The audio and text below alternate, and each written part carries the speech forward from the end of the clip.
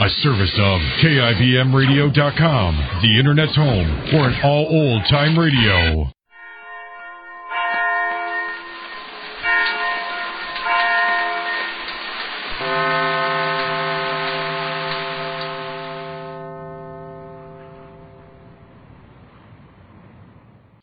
And now, the life of Mary Sothern. The 0 hour is at hand for Mary Sothern and her husband, Max. District Attorney McGraw has promised a swift, smashing trial and conviction for Max for his supposed connection with the gambling ring that tried to enter Sanders. Max, staunchly supported by Mary, is calm as he awaits trial. Dr. John Benson, long in love with Mary, stands ready to care for her if Max should go to prison. A brooding electric atmosphere envelops the entire town of Sanders as all eyes turn toward the courthouse. Anxious, worried eyes. Curious eyes, greedy eyes. And among the greedy are Gerald and Henrietta Proust, long jealous of Max's influential position in Sanders and seeing in this trial a chance to realize their own ambitions.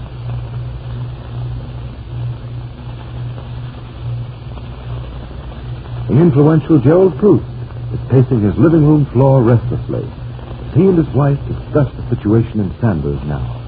Well, for heaven's sake, Gerald, can't you sit down for just a minute? I can't talk to you if you prowl up and down like a hound that's lost the scent. Oh, never you fear about me losing the scent, Henrietta. Never you fear. Then sit down. You make me nervous, too. Yes, Henrietta. Anything to keep you quiet. Oh, that's better, much better. Now, why should you be so exercised about the trial? I really don't know. Exercise? Walking about, you mean? No. Oh, exercise. Oh, yes. Concerned, you mean? Anything you want to call it. After all, this whole affair was just made to order for us, wasn't it? Well, yes and no. Yes and no, Henrietta. Yes. You said yes and no. Only what do you mean? It's all to the good, isn't it? Max Sanders is convicted. He'll get a nice prison term, and that'll put Mr. Sanders nicely out of the way. We can step in as the political and social leaders of the community. Well, can't we? Yes. Yes, indeed. Just as we planned. Well, then. Isn't it time we went down to the court? It's been delayed just a little. Seems Max Sanders' defense attorney got a bright idea and challenged a couple of jurors, and they've got to get new ones. Why, the jury was already chosen, I thought. Well, the court allowed the challenges. That's what District Attorney McGraw gets for being so all-fired hasty. He's in such a bother about getting this trial over with in quick order that, never should have been that trouble with the jury. Never. I tell you that McGraw is going to make a mistake, a really serious mistake. Yes, mind you, and he's going to blow his case. Now, you watch and see. And the intelligent and responsible citizens of Sanders should have a voice in the matter. He's a public servant and ought to be glad to know the will of his retainers. That's us, the people. Why don't you talk to him? Huh? I don't know. Well, maybe I will. Yes, I think so. Yeah, I think so. You don't sound very enthusiastic, I must say. Well, I tell you exactly how I feel about the whole thing, Henrietta. I don't like it. You don't like it? Not exactly, no. Do you realize what you're saying, Gerald? Max Sanders' indictment and trial is just what the doctor ordered as far as we're concerned. And if he's convicted... Exactly. If he's convicted. What? But he goes to prison and we're in control, of course. Isn't that what we wanted? Yes. But suppose he isn't. Suppose he isn't convicted. Oh, don't be ridiculous. He's as guilty as sin. That doesn't answer the question. Innocent men have been convicted and guilty men have gotten off scot-free. Suppose Sanders gets off. I refuse to discuss anything as unlikely as that. Why, that shady Mr. Cheney's testimony alone will crush Sanders. Be tempted. All right. Since you won't look the facts clearly in the face, it's fine if Sanders goes to prison, fine. But he's acquitted. Do you know what will happen? Whatever happens will be to our benefit. Do you think the people in town will feel very kindly disposed to a man who faced trial on a gambling charge? Yes, I do. You're not serious, Gerald. I'm telling you that if Max Sanders gets off on a charge, he'll be a bigger man than ever in Sanders. Oh, sure. He'll be a hero. He'll be the poor, innocent, white-headed boy with all the bad villains in town wanting to send away to a stretch in the penitentiary. The first thing you know, he'll be more stronger than ever in this man's town. After all, a man who's been on trial, who's associated with such unsavory people as that gambling bunch that Mr. Cheney was. They were two Max Sanders. He'll make himself out to have joined up with them just to expose them.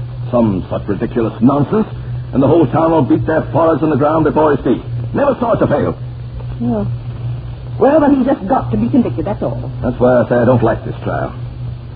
Might be backfire. If he's acquitted, it's a boomerang that'll knock you and me right out of the picture in Sanders. And you've got to do something about it, Gerald Bruce. Perhaps it's a very good thing that the trial has been held up. Eh? After all I've done and worked for, I'm not going to see our chances go glimmering. Just on the outside chance that Max Sanders might go free. Now, it's up to you, Gerald. Well, After all, Gerald Bruce, you do have influence. You do have such a manner about you. And you're not a poor man. And you want to be the controlling hand in Sanders' political life just as much as I'm interested in, in the social end of it. Well? Well, what time is it now? Time enough to see the district attorney, and a lot to spare. Fate saw to that. How can we lose, Gerald? Now remember, Gerald, every persuasion in your power, and you've a bag full of tricks. Yeah.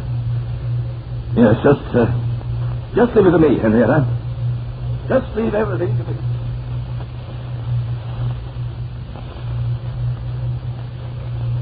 Well, I'm afraid there isn't anything I can do for you right now, Mr. Bruce. Suppose you drop in another time when I'm not so busy. No, Mr. McGraw. I think this is of pretty vital importance right now. Well, it's a bad time to get me, Bruce. Awfully bad time. Just when I'm bending all my energies to cleaning up the Max Sanders affair in quick order. It's about the Max Sanders affair. But I can't talk about it, Bruce. Anything you want to know about it, I've given to the papers. I'm sorry, but I think you'll appreciate my position. Now, I think I have a certain inalienable right as a citizen to discuss an important public issue with a man hired by that same public. Well, it's all in the newspapers where all the citizens can read it, isn't it? Now, be reasonable, Bruce. You wouldn't want me to give away my plan of attack or anything like that now, would you? No, of course not. You don't have to tip your hand, if that's what you mean, until I've tipped mine. There, now, I knew you'd appreciate my... What was that? What? Let's speak plainly, McGraw. I said I was entitled to the rights of every other citizen. Well, I think I have a certain right to feel that I'm a rather special citizen. How do you mean? I have influence. The governor of this state doesn't hesitate to give large credit where it is due for his election. You understand? Well, I know you control a lot of votes in Sanders and outside of Sanders as well. That's what you mean, isn't it? Yes. Mm-hmm. I'm not ignorant of your political aspirations. Being an ambitious man myself, I admire ambition in others. Natural, isn't it? Suppose we get to the point, Bruce. Directly, McGraw, directly, and in a moment. I don't want you to make any important revelations at all. No more than you'd make to a rather persistent newspaper reporter. Well. Tell me, would you say you have a very strong case against Sanders? Well, you saw the papers. I promised a quick trial and a conviction. That was for public consumption. I'm asking you privately for your private... Well, no. Really, Mr. Bruce, I've so much to do before court is called. If you stop in this evening, possibly Now, just a moment, if you please, Mr. Prosecutor. Well, I tell you... Well, all right. Make it as short as possible. My time belongs to the people now, remember? I have your responsibilities well in mind, rest assured. I also believe you appreciate in what manner you may be permitted to continue to exercise those responsibilities. See, here now, Mr. Proust, if you think that you can... I think that wise men know on which side their bread is buttered. Now then, privately and confidentially, can you positively convict Max Sanders? Well, that's never easy to say for sure. Why? It's to my interest to have this trial turn out satisfactorily. Well, as for that, Bruce, it's as much to my interest as it is to yours to get a conviction. Conviction? My dear Mr. Prosecutor, I don't want a conviction. I want Max Sanders acquitted.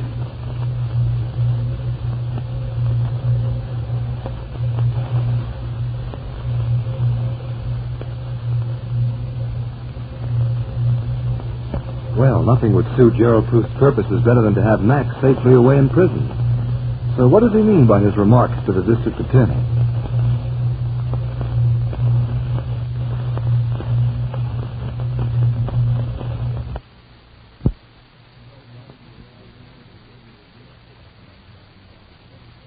The Anchor Anchor Hocking Glass Corporation brings you Crime Photographer.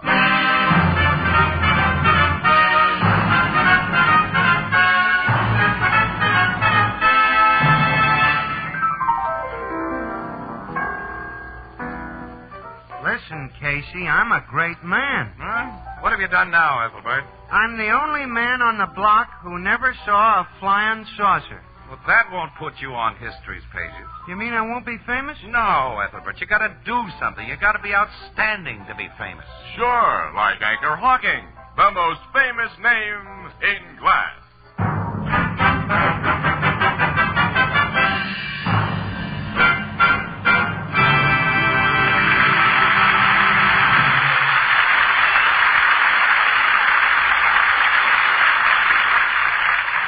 Good evening, ladies and gentlemen. This is Tony Marvin. Every week at this time, the Anchor Hocking Glass Corporation of Lancaster, Ohio, and its more than 10,000 employees bring you another adventure of Casey, crime photographer, ace cameraman who covers the crime news of a great city. Written by Alonzo Dean Cole.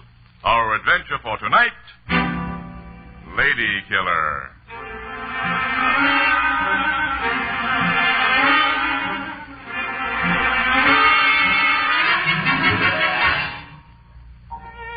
Mid-afternoon, the cocktail lounge of a luxurious resort hotel in Colorado. A man enters, surveys the place with casual approval, and saunters toward the bar. He's about 35, well-dressed and rather good-looking, but there's nothing distinctive about him. As he waits for one of the bartenders to serve him, he hums an old tune. What'd it be, sir? Martini, please. Extra dry. Yes, sir. Say, haven't I served you before, sir? Well, no, I just checked into the hotel an hour ago. This is my first visit to the bar. I don't mean here. Someplace else. Maybe L.A. I worked there last year. I've never been to Los Angeles. Denver or Frisco, then? No, I'm sure we've never met before. I've spent the last 10 years in Europe. Well, I've never been across the water. Yet. I guess you just remind me of somebody. Yes, I imagine that's it. Yeah. See how this martini strikes you. Uh-huh. Oh, it's exactly right. That's how I try to make everything. Call me when you want another. My name's Frank. Frank. Yeah? I shan't want another for a while, so I'll pay you now. You are? Keep the change. Say, thanks. Quite all right. Oh, by the way, that fine-looking woman at the corner table over there, you know her? The brunette with the big diamond ring? Uh-huh. Yeah, I know her. Her face is very familiar. I was just wondering... You've probably seen her picture in the papers. There was a big story about her a couple of weeks ago when she got a Reno divorce from her husband, plus $1 million settlement. Oh. She's Madeline Chalmers. Oh, yes, of course. I used to wait on her back in Toledo, where she comes from. I worked there 2 years ago. She and another wealthy lady named Utley used to say I was the only bartender they'd ever met who could make a planter's punch exactly right. This Mrs. Utley, she's a close friend of Mrs. Chalmers? Miss Utley. She was one of the bachelor girls then. Or since she's married a banker named Fisher. Yeah, she and Mrs. Chalmers were pals. Well, I'm acquainted with a banker named Fisher. I believe he married an Utley. Let's see now. His first name is... This one's first name is Douglas. He the one you know? Well, his wife's first name is... Irene. Irene Utley. Uh-huh, they're the people. I'm told they took a trip to Europe last year, where you were. I guess you met him over there. Yes, London or Paris, I think. Mr. and Mrs. Fisher aren't here by any chance. Oh, no. Mrs. Chalmers tells me they're up in Maine this summer. Bar Harbor. Well, since Mrs. Chalmers is alone, I shouldn't be intruding if I introduce myself, I suppose, and inquired about my friends, the Fishers. No, I don't think so. I'll see you later, Frank. Thanks again, Mr. Thank you.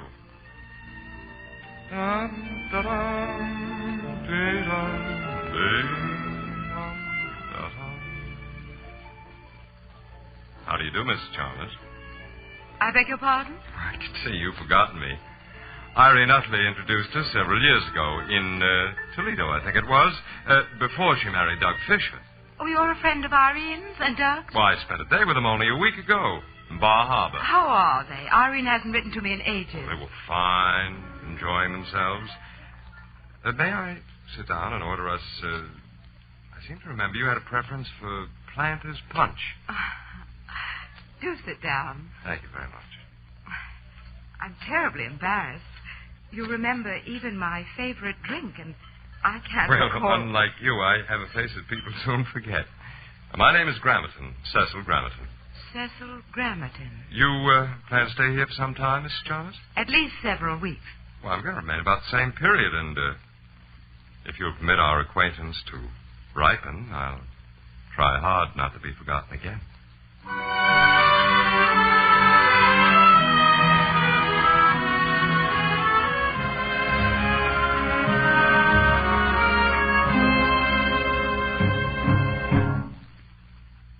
Come in, Cecil. Thank you, Madeline. Oh, you look lovely this evening. More so than usual. You like this gown? No, it isn't the gown or the perfection of your hair or those magnificent diamonds you're wearing. That's simply you.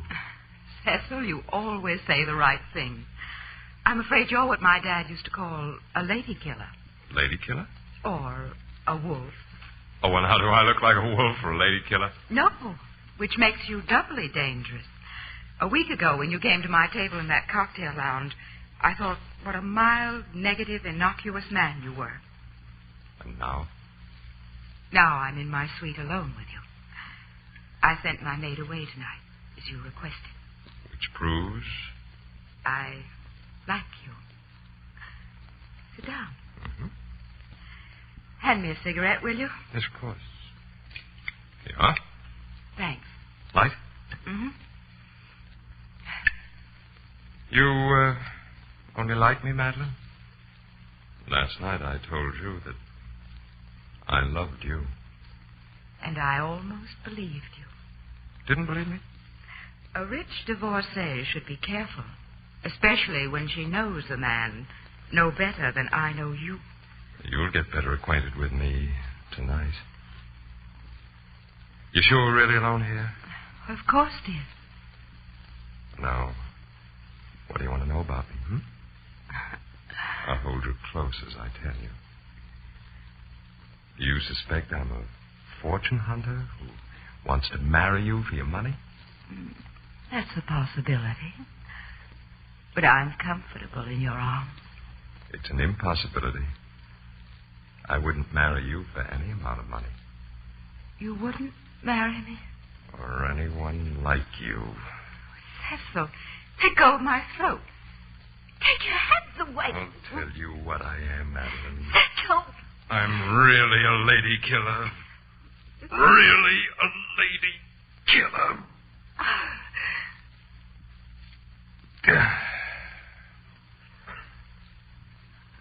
Such nice diamonds you had, Mrs. Chalmers. You won't need them anymore.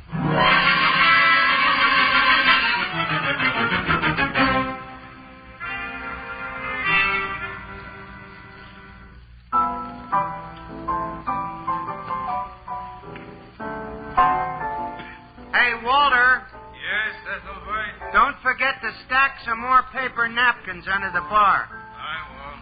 Speaking of paper, reminds me, Casey, did you see the newspapers this morning? Certainly not. I only work on a paper. I don't read them. There's a deep suspicion, Ethelbert, that no press photographer knows how to read. Yeah, I heard that, Miss Williams. It's also suspected, Annie, that few reporters know how to write. Oh, yeah? Yeah, well, anyway, your Morning Express had an article saying that fellow who's believed to have strangled Mrs. Madeline Chalmers in Colorado last month, is thought to be hiding in this town. Is that true? No, it's baloney. Confidentially, Ethelbert.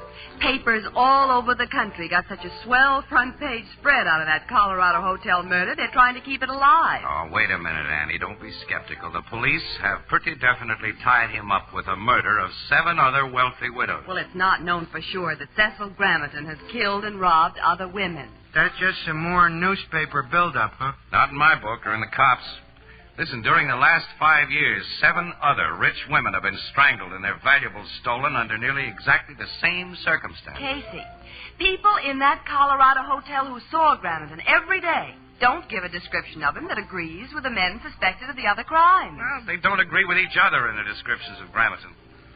He seems to be one of those negative-looking guys nobody ever remembers. The bartender out there remembered him, according to what I read. All he remembers about him is that he was always humming sentimental songs. That isn't very much to go on. Whenever there's a sensational crime, a witness usually turns up who tries to get into the spotlight by telling a lot more than he really knows.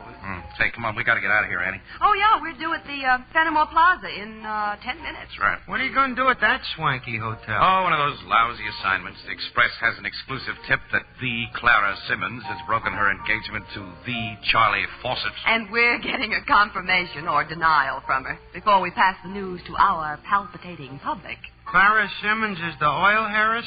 Yeah. Worth about $20 million. What I've heard, though, she's kind of a wet smack. She doesn't smoke, she doesn't drink, she doesn't approve of modern bathing suits. She's a very nice girl, Casey. She's just a little bit old-fashioned. I've met her. I haven't met an old-fashioned girl for years. They're old-fashioned now. Yeah, Oh, well. Come on, Annie. See you later this evening, pal. So long, Ethelbert. So long, Walter. So long, Casey. Walter, where are those napkins?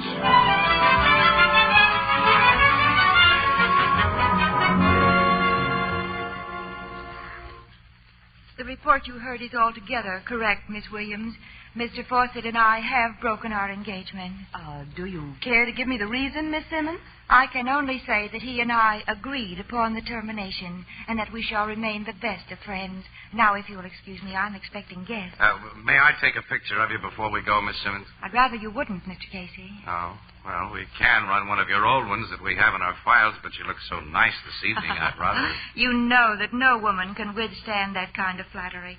Take your picture. Thanks. Will you stand over there by the piano, please? Surely. Casey wasn't guilty of flattery, Miss Simmons. That gown is charming. Thank you. Do you like the style? Very much. I haven't seen anything like it. It must be the latest. It was 20 years ago. My mother wore it then. Your mother? She wore it to a ball only a week before she died. I was just a child then, but I've never forgotten how pretty she looked. I kept it. I had it made over to wear tonight. Some big event must be scheduled for tonight, eh? It is, Mr. Casey. Will you take your picture now and then excuse me? Oh, sure. Oh, I'm afraid I'll have to answer that. I've given my servants the evening off. Evening, Clara. Come in, Evans. Where's your mother? Well, she phoned that she'll be delayed. She'll join us here in a little while. Oh. You have guests. This lady and gentleman are from the Morning Express. They're leaving right away. Miss Williams, Mr. Casey, this is Mr. Pentecost. How do you do, Mr. Pentecost? Pleasure. Sit down, Evans. Mr. Casey is going to take a picture of me. Very well. Will you stand by the piano again, Miss Simmons? Well, yes, of course. Like this? Yes, that's swell. Got it. Thank you. You're welcome. Now, I hope you won't think me rude if I ask. Oh, you've been very kind. Thank you very much. Good night, Miss Simmons. Mr. Pentecost. Evans Pentecost. Good night. Good night. Oh, and thanks again. You bet. Not at all. Why were those newspaper people here, Clara? To ask me about my engagement to Charles. I told them I'd broken it. To tell them why? I didn't say a word about you.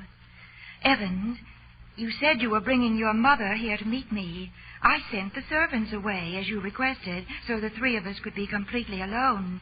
But since your mother's been delayed, I think we should... You're worried about us being alone? Why, naturally. You're very different from other women I've known. We'll go down to the mezzanine and wait for your mother. You're lovely in that gown, Clara. Don't try to change the subject, Evans. My mother once had a gown like that. Be a good boy now. Let's go down to the mezzanine. We must be alone or you wouldn't be so insistent. Why, of course we're alone. Alone? Evans, why do you look at me like that? We're alone. Evans, you frightened me. All alone. Don't come any closer. Go away, Evans!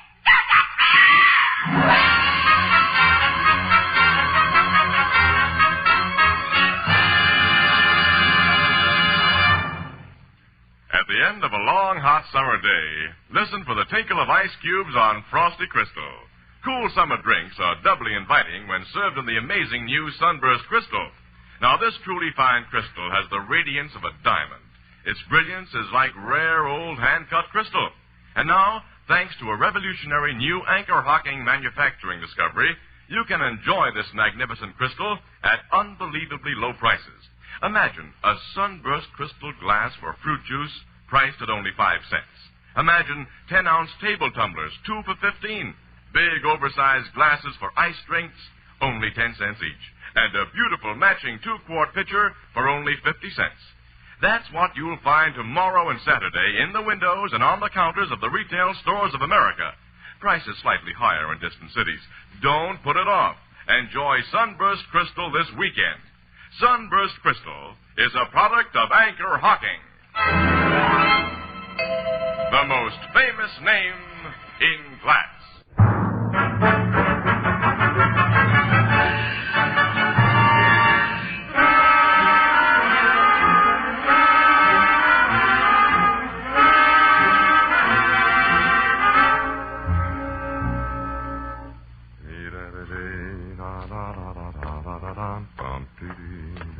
I have a taxi cab for you, Mr. Pentacle. Thank you, boy. It's outside this door, sir. You've put my baggage in it? Yes, sir. Everything's all set.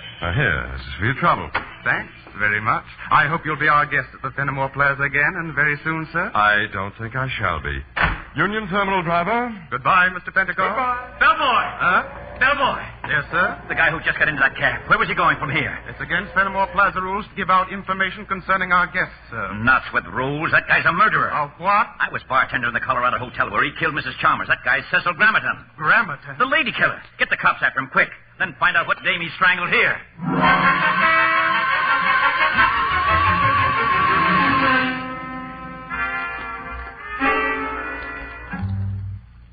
Grammerton got away, Captain Logan. Yeah, he did, Miss Williams. My men located the cab that took him from this hotel, but he'd gotten out of it with his baggage only a few blocks from here. He didn't go to Union Terminal where he told the driver to take him. Oh. Where he is now is anybody's guess, Casey. You said he didn't hurt Miss Simmons, Logan. That's right. She was hysterical when they found her, but otherwise she was okay. Well, she was hysterical because he tried to kill her. Oh, he didn't even lay a hand on her, Miss Williams. What? The thing's screwy the way she tells it. She says she suddenly got terribly afraid of the guy. He started to reach for her, and there was an insane look on his puss. Then all of a sudden he drops his hands, mumbles an apology, and walks out. Of course, you've searched the rooms that Grammerton occupied. Sure. Well, did you find anything that might lead to... No, nothing that looks very hot, just an old photograph. A photograph? Yeah, of a woman. I'd say it was taken 20, 25 years ago. It was in a nice leather frame, and obviously slipped out of one of the guy's suitcases. Can we see it? Yes, but there's to be no mention of it in your paper. I'm not tipping Grammerton that we have the thing. That's off the record, Logan. No, of course. Okay. Here it is. Huh? Oh, she's a sweet-looking old lady. Too sweet. She's a prim and prissy type. Uh-huh. Hey, look, the name of the photographer who took this picture is at the bottom, Logan. Perkins. Name of the town. Yeah, Perkins of Fairview. Fairview, that's only about 100 miles from here. I'm taking a trip up there tomorrow. Oh, huh? I'll go with you. Okay, but you may be wasting your time. It's my job to go. I got a hunch it won't be wasted time, Logan. And I've got another hunch. A hunch that no newspaper guy should get. Yeah, what's that? That you should kill the entire story of what happened tonight. Kill the story? Yes, Annie, every bit of it. Oh, it's big news, Casey. Front page. That doesn't matter. Put that bartender under wraps, Logan. Tell the hotel people and Miss Simmons to clam up about what they know and give all the papers a hush-hush order. Since this is the first time I ever got that kind of advice from a news hound, I'll take it. Oh, you should be thrown to the squirrels for this, Casey. Oh, no, Annie. The big story will be Grammerton's arrest, and we'll play for an exclusive on that. Logan, how soon can we leave for Fairview?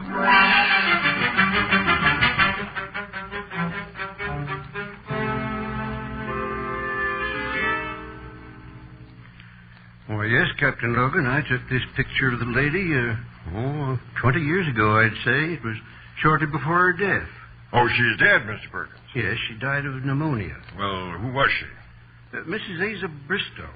A very fine woman. I was her neighbor for many years, and we attended the same church. Did she have any children? Why, she had an only son, Elmer, an extremely well-behaved boy. They were inseparable, and her death was a great blow to him. He was only about 15 at the time. Now, you know what happened to this Elmer? No. relatives took him out west to live, and I've heard nothing of him since. Could you describe him, Mr. Perkins? Well, I knew the boy so well I should be able to. You know, that's strange. I can't just seem to remember what he looked like. You can't? Well, there was nothing about him. All that I can really recall is that he had a great attraction for girls and older women, although he seemed to care nothing for anybody but his mother. And he had a habit that was frequently irritating, a habit of humming sentimental old songs. I'm sorry I can't be of greater help to you. You've helped plenty, Mr. Perkins, and thanks a million. Let's go, Logan. Yeah. I'll probably get in touch with you later, Mr. Perkins. Well, I'll be at your service, Captain. Goodbye. Goodbye, gentlemen. Goodbye. He couldn't have given us a better description, pal. Yeah, but what does it get us? Apparently, the lady killer's real name is Elmer Bristow, and he had a doting mother. Now, wait a minute, Logan. I think he developed what the psychological docs call a mother complex. So what? So it finally made him go haywire and start killing gals like Madeline Chalmers. Listen, Logan, all of the 8 women strangled by this guy were direct opposites of his mother. They were unconventional babes who did all the things that Mama had taught her only son to despise. Casey, he did those murders for dough. Those thefts will send him to the chair instead of an asylum when he's caught, Logan. But his real motive, I believe, was hatred of a type. Well, he proved that last night when he didn't hurt Clara Simmons. Because I think she was the same type as his mother. In that old-fashioned dress she had on, he may have seen her all of a sudden as his mother. Yeah, you may be right. And from what you just suggested, maybe we can figure a way to make him walk right into our hands. Of course we can. And by using your dear old power of the press and Clara Simmons.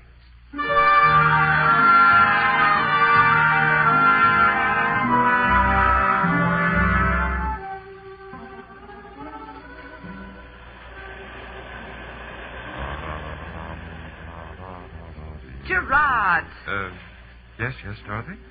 Must you gaze into space and hum those corny songs? I must be dreadful company. Oh, I beg your pardon, darling. I was thinking.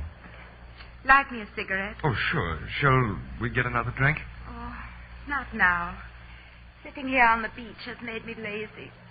We're going to look out at the beach from your apartment tonight. Alone. Mm-hmm. Until tonight, every minute will seem like an hour. That romantic line is pretty old, Gerard. Yeah, well, I'll try to do better next time. I hope you do. Oh, speaking of romance, did you see this morning's papers? No. Oh, there was the silliest story about that frightfully rich Clara Simmons. Clara Simmons? Yes. Ever meet her? What? No. I have. She's a drippy little thing. What did the paper say about her? Oh, she's very ill. Ill? Pneumonia. Pneumonia? Brought on by a breakdown. Caused, the paper said, by a wrecked romance. I see. Well, did the paper say where Miss Simmons is? Well, she's in the city hospital, I believe. Dorothy, will you excuse me? I've got to go back to the hotel. Oh, why? I've got to put through a long-distance call. Business. I may have to leave here on the very first train. Leave? What's happening about tonight? Well, nothing, to my regret. Because, Dorothy, you're just the sort of woman I love to find alone.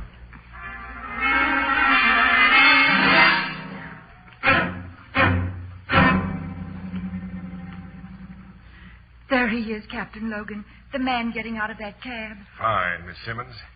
Well, Casey, our cockeyed scheme worked, I was pretty sure it would. We knew he'd fallen for it after that long-distance call came through to the hospital.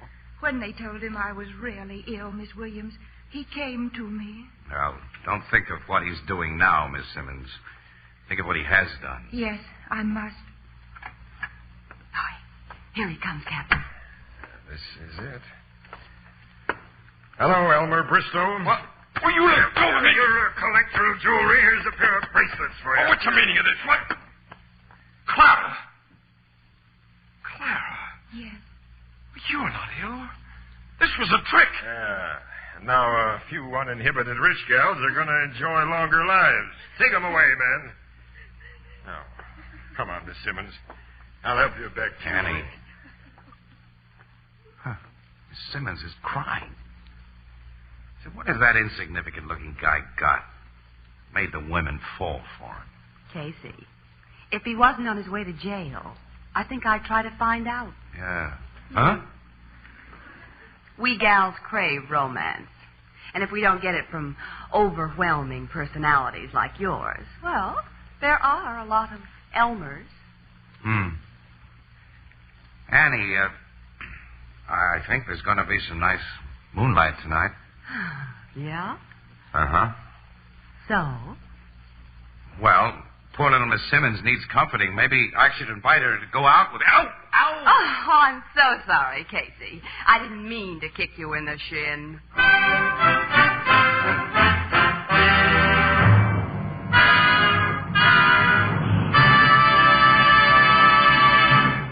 We'll join the crowd at the Blue Note in just a moment. You know, beer isn't the most important thing in the world, but it certainly is one of the pleasantest. And Anchor Hocking's revolutionary new one-way bottle makes beer and ale easy to enjoy. You know, it took a lot of research to develop this one-way bottle. It had to be light, compact, sturdy. It had to be so low in cost that no deposit, no return to the store is necessary. And that's what it is. A little wizard at fitting into packed refrigerators. Easy and safe to open. Easy and safe to drink from. No trouble about returns. When it's empty, just throw it away. And best of all, it's glass. Glass that can't affect the flavor and purity of beer and ale. Glass that keeps your beer brewery bright. You will find 12-ounce, no-deposit bottles of your favorite brand at your local store. For beer at its best, ask for it in the new Anchor Glass one-way bottle, a product of Anchor Hocking. The most famous name in glass.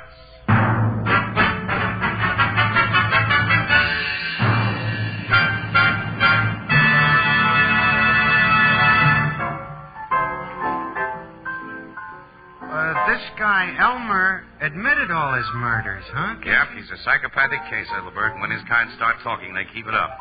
You know, that guy's proud of all his killings. He's bragging about them now. A nice, sweet guy. Yeah.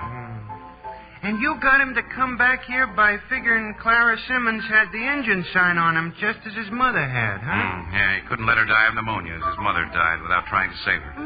So clever, this Casey. Expert photographer, consulting psychologist, and eminent authority on affairs of the heart. What? You sound bitter, Miss Williams. Do I? Well, Annie, I'm not responsible for this rain tonight. Who said anything about weather? Well, if it had been a nice moonlit night, I thought... I'm not interested in what you thought. Oh. To a person with even the slightest imagination, moonlight is non-essential.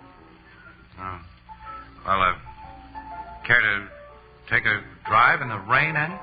Well, if the right person invited me properly. Miss Williams, will you go for a drive in the rain with me? I'd love to have your company. Why, yes, Mr. Casey. Where shall we drive? Poor Clara Simmons must still need comforting. How about calling on her and... Ow, my other shin! So sorry, Mr. Casey. Clumsy of me.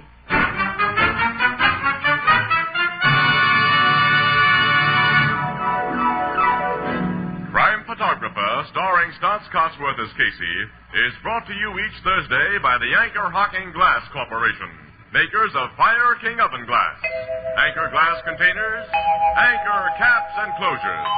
All products of Anchor Hocking, the most famous name in glass.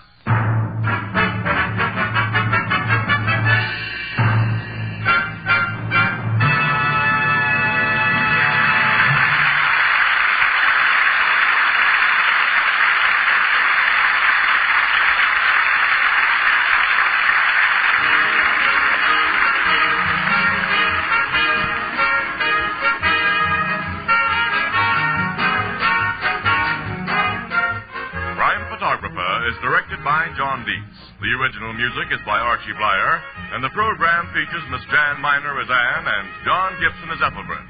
Herman Chittison is the Blue Note pianist. This is Tony Marvin saying goodnight for the Anchor Hocking Glass Corporation of Lancaster, Ohio, with offices in all principal cities of the United States and Canada. Thursday night on CBS is the biggest show in town, so stay tuned for exciting dramatizations on Reader's Digest Radio Edition which follows immediately over most of these stations.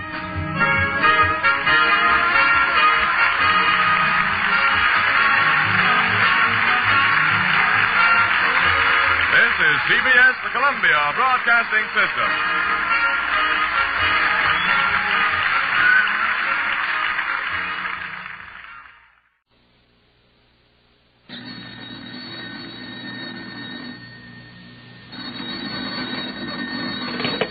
Hello, I hope I haven't kept you waiting. Yes, this is the Crime Club. I'm the librarian. Serenade Macabre. Yes, we have that story for you. Come right over.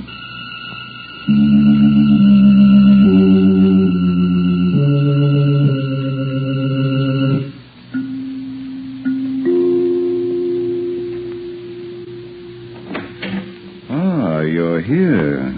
Good. Take the easy chair by the window. Comfortable? The manuscript is on this shelf. Here it is. Serenade Macabre, a very exciting story of a circus in which the last performance was given by death. Let's look at it under the reading lamp. It is 2:00 in the morning, and on the outskirts of the town where the tents have been set up and the red and gold wagons moored, the circus is asleep. A succession of shadows in the moonlight, quiet, peaceful. Except for the occasional roar of protest that comes from the throat of Sothern, the untrained lion that Victor Parnell had vowed he would break. And, except for the movements of two people, Louise Parnell and Roy Turner. Come on. There's the training tent. Roy? We'll never have to worry about Victor again when Sultan gets through with him tomorrow morning. What's the matter? Nothing. I dropped the bottle of glue. Did it break? No. Good. Now listen, kid. You gotta pull yourself together. We'll never get another chance. I can't help it, Roy. I'm frightened. There's nothing to be afraid of. What if we should get caught? What if somebody should see us? I tell you, there's nothing to be afraid of. Jim Harkness, the night watchman. He doesn't get to this point till 3:00. Well, suppose he should decide to change. For Pete's sake, will you relax? I'm the owner of the circus. I set up the schedule for him. Oh, I hate that beast. He's going to be our best friend tomorrow. Come on. We're only about 10 feet from the tent. The whole job won't take more than a couple of minutes. You know, it's murder, Roy. So? The idea of having Victor ripped to pieces by a lion. You want to get rid of him, don't you? I could ask him again to give me a divorce. Maybe if I keep after him. Duck into the tent. Roy, that's... Get in there. That's Jim Harkness. Quiet. You said he wouldn't be here until 3:00. He's going to see us, and he's going to tell Victor. Oh, he mustn't see us. You've got to kill him. He mustn't see us.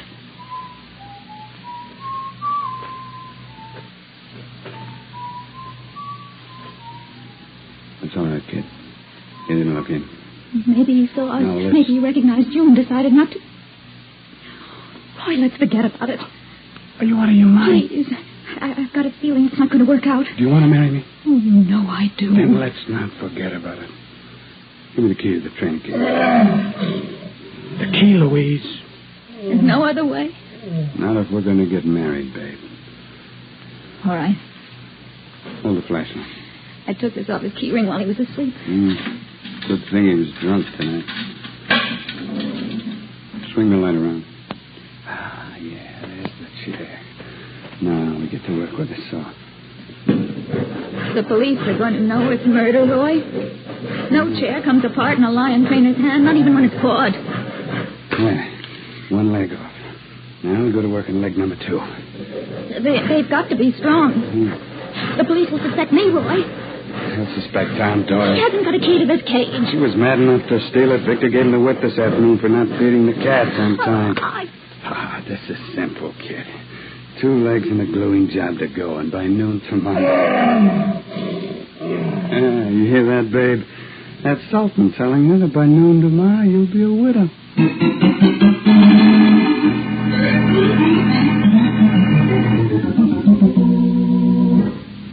There's your wagon, Louise. I'm turning off here. All right, Roy. I'll bury the saw and the bottle of glue under the wagon that Tom Doyle's in. And we got nothing to worry about. I hope you're right. I love you very much. Yeah. I don't have to tell you how I feel about you. Good night, Lassie. Good night.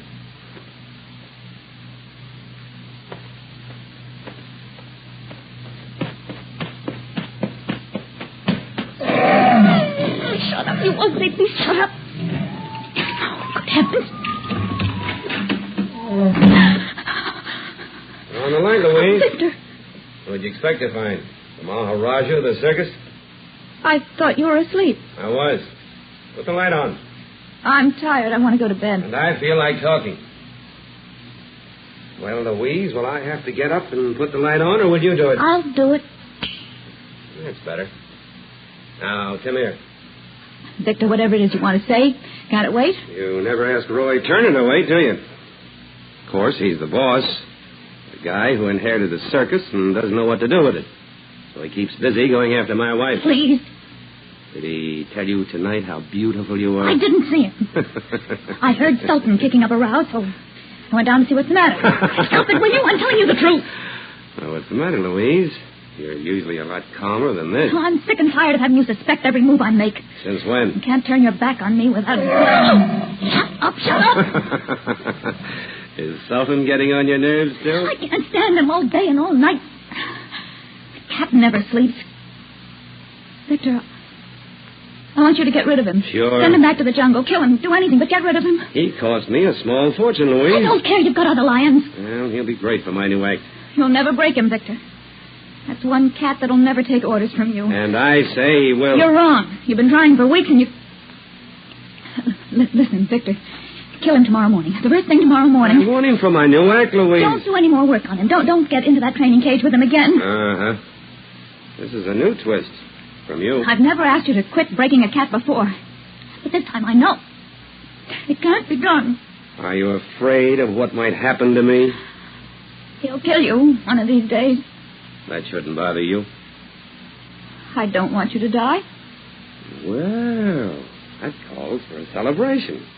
And a kiss. No, Victor. Why not? Please, leave me alone. Always told you had a beautiful mouth. Let me go. Let me go. Let's see how it looks when it's bleeding. Now, turn out that light and go to bed. I've got a big day tomorrow with Sultan.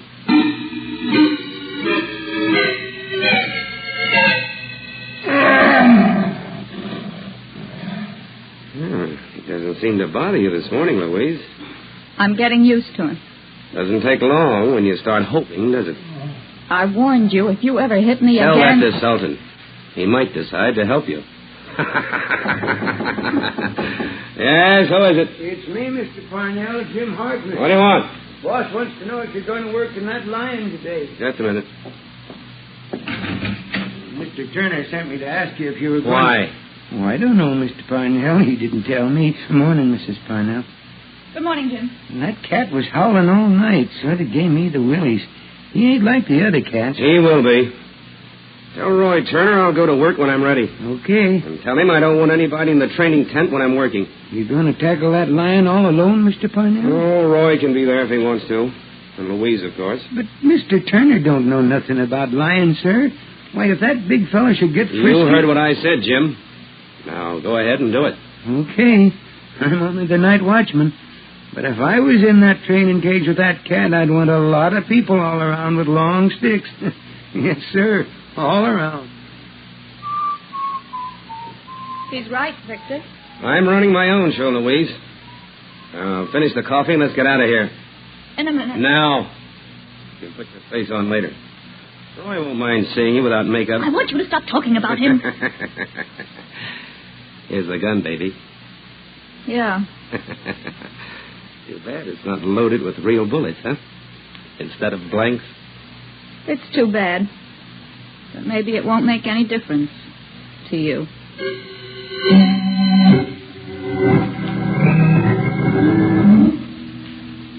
You can take orders like the rest of them, can't you, Roy?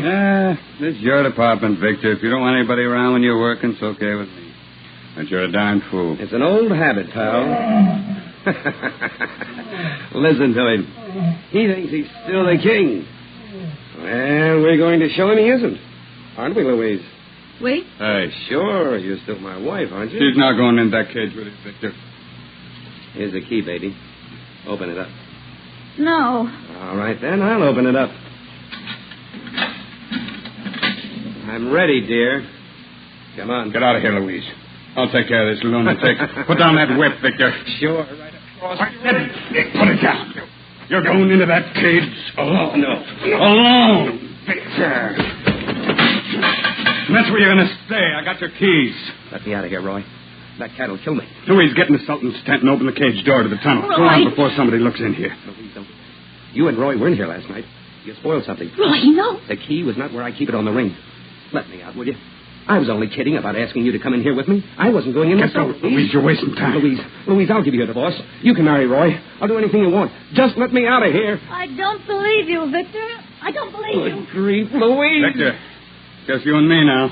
Roy, you've got to listen. In a couple of minutes, it'll be just you and Sultan. Grab that chair. I'm going to open the trap door. Roy, I'll listen to reason. Don't open that trap door. I meant it about the divorce. Grab the chair, Victor. Close it. Give me a break. I'll never bother you and Louise Better again. get set for company, Victor. Your friends should be here any second. Yeah, battle cry of freedom. He's in the tunnel, and the trap door is open. Goodbye, Victor. The chair. Maybe I can hold him off. Maybe I can drive him back into the tunnel. You and Louise spoiled something in here last night. I don't know what it is, but... Sawdust. You saw the legs off the chair. He broke the chair. Roy! Get help! Help!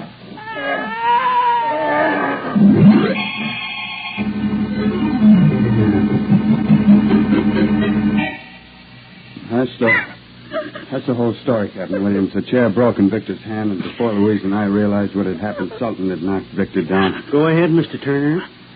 Oh, it was the most horrible thing I ever saw. That animal tearing at Victor as if to... I'm sorry, Louise, but the police want the facts. All of them, Mr. Turner. What did you and Mrs. Parnell do while the lion was working on her husband? Well, there wasn't much we could do, Captain. Louise and I were alone in the training tent. Louise had a gun, but it was loaded with blank cartridges. Alone, huh? I thought lion trainers never got into a cage unless there was a lot of protection around. Well, Victor didn't like crowds. Is that so? That's pretty unusual for a circus performer. Well, he didn't like him when he was breaking a calf. You can ask anybody outside this office, all the people working for me. I will, Mr. Turner, when I get around to him. How did you get that animal off, Mr. Parnell? I opened the trap door of the tunnel, and Louise fired the blanks in her gun. The noise frightened Sultan. No real bullets? Lions are expensive, Captain Williams. But lion trainers aren't. Sultan was my husband's property, Captain. Victor made the rules, and I kept them. Uh-huh. Are you feeling better now, Mrs. Parnell? A little. Good. I got a couple of questions for you. Who fixed it for that lion to kill your husband? I can't be sure, Captain, but I think it was... Yes? Go on, Louise. The police and I have the right to know who you suspect. Well, I haven't any proof, but I... Yeah? Roy, I think it was Tom Doyle who sawed that chair and glued the legs on again. The man who's been feeding him right? Yes. You remember what happened yesterday afternoon? Victor beat him up. With his whip. And all because Tom didn't feed the cats on time. Oh, but Louise, that's no reason for murder. I'm not accusing him, Roy. But late last night, Victor came back to the wagon drunk. He'd gone to town after the show. Oh, yeah. What's that got to do with Tom Doyle, Mrs. Parnell? You see, Captain, there's only one key to the training cage, and Victor always kept it on a ring in his pocket. Yes? He was very superstitious about training the cats. He felt that anyone else in that cage at any time might bring bad luck. That's right, Captain. There's a bug we couldn't shake out of his head. Just keep going, Mrs. Parnell. Well, when Victor came back from town, he was very drunk. But he was also very upset. He'd lost the keys. Happened this morning, didn't he? Yes. I found them last night outside the training tent. Oh? Victor was raving mad because he'd lost them, and I had to go out and look for them. As I got near the training tent, I saw Tom Doyle sneaking away around the tent. And I found the key. Well, Louise, are you sure it was Tom Doyle? Yes, Roy.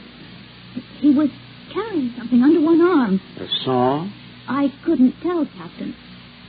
But I looked inside the tent. Everything was in order. Do you think Tom Doyle swiped those keys? Please, Captain, I'm not trying to build up a case against the man. I'm only telling you what I saw. Come in. Excuse me, Captain. What is it, Ralph? One of the boys dug up these 2 items, sir. I saw. Blue. They were buried under a wagon that 3 guys live in. Which 3 guys, Ralph? Joe Smith, Pete Frenzy, and Tom Doyle. Where's Tom Doyle? Him and the other 2 are in the wagon. Under guard. All right, we'll go have a talk with him. I'd like to go with you, Captain. Sure, come along, Mr. Turner. You want to join the party, too, Mrs. Parnell? Oh, I don't think you ought to, Louise. Why don't you go to your bungalow wagon and lay down? All right, Roy. Oh, by the way, Mr. Turner, when I got to the scene of the murder, I found you and Mrs. Parnell in the training cage with the body of her husband. Huh? Well, sure. We thought he might still be alive. Well, you get in if Mr. Parnell had the only key. You gave it to me, just in case. Let's go, Ralph. You can come along, Mr. Turner, if you still want to. But remember, you listen while I ask the question.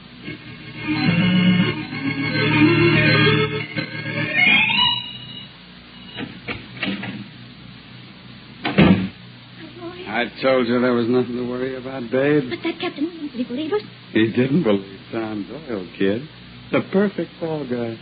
Roy. Yeah, the Lommocks had no alibi for last night, so they took him away. Then we're in the clear? Without break. Come here. Why not? You gave a perfect performance for Captain Williams. How about giving one for me? Thank heavens I don't have to convince you. Don't kid yourself, Toots. When it comes to love, I want all the convincing you can give. Darling. How's that? Great. There's a sample. Now... Don't rush me, dear. It's been only 3 hours since I became a widow. Oh, babe, you even look better. We'll have to be very careful, Roy. What do you mean? No marriage until we're far away from this town. I had that figured out, too, Louise. So that you have to have nothing to worry about with me. What's this? Partnership agreement. I'm giving you a 50% interest in the circus. Roy. Don't crowd me yet, honey. I'm not through. What? You get my 50%, too, if I should die. Oh, you darling. I don't need all this insurance. I wouldn't want it without you. Hey, here's the catch, sweetheart. I don't expect to die. You idiot. Now, come here. How about some more convincing? Okay. Come on, Louise. I'm waiting. Not now, Roy. What's the matter? Listen. What for? That whistling, I can't stand it, Roy. Ever since last night when Jim Harkness passed the training. Will you snap out of it? I'm really sure he didn't see us. He didn't tell Captain Williams, did he? I just can't seem to get it out of my mind.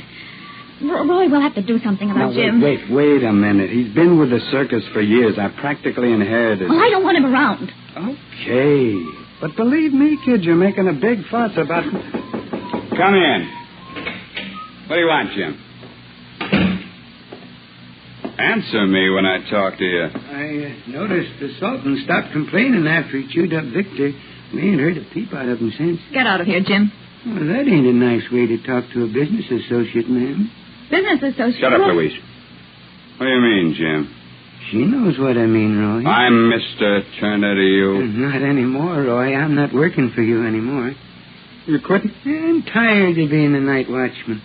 For a guy like me that used to be a star tumbler, keeping tabs on a bunch of tents and animals, it ain't dignified, Roy. I'm retiring. What's that got to do with me? You're going to make my retirement worthwhile. You and Louise. Jim, what do you want? Louise, I told you to shut up. Don't get mad at her, Roy. She's only trying to keep the rope off her neck. Tom Doyle ain't no killer. But I can tell the police who is. Oh, look here, Jim. If you got any bluffing to do... I seen you and Louise in the training tent last night and heard you working with a saw. You don't know what you're talking about, Jim. Maybe the cops would say different, huh? You can't prove it, you dirty blackmailer. It'll be your word against ours. Yeah, but whose word's going to count more? I seen where you buried the saw in glue, Roy. Why don't you tell that to police this morning? Oh, were the police here? What are you driving at? Well, I'm a night watchman. I work all night, and I'm supposed to sleep all day. I ain't seen the police yet. Didn't they question you?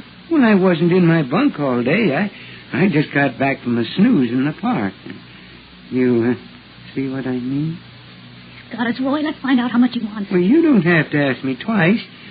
$50,000. $50,000? I want a nice, comfortable retirement, Roy, and I want to start today. Think it over, but don't take too long.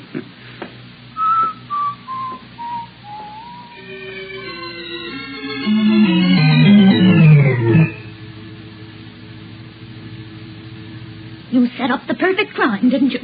Tom Doyle was going to take the rap for us. Well, Roy, is he? Well, for Pete's sake, will you leave me alone? You've been pounding at me for an hour. I can't think. All I want you to tell me is what are we going to do? I don't know. Have you got $50,000 for Jim Parker? I told you. Have you or haven't you? Suppose I have. Are you going to give it to him?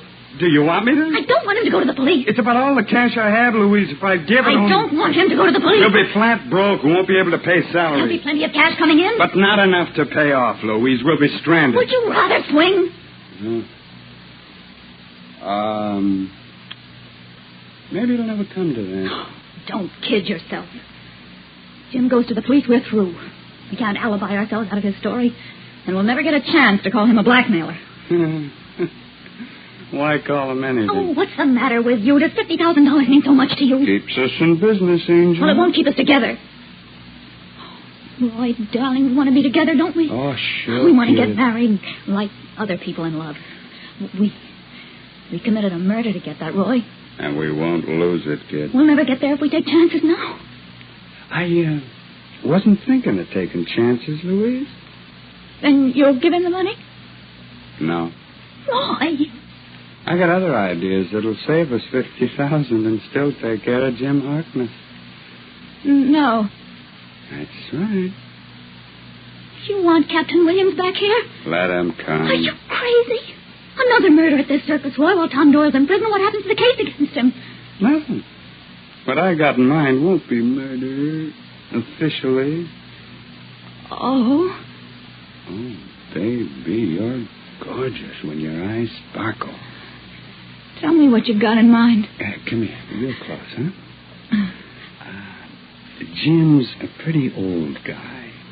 So? So he gets dizzy when he looks down from a height. So dizzy he falls down and gets all smashed at the bottom of a cliff. Over by the river? How'd you guess? That's good, Roy. But how do we get him there? We'll pull him with a $50,000 magnet. I don't know what you mean. Oh, you don't? Well, then I'll have to tell you because, kid, you're going to set the traps.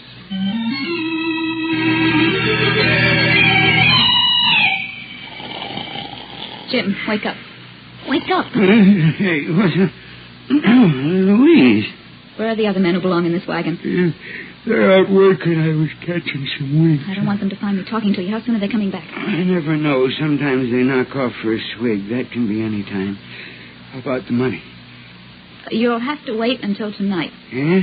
Roy's got most of it now, but he's counting on the ticket sale to make up the difference. I want a full $50,000, Louise. You'll get it, you dirty blackmailer. Meet me in the park at the top of the hill. What hill? Haven't you ever been in this town before? Well, this is the first time. Old man Turner never played this circuit when he ran the show. Oh. Well, there's a hill just outside of town, a public park on top. Be there at 9 o'clock. Why up there, Louise? Because Roy doesn't want to be seen talking to you. Will you be there? Yeah. Okay, so will I. But if you got any notions, Louise... Don't be a fool. I'm not going to kill you. Roy and I could do that any night if we wanted to. You're a night watchman. There's nobody around and you work. So you thought of that, huh? Well? It's a date, Louise. And then, goodbye.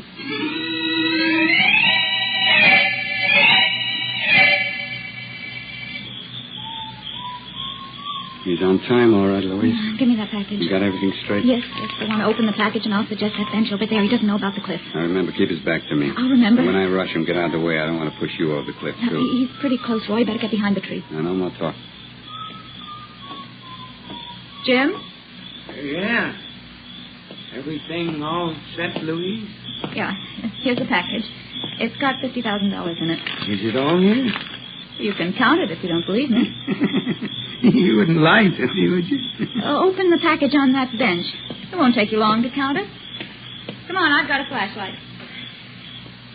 Well, Jim? I'll do that when I get back to my bunk. Jim, you can save yourself a lot of time. There's no money in that package, just a wad of newspapers. A trap, There's a cliff behind you, Jim. You're going to have an accident. Look out, you don't have one first. He's got a gun, Roy. I'll take it away from him. I got nothing to lose, have I, Jim? Stay away from me, Roy. I'll kill you. Go ahead. I'm not staying away. I'm going to throw you off the cliff. Maybe, but you're not making me back off. One more step, Jim. You're a step. murderer anyhow, and nobody's going to punish me for killing a murderer.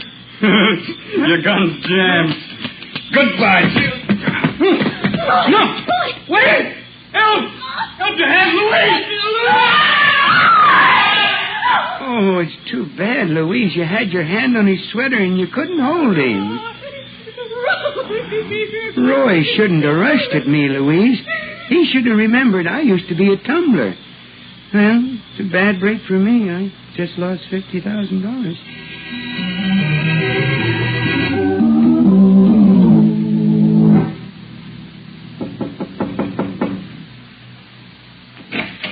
I'm back again, Mrs. Parnell. Come in, Captain Williams. It's been a week of tragedy, hasn't it? My husband's murder and Roy's death last night. It's surprising I've still got my sanity. Let me see your hands. My what? Your hands. I don't see what that's got to do with anything. How did you break that fingernail? Now, see here, Captain Williams. I'll tell you. It got caught in Roy Turner's sweater when you pushed him off the cliff last night. Have you gone out of your mind? We found the part of the nail that belongs on the finger, Mrs. Parnell. And here's something else we found. Just read it without putting your fingers on it. It's the carbon copy of a partnership agreement between you and Roy Turner, and it gives you his share of the business after his death. Roy gave this to me without my asking for it. We were going to be married. Yeah. Well, we're not holding Tom Doyle anymore. We've got you. And the worst that can happen to you is that you'll be tried for one murder and be executed once.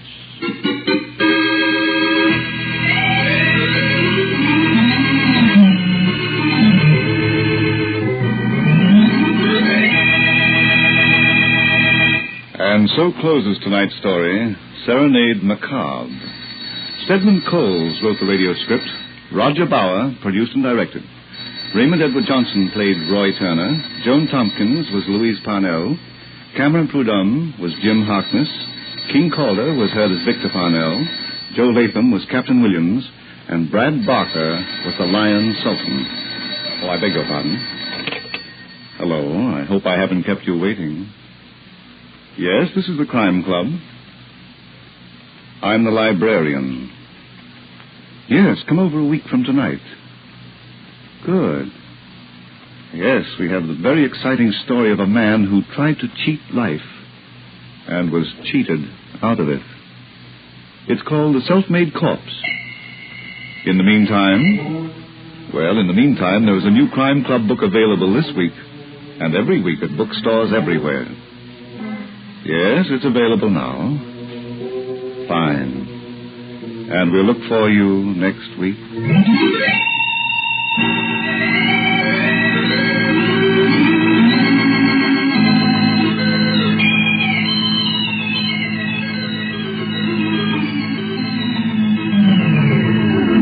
This program came from New York. Stay tuned now for the thrilling adventure broadcast Johnny Madero, Pier 23, which follows in just a moment. This is the Mutual Broadcasting System.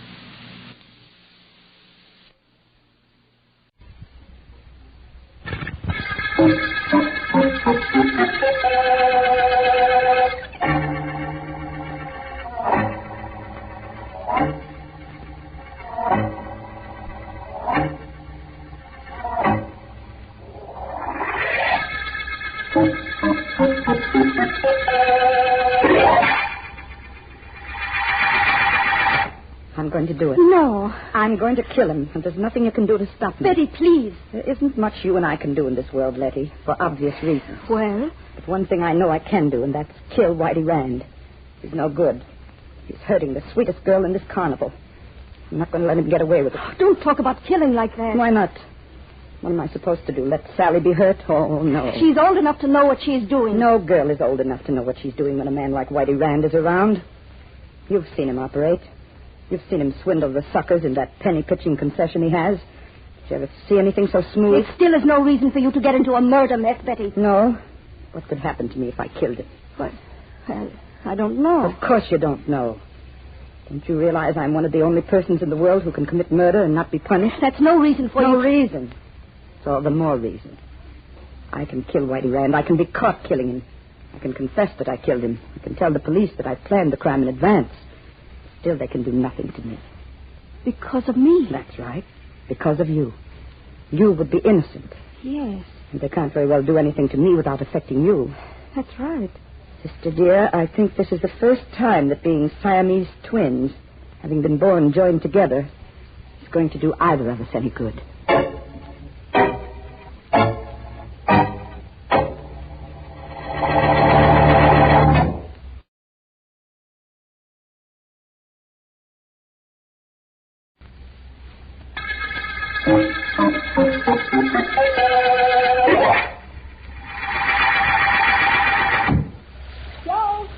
Joe, you finished shaving?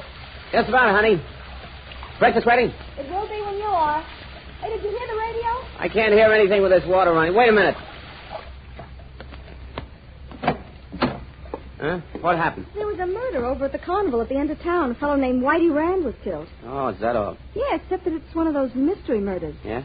After the crowd had left, the fellow was found dead with a broken neck right on the midway. Too bad. What's for breakfast? Don't you care about the murder? Sure, Molly, but I also care about my job. I got to be breaking up a road in an hour, and I'd like to eat first. Isn't that reasonable? Oh, sure. Hey, you've got a little soap on your left ear. Oh? Wipe it off and come on in. Murder isn't your business. Oh, that's right. Mm-hmm. Look, how's that soap on my ear? All off? Uh-huh. Well, come on, then. Let's get some breakfast so I can be off to work.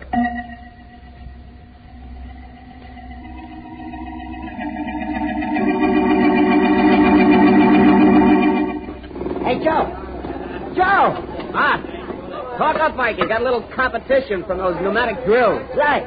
Hey, where'd you eat lunch, Joe? At the diner on the corner. Why? Did you hear the extra on that Whitey Rand murder? No. I didn't know the guy was killed, and my wife told me when I was washing up this morning. What's the extra? District Attorney Markham is letting the carnival stay open till the killer is found. What kind of an extra is that? And that ain't all. The radio said that District Attorney Markham called in Philo Vance to help solve the case. You know Philo Vance? I do? You know about him. Everybody does.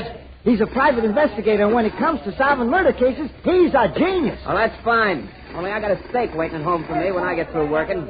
Molly cooked it. And, brother, when Molly cooks a steak, you can have your Philo Vance. She's a real genius.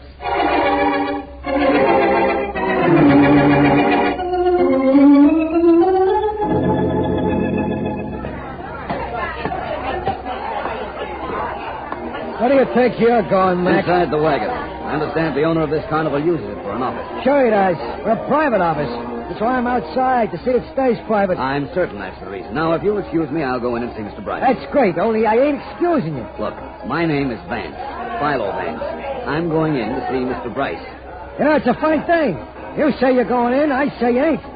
What do you think's going to happen? Get out of my No, way. you don't. That's a matter of opinion. That'll back up my opinion. Well, this will show you how wrong it is to be opinionated. Sorry, my friend, but I'm going in to see Mr. Bryce. Pleasant dreams. Mr. Bryce? Come in. I'm not sucker enough to try and stop you. Thank you. You heard the conversation I had with your man outside, then? Yeah, I heard it. What's your pitch, Vance? A man named Whitey Rand was killed here at your carnival, Bryce. I want to know all about... About Rand? He worked here, grabbed off a lot of soft with a penny pitching gimmick. A lot of, soft? Money, folding money. Oh. Rand hired space here, set up his pitch and made his play. I imagine that means he operated a concession. Yeah. What girl did he run around with? Girl?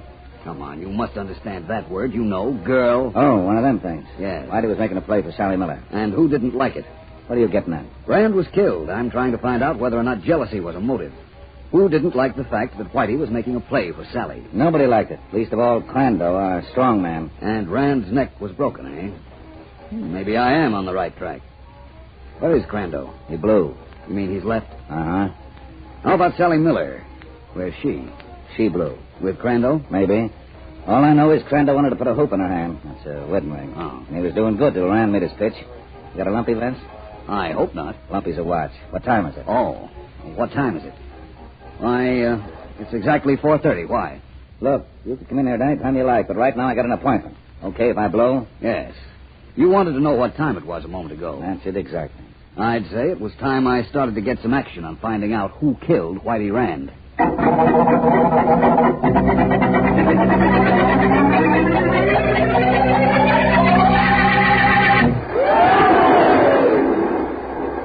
right, step right up, ladies and gentlemen. Step right up for a ride on the Whirlaround. For a ride on the Whirlaround. For a ride on the Whirlaround. For a ride on the Whirlaround. For a ride on the Whirlaround. Whirlaround. Ready. That's the What's the matter? Something wrong with the pitch I'm making?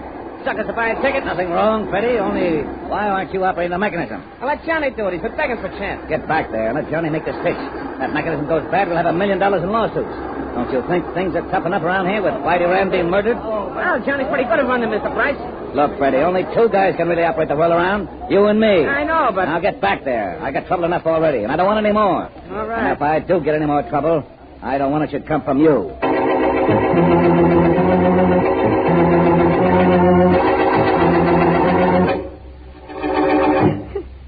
It's very hard for me to understand what you're saying if you continue crying, Miss Miller.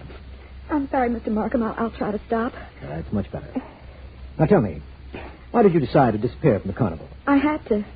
I knew the police would question me about the murder of Whitey Rand, so I ran away, and when I knew that was the wrong thing, so I came to see you. It was very good that you did. I'm district attorney, not a person you can't trust. Well, Now tell me, what you know of Rand's death? Well, I told you he liked me. Yes, I gathered that much from what you said. And you mentioned a man named Crandall, the carnival strongman. He liked you, too. Crandall ran away with me, but I made him go. You can see him any time you like. He's at the boarding house where we all live. Well, that's fine. Now tell me why you came to me. Mr. Markham, my best friends at the carnival were Betty and Letty. And I'm almost afraid to ask who they are. They're Siamese twins. Yes. They both disliked Whitey Rand. They didn't like the idea that he was taking me out after the shows. Oh? Betty told Whitey one night to leave me alone or she'd kill him. That's what I have to tell you. So one of the Siamese twins said that, did she? Now tell me, Miss Miller, they're real Siamese twins? Nothing fake about them? Oh, definitely not. They were born joined together. They come from somewhere in Europe, I think. When Betty threatened Whitey, Letty, her sister, tried to calm her down, but it didn't do any good. Well, this is a fine situation. If Betty made good on her promise to kill Whitey, what can I do about it? I can't possibly bring her to trial, considering the fact that Letty, her sister, is apparently innocent. You know, it's a funny thing that you bring that up, Mr. Markham. Why is that? That's exactly what Betty told Whitey Rand the night before he was killed.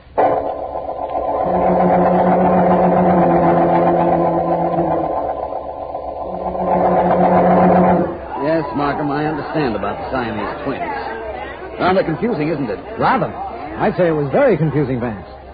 What happens if you prove one of them killed Rand? I don't know. What are you doing, Vance?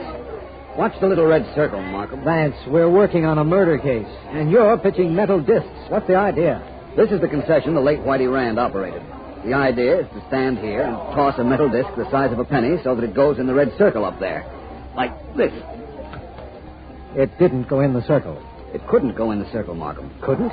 You see, the entire board is magnetized with the exception of the circle. No matter how close the disc you throw would come to the circle, the magnetic pull would draw it out of it. And Whitey Rand had a little racket going for him, eh? Sort of, but I don't think that had anything to do with his being killed. You don't? No. Let me see now. We have how many suspects? 3 that I know of. Sally Miller, the girl he was making a play for. Crandall, her strongman boyfriend. And the Siamese twins. Or is that 4? I couldn't say. But our problem at the moment is to narrow down those suspects until we... Oh, that fire's over there at the carousel, Vance. Those wooden horses will go in a minute. Come on, let's see what we can do to help. All right. There's enough breeze blowing to spread the flames all over the carnival. Oh, look, they've formed a bucket brigade. Perhaps they can control the blaze. I hope so. Let's stay right here. All right. Anything we can do to help? No, I don't think so. Thanks for the same. Pass along. Pass along. Well, just in case this situation wasn't difficult enough, we have to have a fire at the carnival. Oh, it isn't too much of a fire. It would have been if it weren't caught so quickly. I'm wondering about something. What were you wondering about, Vance? Oh, hello, Bryce. Markham, do you know the owner of the carnival, Stephen Bryce? Yes, we've met. This fire is going to hurt you, Bryce. Sure, but what can I do about it? This joint is jinxed. Superstitious, Mr. Bryce? Who, me? Yes. You have to be superstitious to get leery when a guy is murdered in your show and then a fire breaks out the next day? No, I imagine not. Hey, Vance, Just when I was coming along, you were telling Markham you were wondering about something. What? It doesn't concern you. No? Well, those firemen certainly have this under control now, Markham. Mr. Bryce, you won't have any problem about this fire now. Well, it did some damage, of course, but I don't think it has any real importance in view of the fact that it was brought under control so quickly. I guess you're right. Hey, get a load of that big hose going into action. The fire will be out in a moment now. But, Markham, you said that you didn't think the fire had any real importance, didn't you? That's right. It was checked immediately, and it's practically out now. How could it have any importance? I'm not sure. But what would you say if I told you that the fire and the murder of Whitey Rand are tied up? You feel all right, Vance? I feel wonderful, Mr. Bryce. Better now than I've felt at any time on this case. At last, I have something to work on. The fire might tell me who broke Whitey Rand's neck, so I can break this case.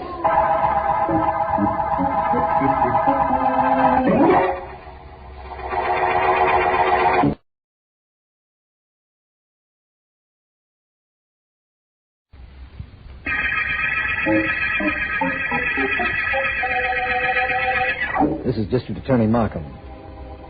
The murder case we're working on concerns the death of Whitey Rand, found with his neck broken at Stephen Bryce's outdoor carnival. We have several suspects, none of whom Philo Vance has seen, but a fire at the carnival apparently has given Vance an idea as to who might have killed Rand. What the connection between the fire and the killing is, I don't know. But Vance has had more astounding theories than that and been right. Meanwhile, I've asked Vance to come into my office for a conference. Quite a problem, you know, Vance. People's necks don't break very easily. I know, Markham, and it was very apparent that Whitey Rand wasn't hit with any kind of an instrument. The medical examiner says there were no marks that would indicate he was slugged. Which gives us a double problem, of course. How was Rand killed, and who killed him? One thing about us, Vance, we don't often get simple things to decipher. For which I am duly thankful. Murder intrigues you, doesn't it? Not exactly. It's like this, Markham. Somebody believes he can figure out a plan which nobody else can trace back. I like to find ways to trace a murder back, of which the most important, of course, is a clue. Which we don't have at the moment. But which we will have, even if I have to manufacture one. That's a new business you're in, clue manufacturing. How do you do that? Well, you take a motivation, Markham, yes, and you enlarge on it until you're reasonably certain you're right. Then you work on it until it reveals something you didn't know before, and there's your clue. I know you have a theory about this murder, Vance, but do you have a motivation? I have several. But carnival people are curious people, Markham, and the solution of this mystery might very well be a freak.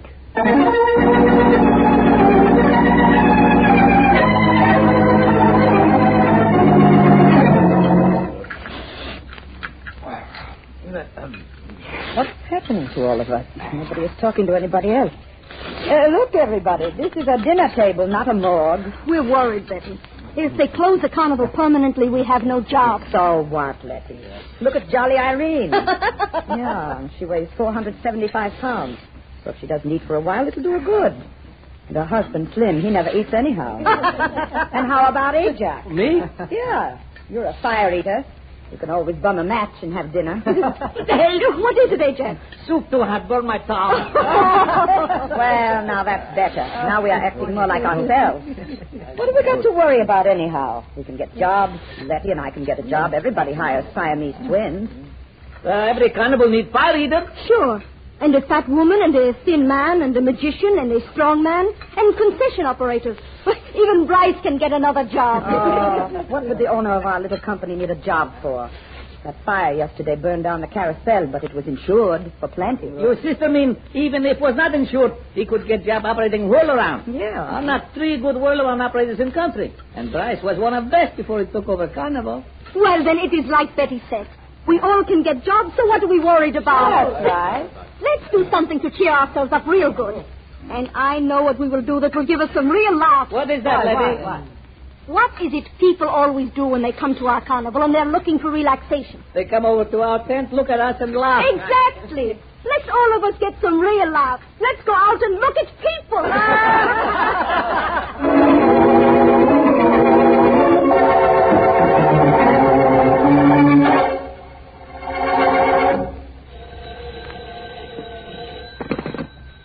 District Attorney Markham speaking. Markham, this is Vance. I'm down at the carnival grounds. If you are, you're awfully lonesome. There's nobody on the grounds, is there, Vance? No, but things are beginning to add up to me.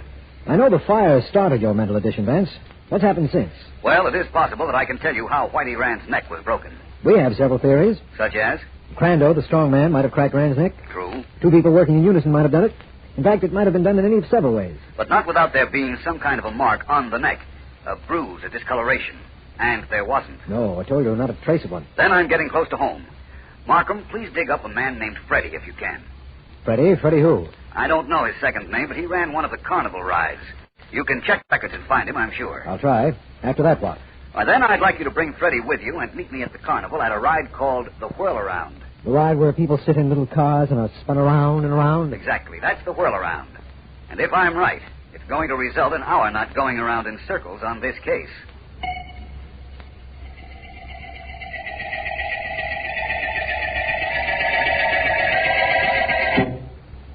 You pull this lever here, Mr. Markham. That starts the cars going round. Go ahead, pull it back. Well, Vance is in one of the cars. I want to see if he's ready first. Just a second, Freddie.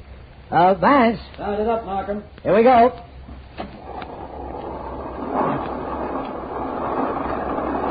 Now, the reason this ride's so tough to operate, Mr. Markham, is that you got to watch so many things. The speed, the gears meshing. You got to see they mesh just right so the cars bump but never go off the track. Now, when you got the right speed, you move that lever up a little. Go ahead, move it. Right.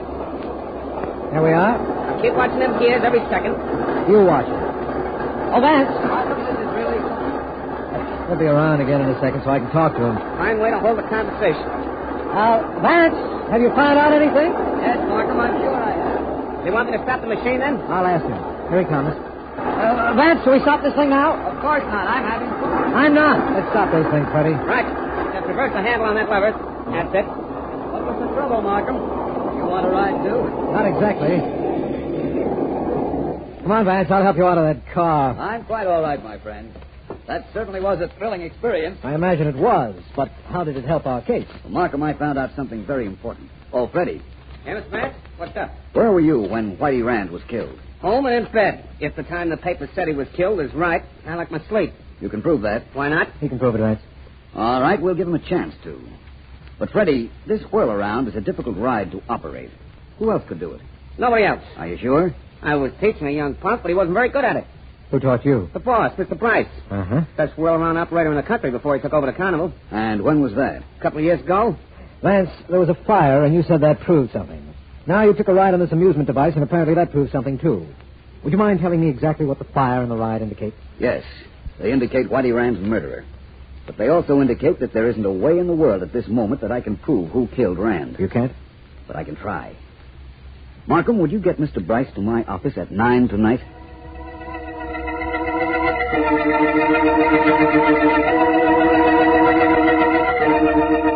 No, Crandall. My sister would do it. She would be glad to do anything that would help you and Sally, but I won't let her. You must do it. Must say you killed Whitey Rand. I'll say it. Sure, I'll say it. They can't do anything to me. I'll claim that I killed him, then nobody will bother you or Sally, Crandall. Police question me, they question Sally. They say he killed Rand or I killed Rand. I think they arrest us. They won't if I confess, and that's just what I'm going to do. Betty, you can't. Can't I, though? You just wait and see. Think of the publicity we'll get.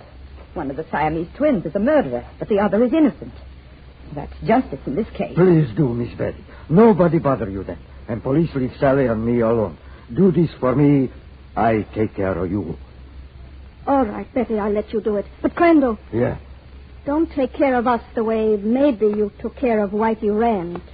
Please.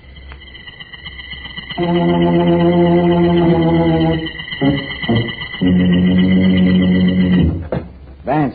Where are you, Vance? In here at my private office, Mr. Bryce. Please come in. I'm coming in. Tell me why you had the district attorney ask me to come here. Please close the door, will you? What's the idea of keeping your back turned toward me? It's my own idea. And there's no need for it to be a secret any longer. Look at me. What's with you wearing that cotton mask over your nose and mouth? That's the idea I was telling you about. Look over on my desk. What do you see, Mr. Bryce? Now, this is really getting funny. 5 balloons. What are you doing with 5 balloons? I'll show you. Mr. Bryce, I know you killed Whitey Rand. What? Of course, I don't know why you killed him, but I know how you did it. Unfortunately, I can't prove it. Isn't that too bad? Yes, it's the reason I've got to kill you. Now, let's keep this sane, Vance. What did you say? I said I've got to kill you. I can't miss on a case, and I can't prove you killed Rand, even though I know you did. So these balloons, this mask, and this office, which you will observe is airtight, are necessary. Now, the door locked. Briefly, Mr. Bryce, sometimes the machinery of the law allows a guilty person to remain at liberty because of the word proof. I don't have it in your case, so you're going to give it to me, or die. You're a madman, Vance. I've never been accused of that before. These 5 balloons I now hold in my hand. One of them contains a poisonous gas. They're all the same color, so I don't know which one it is, but I don't care. This mask will protect me from the gas. If I don't talk, you'll break the balloons. One by one. Like this. Don't. Like this. Don't. Like this. Don't. Like this. Don't. Like this. Don't. Like this. Don't. Apparently, that was one that didn't contain the gas. 4 more. And with each one, your hope of living gets slimmer. Want to confess, Mr. Bryce? No, I don't. I never will. I won't. Not the gas balloon. 3 more, Mr. Bryce. You still have a chance if you confess. What makes you so sure I did it? I didn't. I didn't kill Whitey Rand. 2 more. I can't admit anything I didn't do. Apparently, I left the gas balloon for last. Well, Bryce? You go jump in the lake. The whole thing was a trick. There was no gas in... Let me out of here. The door's locked. Let me out. I'm dying. Open this door. Open Certainly. Why did you kill Whitey Rand? What was the motive? I'll tell you everything. Everything. I killed Rand because he knew I had swindled the former owner out of the carnival and he was blackmailing me. Now, open this door. Keep talking, Bryce. After you tell me all I want to know, I'll tell Markham how I knew it was you who killed Rand.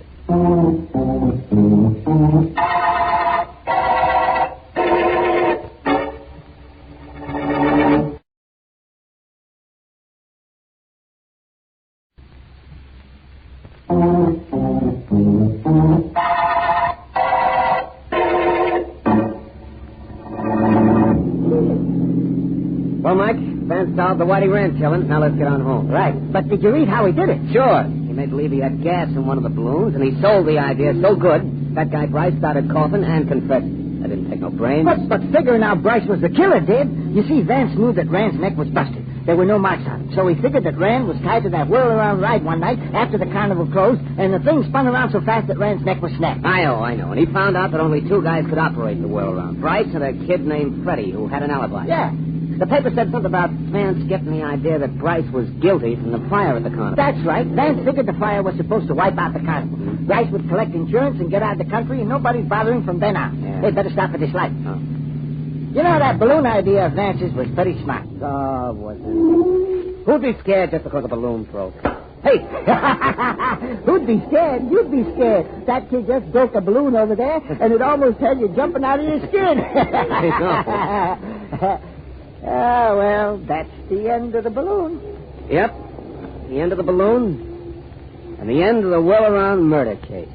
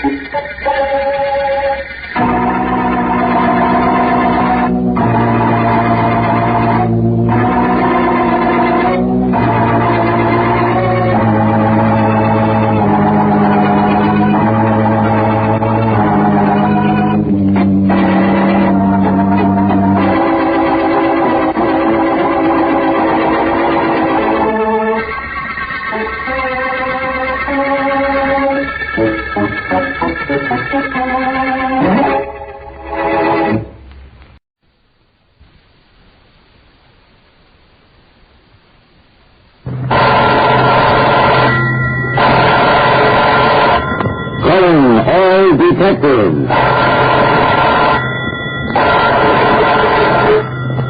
A mysterious killer is at large in the city, striking down rich and poor alike, and leaving no clue to his identity.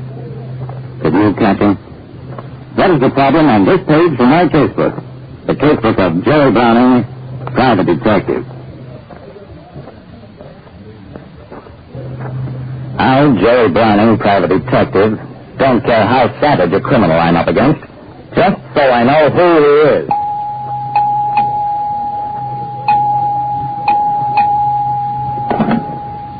Dr. Wade speaking. Mrs. Danilo in Ward 6. Thank you. Yes, I will attend the autopsy. Dr. Waite was superintendent of Memorial Hospital in suburban Ridge Heights. When he put down the phone and turned to me, his face was white. Another death, Mr. Browning. I tried to look at the thing coldly. Dr. Waite, isn't it possible that you're getting worked up about these deaths without actual justification? After all, a certain number of people who come to a hospital die in the normal course of events. Dr. Waite shook his head. You don't understand, Mr. Browning. In a hospital this size, we can chart the probable mortality rate from a combination of all causes. When that mortality rate jumps sharply in the absence of epidemic, then, Mr. Browning, something is dreadfully wrong. Dr. Waite winced as his cell signal sounded again. Mr. Browning, I've reached the point where I'm afraid to pick up the phone. I am convinced that somebody is killing people here in a way I have never encountered before. I beg of you, Mr. Browning, find that killer.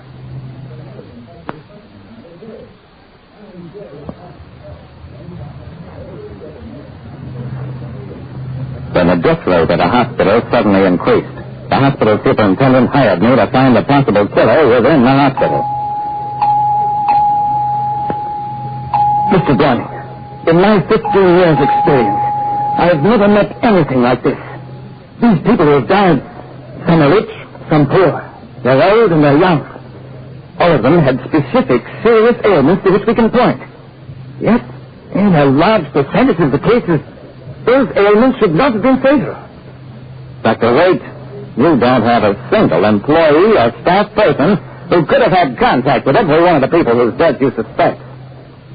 I'm convinced that the killer is someplace at large, either in Ridge Heights or in the city.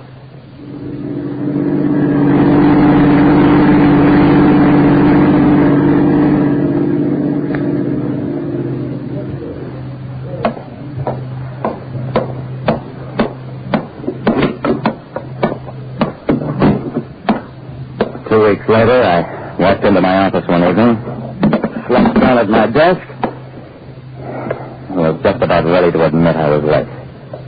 I'd been checking into the lives of some of the people whose deaths were considered mysterious. It was like trying to fit together pieces from a bunch of mixed-together jigsaw puzzles. Absolutely nothing made any sense.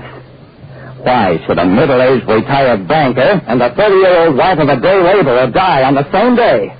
For reasons that nobody could fathom. I was just about ready to call up the newspapers and announce that some kind of a maniac was at large. I knew only too well what kind of a panic that would start. And in my heart, I didn't believe in the maniac theory, any more than I believed that hospital personnel were in any way responsible. Finally, I decided on one last attempt to crack the mystery. To take two isolated examples, the retired banker and the laborer's wife, and to trace every minute of the last week they lived before entering the hospital.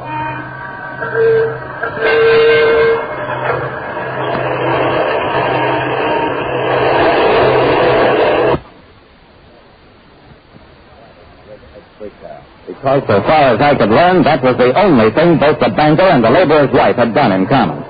They didn't live in the same district. They certainly didn't eat at the same places. They didn't know any of the same people. But each had, for totally different reasons, ridden to the city and back on the Ridge Heights streetcar. It certainly wasn't much of a clue, but it was the only one I'd found in weeks. Ridge Heights is across the river, and to get there, the streetcar goes through a tunnel under the river, maybe half a mile long. The total time in the tunnel I clocked at not over 1 minute.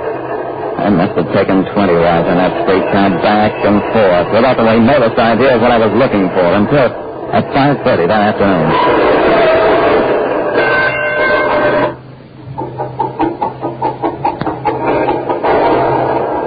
After we'd been in the tunnel 5 minutes, I asked the conductor about the delay. The traffic pile up.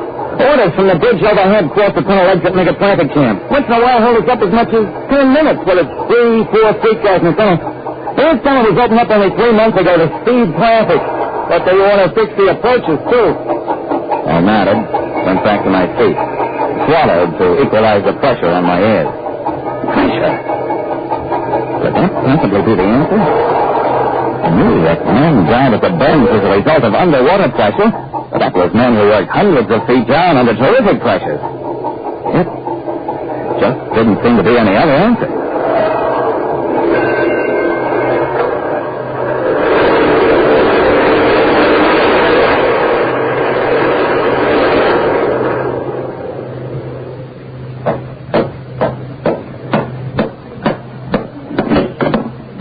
burning. I checked your theory.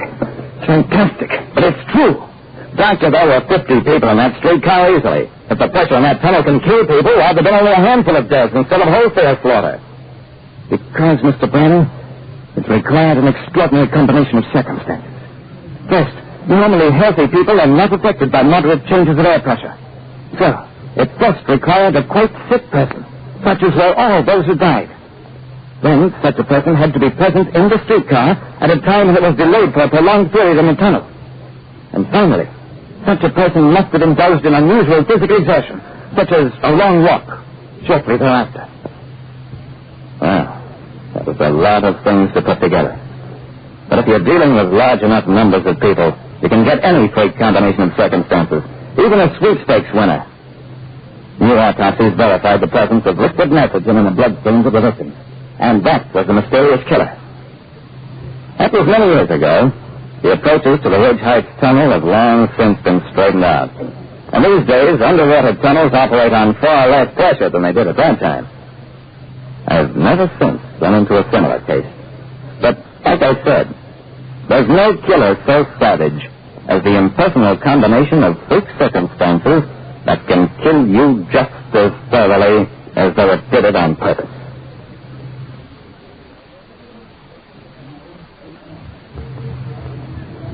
Listen next time to Calling All Detectives, Mystery Drama, Mystery Quiz, and a chance for you to match wits with yours truly, Jerry Browning, Private Detective. Mr. District Attorney, starring David Bryan. Mr. District Attorney, champion of the people, defender of truth, guardian of our fundamental rights to life, liberty, and the pursuit of happiness.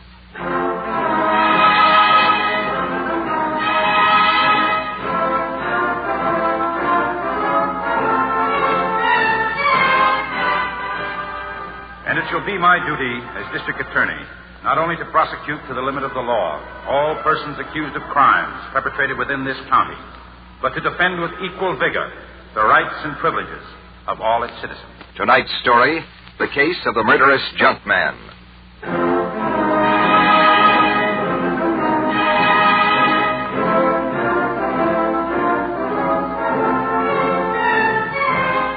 And now, here is our star, David Bryan, as Paul Garrett, Mr. District Attorney.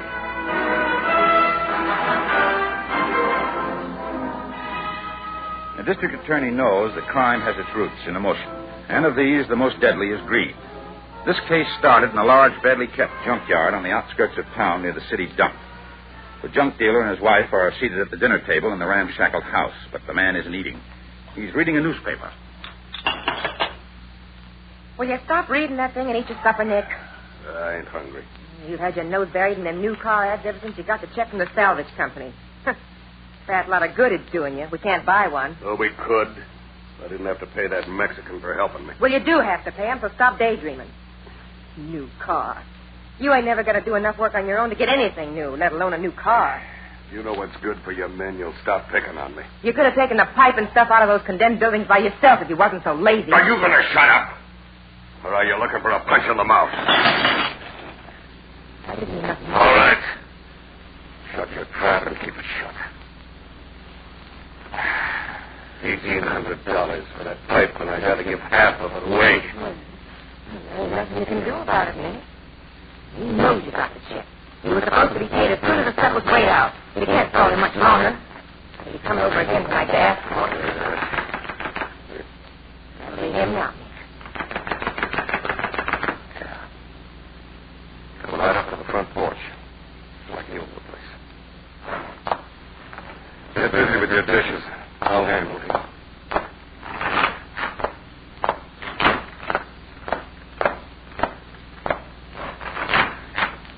Well, Morales, what do you want? All right. I'll go on. All right, for the work I do. I told you I'd bring it to you when it come. I ain't got it yet. I can't give you what I ain't got. Please, Mr. Howard, I don't have to bother you, but my wife, she's sick with another baby. Well, look, I got troubles of my own, Morales. Well, I know you Friday morning, Mr. Howard. I called the salvage company to say everything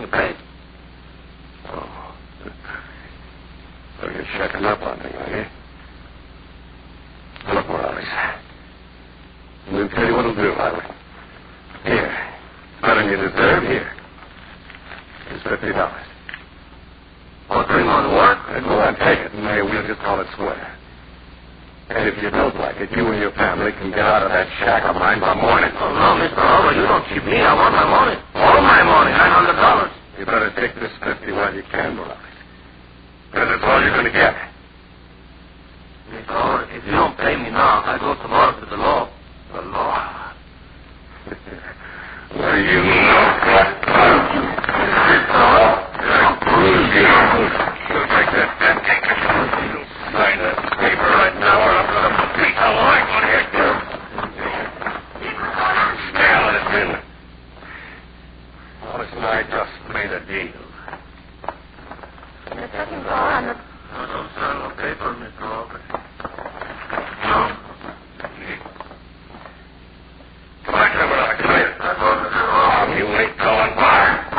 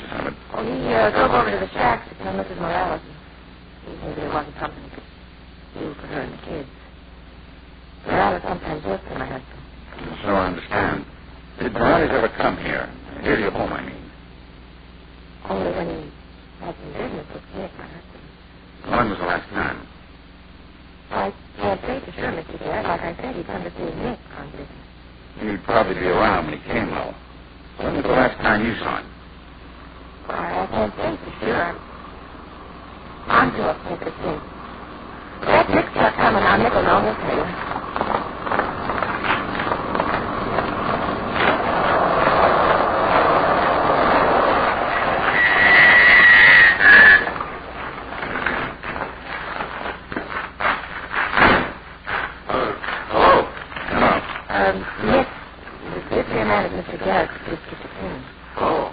Well, sure glad to know you, Mr. Gadd. Seemed like an old friend. I voted for you so often. Thank you, Mr. Howard. Hey, is your car? Mm-hmm. Sure slick looking. I must ride like a dream. Nick, Mr. Garrett wants to know something about Morales. I know. But I just left his widow. Yeah, this thing was hit kind of hard. Sure feel awful sorry for her and them kids.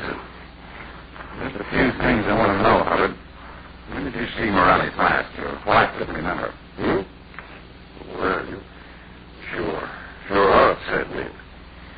Now, you ought to remember Morales stopped by here night before last. Well, I wasn't sure. Night before last.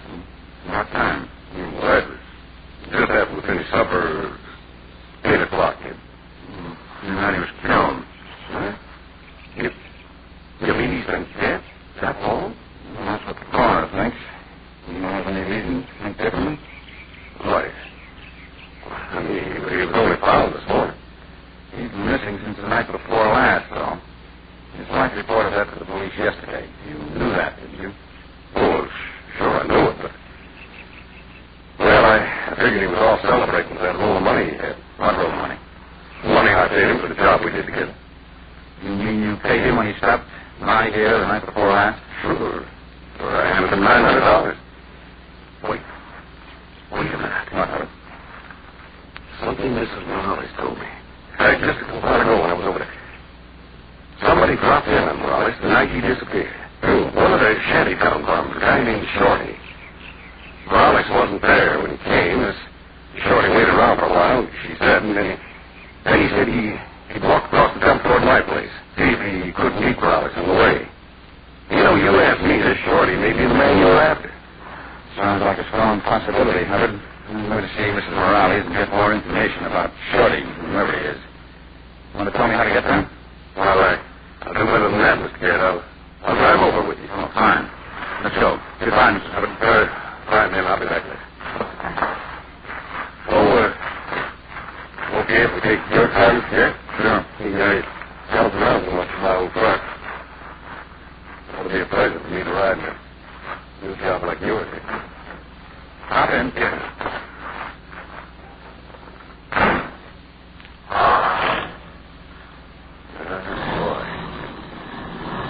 Sure is smooth. I'm going to get me a new car, too. Sure does hum, don't you? Yeah. Now, which way do I go? Or through the gate and turn left? Sure is a shame about Morales. You ain't going to have much trouble finding your killer once Mrs. Morales tells you where to look for that fellow Shorty. Seems like you have a motive, all right. Sounds like a killer to me. I hope you get him, Mr. Killer. Morales was a mighty fine worker, mighty fine. Hate to see anybody get away with killing him. Oh, man. This is a fine job, ain't it? Just listen to her purr. The body of Juan Morales, the junkman chauffeur, had been found in the city dump. The dead man's employer directed me to a thread there between the scrub shack where the widow lived with two wide-eyed kids who clung to their mother's skirt. And it was heartbreaking her eyes, but she kept it smothered for the sake of the children. And so she sent them out so we could talk. Go. You're back. You people. Don't presents on your dog. I try not to cry when they're near me. Take it easy, Mr. Morales. What is it? Life is hard for me, for them. And nothing has no fun to return to. Now, everything's going to be all right. I told you can stay on here, rent-free. We didn't want to stay here. We're going to move away to the apartment house for the new baby that is going to come. I said if you take one money, why do you make it wait so long? Oh, well, Every day you ask me for your share. You can think, and you can't give it to. What is this? Well, I didn't want to give Lon the money. I wanted to give it to Mrs. Morales here. I asked him to bring her down to the house to collect it. Why? To make sure it went to her and the kid, that's all. Mrs. Morales, Herbert says you told him about somebody coming here to borrow money from your husband the night you didn't come home. That's the worst we tried to get reached out one time 3 years ago. They called him Shorty. His name is Shorty Davis. Did you tell him that your husband had gone over to Hubbard? He said he would not wait anymore. He would look because they'd gone from Captain and found it. Then he went away. Where does Shorty live? I don't know. The shack is that way. I'll have my men check them all. They'll get him. I'll see that somebody comes to give you some help, Mrs. Morales. Goodbye for now.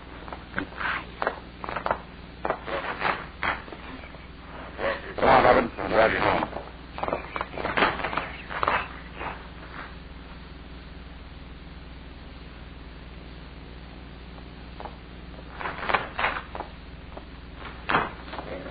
Report on the Morales killing, Mr. Garrett. Thanks, Mr. Moore. Any report on Shirley Davis yet? No, but Harrington got his way in. All right. Anything worthwhile in this? A few things, I think. The shotgun pellet followed a downward trajectory indicating that the gun was fired from above and behind the victim. Hi, Chief. Oh, hello, Harrington. Let's have the ballistics report. Yeah, I know. Morgan handed me a copy when I passed the lab. I heard the elevator on the way up. And what about Shirley Davis? Yeah, we're too late, Chief. Looks like he's making a run. Why? I located his shack. He was at the dump man said he took off a couple of hours ago with his clothes in a bundle. You put out an all-points bulletin? Yeah, gave it to the radio division a half hour ago. He won't run too far, they spot him. How come? He's got a bad leg. Broke at that transit accident on the subway 3 months ago. Got a civil suit pending against the transit company. Supposed to come up to court tomorrow, but he won't be there. I want that courtroom covered just the same. Yeah, it will be. But he's the kind that... I got it. This is Stan's office. Good, I'll tell him. The house will be over right away. Can't leave us from the 9th precinct. One of his call cars just picked up Shorty Davis. They're holding him. Good. Come on, Harrington. Let's go. Did you say where they picked him up? Just in railroad yard. He was trying to get into an empty boxcar on a southbound freight. But he had to take a freight train. What do you mean by that? He said he had a couple $100 in his pocket. Come on.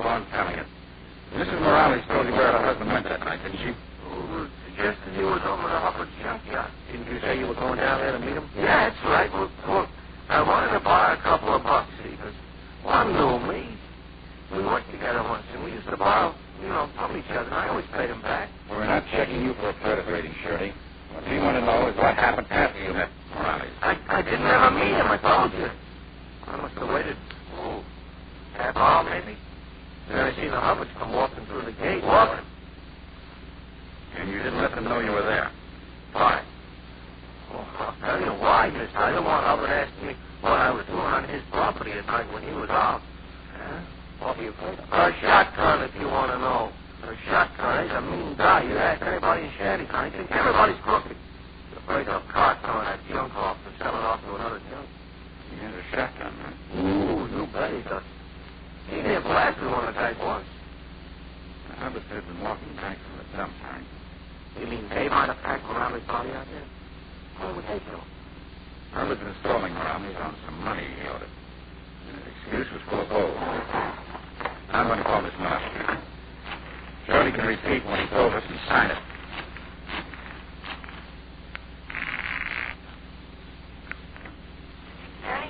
Yeah, Miss Mudd, I want you to take a cab over here to the 9th Precinct. Take a statement from Shorty gave us. Have him sign it. Confession? No, he's not the man. Whoever the man is, I hope you get him soon. Why? What's the matter? Morales collapsed at the morgue after she identified her husband's body. At Sacred General Hospital. How bad is it? Not the baby she was carrying. Scared. I'll see you later. What are you so mad about, Chief? I don't want to talk about it right now. Listen, Shorty. Yeah? How did you get into Hubbard's yard? If you were so afraid of him, you didn't use the gate. No. There's a couple of loose boards in the fence. You know, Pocket runs right alongside the dump. Thanks. We're going to have a look at that place, Hankins. Without being seen.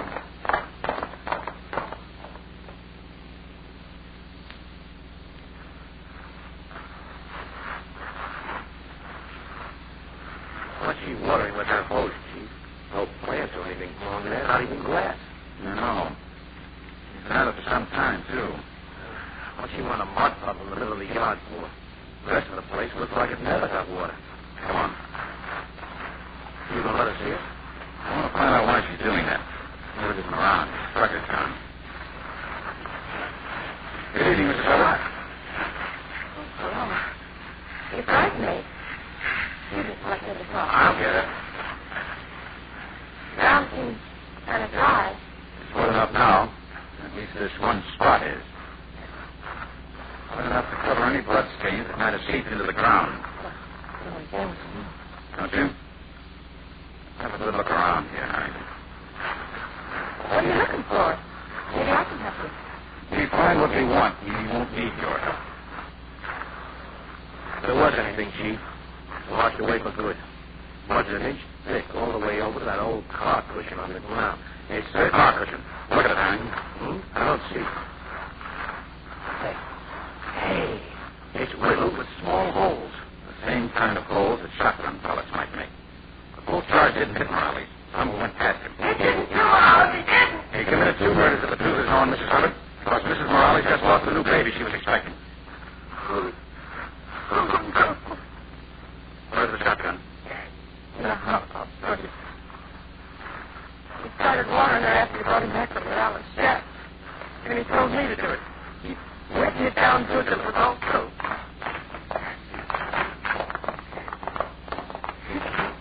Standing behind that bureau, hanging on nails, he put it there.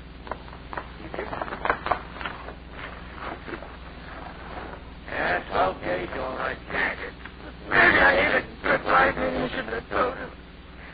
I feel better about it now. I mean, you know, I can just be over. Where's your husband now, Mrs. Hubbard? I don't know. He just walked out this afternoon with her. With her like he owned the world. He's as agitated as I can. It don't feel like Nick's car. It isn't a truck, Mrs. Hubbard. It's a car. A brand new car. Get away from the window, Hank. Come on, give your answer first. Don't answer him.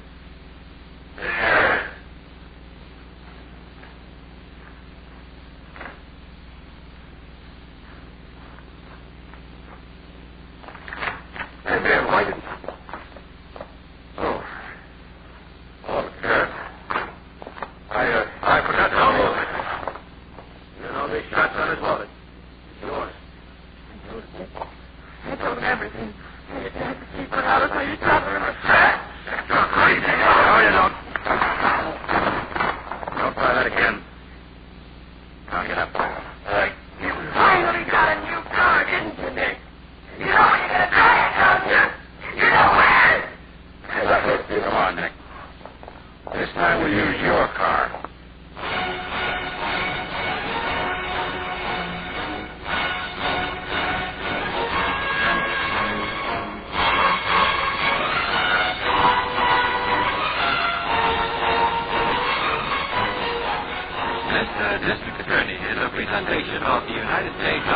Gangbusters radio and television service.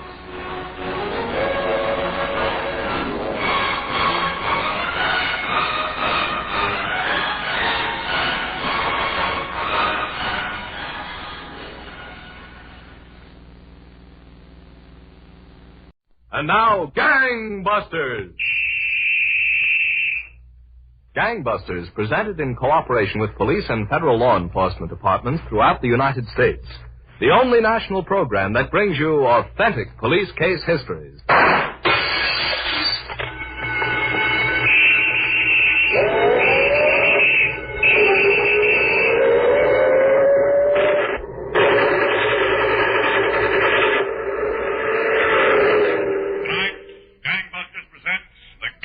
Supersonic Safecrackers, whose leader thought he could outwit New York detectives by use of scientific methods, but who learned that to a woman there is nothing so unscientific as a slap in the face. And now to Gangbusters and facts that show the operation of our law enforcement officials in their war against the underworld. Gangbusters has asked the Honorable John J. Sullivan, former Chief of Detectives and Deputy Police Commissioner, City of New York, to narrate by proxy tonight's case. The inside facts in the case of the Supersonic Safecrackers. Chief Sullivan, I know the criminals in tonight's case certainly presented a problem to detectives of the New York City Police Department. A tremendous problem, Don Gardner. But they gave the investigating detectives an idea of what their successors may have to face in the future. Well, it sounds like you've got an interesting case, Chief Sullivan. Why don't you go right ahead? All right, Don. On the west side of New York, a little uptown from Times Square, there was a cheap restaurant, a chili parlor, in the basement of an old brownstone house. Miguel, the Mexican proprietor, on occasion prepared his peppery native dishes for special customers. One such customer was Russ Enfield, who, on a particular night about a year and a half ago, sat at a corner table with his girl Myra as Miguel took their order. And then I fix you some nice enchiladas, which we follow up with some nice cheese tacos, see? Fine, that's the stuff, Miguel. Can't you make something simple like ham and eggs? Ham and eggs? This is poison, ham and eggs. Go on, Miguel, go on. Whip the stuff up. Whip this stuff up? Well, this cannot be whipped up like ham and eggs. Ross? Now, look, Myra, it's all settled. You got enough clothes. You can't have it. You know what I need. Yeah, I know what you need. Well, let's forget about it. Russ, I swear I'm not going to stand for this pushing around. There's certain things a girl's entitled to. If you don't keep quiet about it, I'll give you what you're entitled to.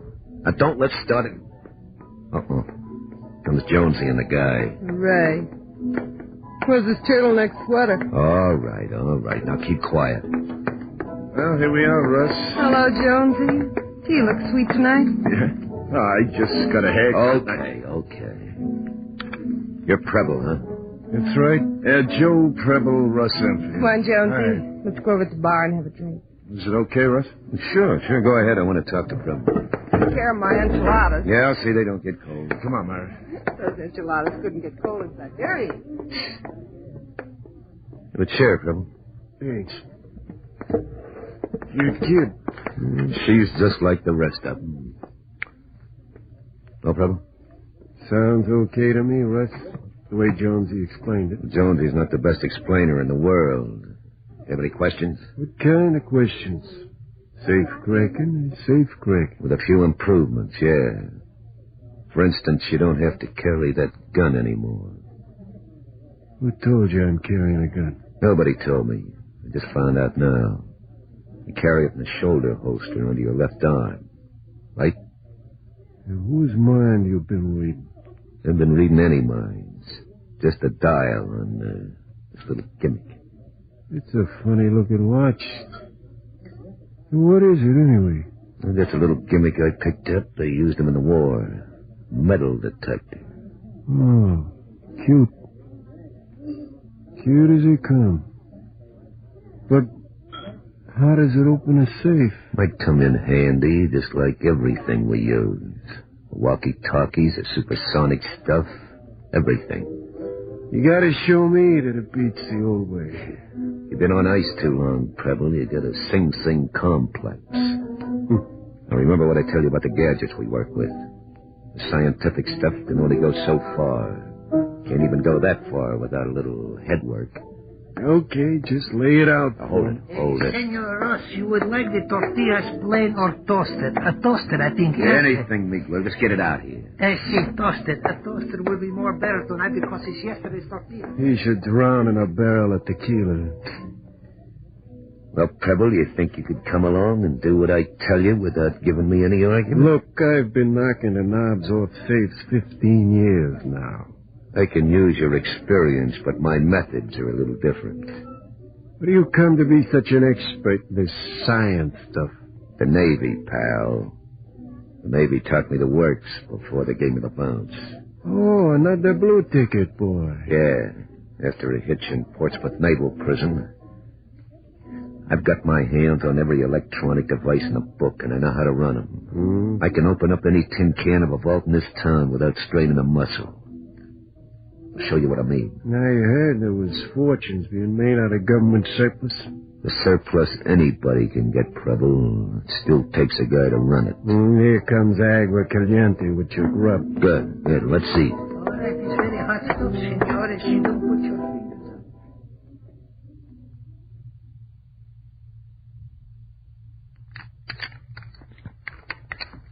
Now, you think you could crack this safe the old-fashioned way, Preble? I might.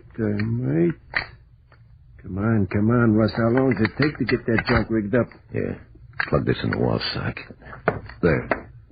The old-fashioned way ain't good enough. Now you gotta crack a safe with gadgets. Finger the combination, Preble. Yeah. Now you're talking.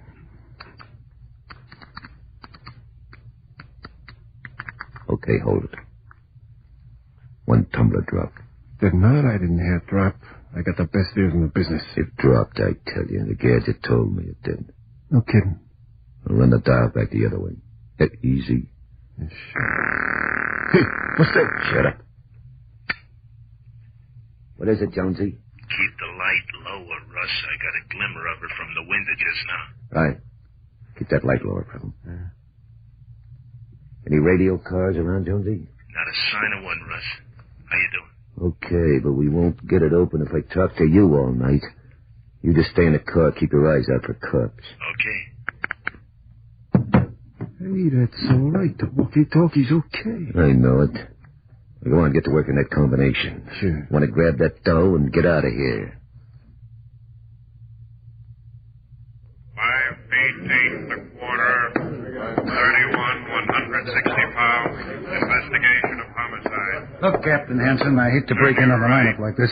Sergeant, what's up? Just had a call from the 32nd Squad. Face the left, John. They got into the vault at the finance company office at 124th and Lexington last night. Got away with over 3,000. Does it look like the same boys, Sergeant? No telling. Come on, let's get up there. All right. Ryan from Identification's on the way up there now. Dust the place over for prints. Good. Walk off the way you came on. Go ahead, Sergeant. Yeah. Car's parked outside, Captain. We can... Oh, Sergeant. Yes, sir? You say they fingered this safe open? That's what the 32nd Squad says. Oh. One of those boys must have awfully tender fingers. Probably took them all night manipulating that combination, just like that one last week, Captain. They could have blown the door off in an hour. I don't know, Sergeant. Maybe these boys have a way. A way? What do you mean, a way? We'll see. Let's get up there and look that vault over.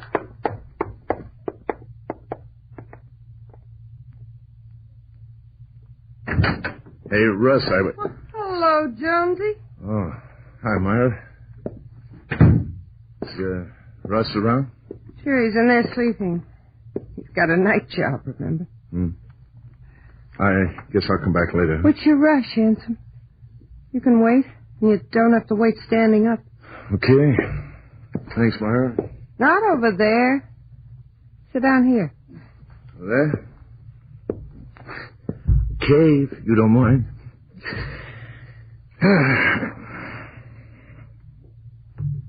Jonesy. Yeah, Myra? Remember at the bar last night I was telling you about that dress? Yeah, it sounds nice. You couldn't let me have another 200, could you? Well... I know I owe you so much already, but You'll get it back, every cent. Well, it's not the dough, Myra. You've got the 200, haven't you? Sure, I've got it, but... But what? Look, I told you before, Russ wouldn't like me giving you money. You know he wouldn't. You don't have to be afraid of Russ. I wouldn't tell him anything about you and me. I'd like to get that dress today, Jonesy. Okay. You can have your 200. Oh, Jonesy. I knew you wouldn't let me down. I just knew it. Myra, you belong to Russ. Now, Russ is a good-looking guy. He can talk and... And what? Skip it. You got the papers around your place? Maybe they got something in about the job. Oh, now, don't you think... Oh. Hello, Jonesy. Oh, hi, Russ. Oh, what's on your mind, Jonesy? Nothing important, Russ. I just want to tell you 8 o'clock is okay with Preble. He'll meet us at the chili parlor. 8 o'clock's fine. Oh, good. Did he say anything about last night's job? Did he? He's really sold on this scientific stuff. Really sold. I think I better run along. What's your hurry? Why, I've got something to do. You got some coffee brewing, Jonesy? No, thanks. See you tonight, chili parlor. So long, Jonesy. Bye. Well, did you have a nice nap? Lay off Jonesy, will you, Myra? What are you talking about? If anybody can see the guy goes for you like a ton of bricks. You've been taking dough off him again. So what? You won't give it to me. I'm entitled to go look. Look all you want, baby, but just stay away from my boys. Want them to keep their mind on business. What do you think you are giving me orders? I'll show you who I think I am. Now stop playing with Jonesy. I'll start on you, and I won't be playing.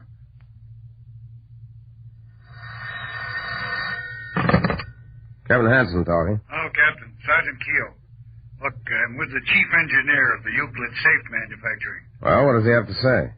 Nobody, he says, nobody could open that new safe of theirs without blowing the door off. Did you tell him he was wrong? Did I? And I showed him the pictures, too. He still says that new model safe combination has silent tumblers and nobody could hear them drop. He says it looks like an inside job. I'm about ready to believe him. Is there any way at all to open that safe without the combination? Yeah, just a minute, I'll ask him. Is there any way to open that safe without the combination? The captain wants to know. It can only be done with a... What? Oh, yeah. He says they tested it, Captain, and the only way it could be done was you could hear the tumblers drop if you had a supersonic listening device.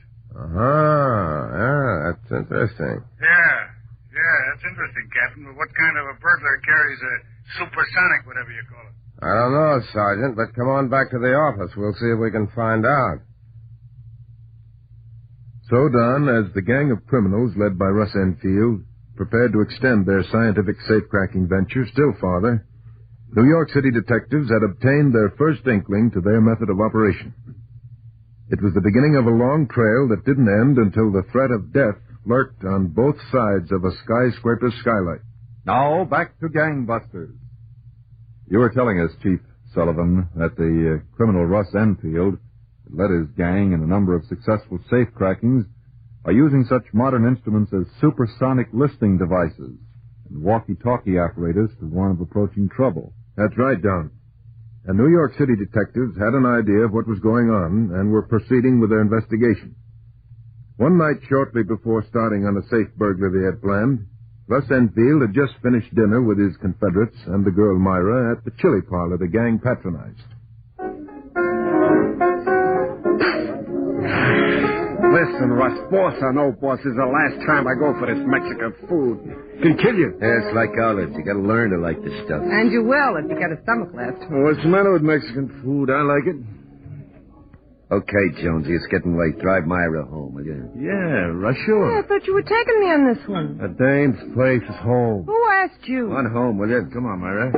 Now, hurry back here, Jonesy. Preble and I will have the whole thing gone over. Have a good time, boys.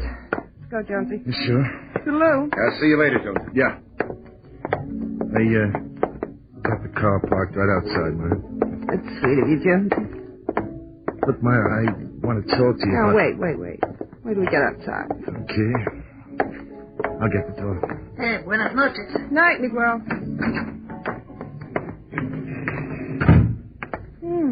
Got warmer? Yeah, Where's the car? it's right there.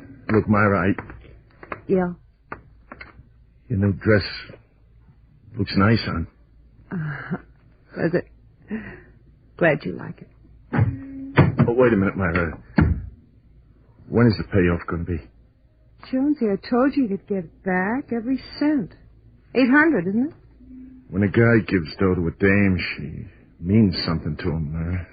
Oh, Jonesy, you mean something to me, too, but I'm scared. I'm scared of Russ. Well, I'm not scared. Come here. Oh, Jonesy, please. Myra. Jonesy, if Russ ever thought... Kids, you having a good time? Yeah, Russ. An awful good time. What's the idea? No, wait a minute, Russ. Don't get thinking anything. 'Cause we Shut don't... up. Come on, Russ. If you want to argue about it, I'm willing to argue. You think I ought to get socked? Try it. You're not going to get hit, Jonesy. Not you.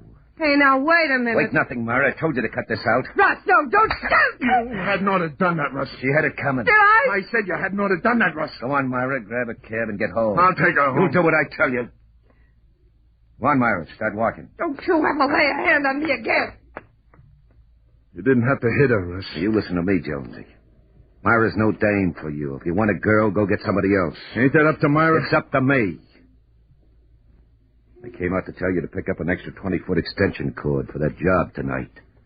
I get it before we start something that we can't finish. Yeah. An extra 20-foot extension cord. Well, get going. We haven't got all night. Don't worry about Myra. I'll take care of her.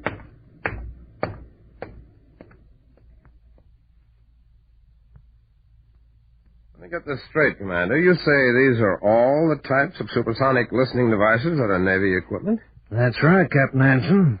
There are 2 or 3 other types, later developments, but they're still secret. They all look pretty bulky. Except this one portable job. The Army had some types of their own, you know. Yes, I know. I've checked with the Army. That one's sensitive enough to enable a man using it to hear the tumblers in a safe combination drop. I've heard of instances where it was used during the war by the OSS and intelligence on certain missions in occupied territory, and quite successfully, too. I don't suppose these devices have too many industrial uses. No, Captain, not too many. Wouldn't be too difficult to trace all sales of them through the War Assets Administration. Well, when I leave here, Commander, that's exactly where I'm going. Come on, Myra. Come on. Open up this door. Open up or I'll push it in. You're all right? You're gonna be bothered. All right, what do you want? What are you packing for? Where you going? I decided a long time ago. No guy's going to slug me in and have me sit around and take his abuse. You'll sit around as long as I want you around. Hand me that pair of shoes. They go in, too. Listen to me. You hang that stuff back in the closet or I'll give you a going over you'll never forget. Don't you have something to say about that? I told you to stay away from Jonesy. Right, you stop. You'll do what I tell you. You'll stay away from Jonesy. Get that through that head of yours. Now go on, hang that stuff up. All right. You put it that way.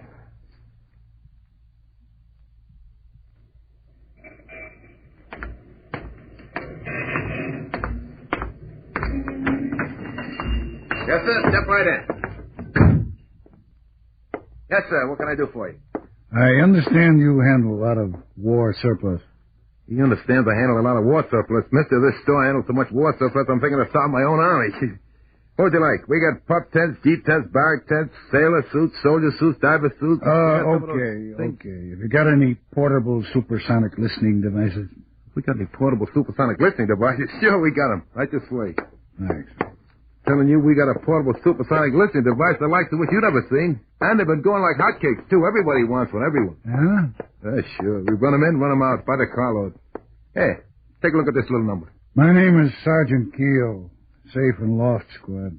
Oh. Well, you don't say. It's Sergeant, huh? That's right. How many of these things did you buy from the War Assets Administration? Let me see. 10, I think. They came with a job lot of other merchandise. 10, yeah, 10. And they've been going like hotcakes? Well, not exactly. I saw one. One. Do you remember who bought it? Do I remember who bought it? I never forget a customer. Maybe sometimes I can't remember the face, but I never forget a customer. We got a record someplace. I'm going back and see what I can find out. Now, if you want to look around some of our fine merchandise for your own use, go ahead. Don't touch nothing over there. No, thanks. I think I'll just go in back and help you look.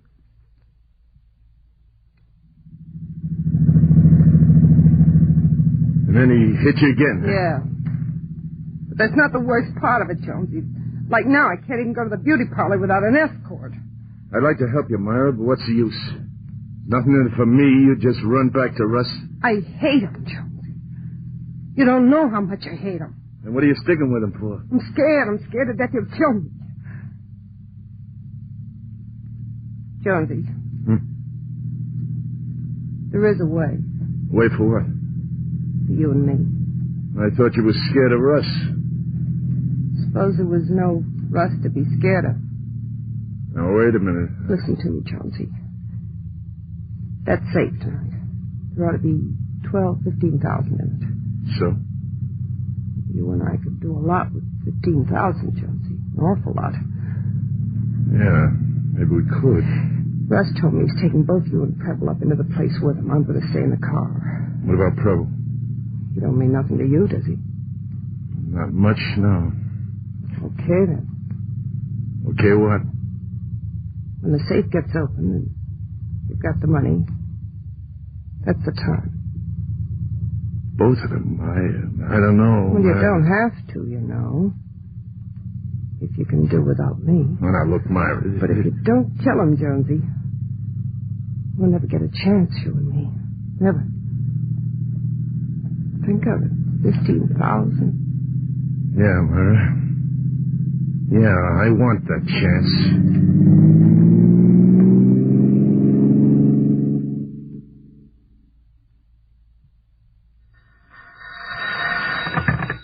Captain Hanson. Hello, Captain. Sergeant Keel. Oh, yes, Sergeant. How'd you make out? Well, it looks like this Russ Enfield's the guy, Captain. Got a pair of hoodlums for sidekicks. One of them's Joe Preble. Just finished 7 to 12 in Sing Sing. Good. I want them tailed, Sergeant. I want a man tailing each one of them every minute. Let's get them in the act of committing one of these safe burglaries. How about it, Sergeant? Been able to raise the captain? They're ringing in now. Captain Hanson. Sergeant Keel, Captain. Talking from a call box on the corner of 93rd and 2nd. Russ Enfield and both his sidekicks just now broke into a building here. Oh, what about the girl? She's waiting in a car. And look, Captain, there's a finance company on the top floor of that building. That's probably what they're after. You got help on the way? Yes, sir, plenty. Okay, grab them as they come out. Right, sir. And I'm on my way. I'll be there as soon as I can. So long. Captain's on his way, Riley. Good. Now, look, that office is on the top floor. As I remember, most of these buildings around here have got skylight. Want to go up and have a look? Yeah, the watchman at that loft next door let us up and we can cut over his roof. Okay. We'll tell Gordon to get the men posted as soon as they get here. Let's go.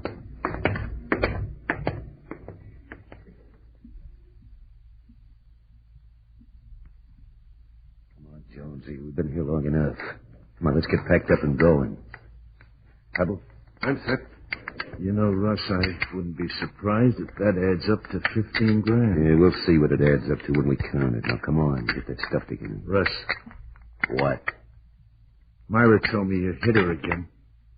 What business that of yours? It's my business, all right. Is it? I told you hadn't ought to go around hitting people, especially Myra. Oh, forget it. Get that stuff together. Sorry, Russ, but Myra said you don't move, Russ. What's You too, Preble. Up. Put that gun up, you dope, before I... All right, hands up, both of you. Okay, don't shoot. Drop that gun. Okay, don't shoot. Yeah. Not me, you don't get. Stop, you haul. Not me, you don't get. Not me, you rotten nose. Now, look, Copper, look. Just take it easy. We got him, Sergeant. All right. Wasn't any sense running, Russ. All right. Gotten yourself killed. Scientific mind like yours should have reasoned we'd have every exit covered. Okay, turn around and walk back to the safe. We want to look that job over.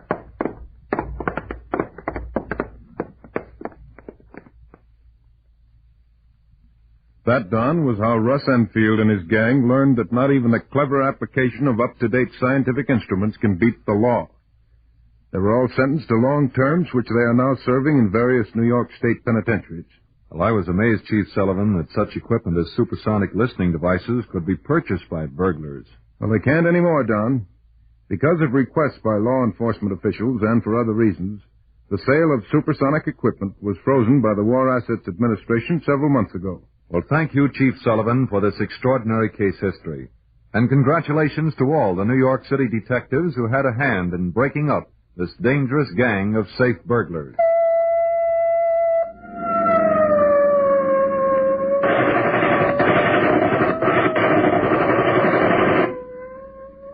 Leading roles were played by Chuck Webster, Elspeth Eric, and Bill Zuckert. Don Gardner speaking. Gangbusters is a Phillips H. Lord production.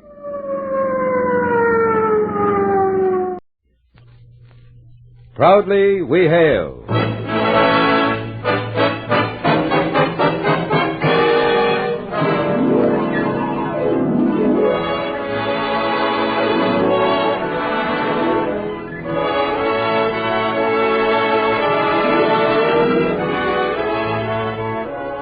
From New York City, where the American stage begins, here is another program with a cast of outstanding players and featuring William Redfield. Public service time has been made available by this station for your Army and your Air Force to bring you this story, as proudly we hail the men of the United States Air Force.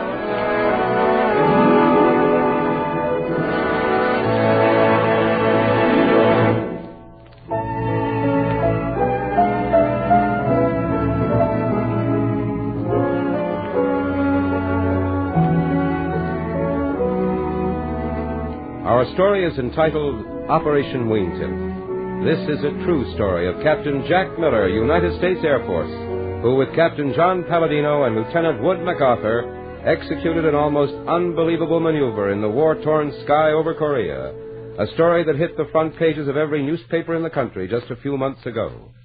Our first act curtain will rise in just a moment. Here's an important message for you young men with 2 or more years of college.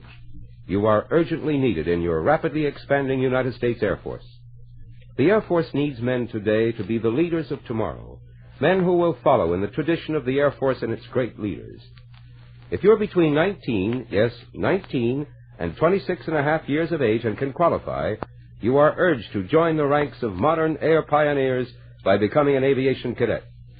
Stop in at your nearest United States Army and United States Air Force recruiting station today, or write to Aviation Cadet Branch, Headquarters, United States Air Force, Washington 25, D.C.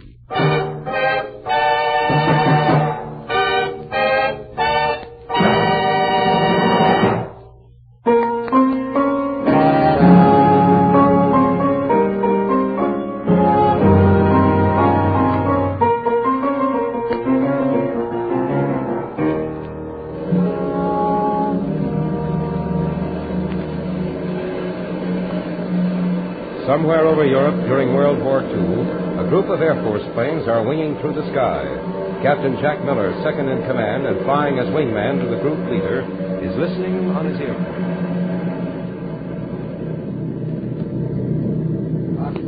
15 minutes from primary target area. Should begin bomb run at 0947 hours. Will confirm. Titan formation. Repeat. Titan formation.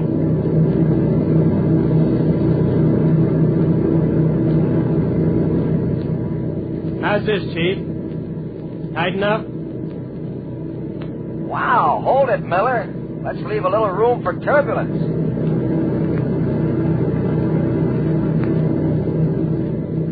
We'll start bomb run at 0947. Follow according to plan under individual control. Roger, and out. Hey, Joe. Yeah, boss. Switch me over to intercom, will you? Check. Pilot to bombardier. Pilot to bombardier. Bombardier to pilot. Go ahead. Right. We'll start bomb run at 0947. Heading 15 east-southeast. Altitude 8500. Indicated 285. Confirmed. Over. Roger. I have it. Continue heading. We'll correct if necessary.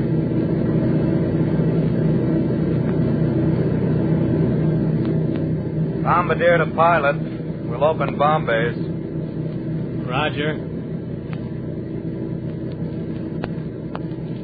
Bomb bays open. Steady on target. 5, 4, 3, 2, 1. Bombs away.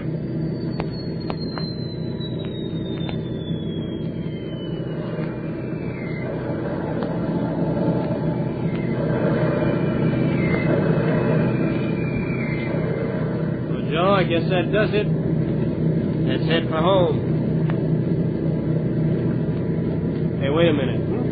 Look at the major's ship. What's that hanging from... Hey, yeah, it's a bomb. It's stuck there on that door. Wait, switch over to radio. Hand me that mic. Wing to leader. Wing to leader. Come in, Major. Right, Miller. Go ahead. Major, you got a bomb hung up on your bomb bay door. Keep your doors open. I'll nudge it a little. Are you kidding? With what? My wingtip. No, thanks. What do you want to do? Carry the bomb back to the base? I don't know. What if it explodes? Don't know about that either. Better let me nudge it a little. Might come loose. All right. But wait till I look the other way, will you? I don't want to watch this. Couldn't see it from this angle if you tried. All you do is keep level. I want to try something.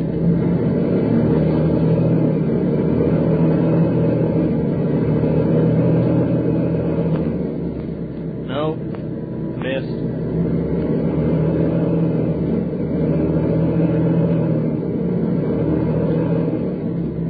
Missed again. Hey, what are you doing? Trying to kick the bomb loose with my left wingtip. I can't quite reach it. Stay where you are. I'm going to try the other side. Why, will that be any better? I just remembered. I'm right-handed.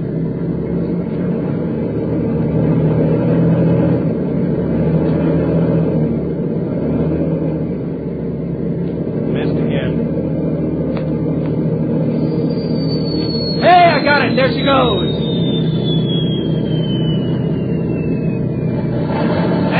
Hit the highway. Thank you, Captain Miller. Oh, think nothing of it, Major. You want me to dust off your rudder while I'm up here? No, thanks. Just move your wingtips away a few inches, will you? Roger. That's more like it. Miller, now you've got something to tell those kids back in your hometown when this thing is all over. Oh, yeah. They won't believe it.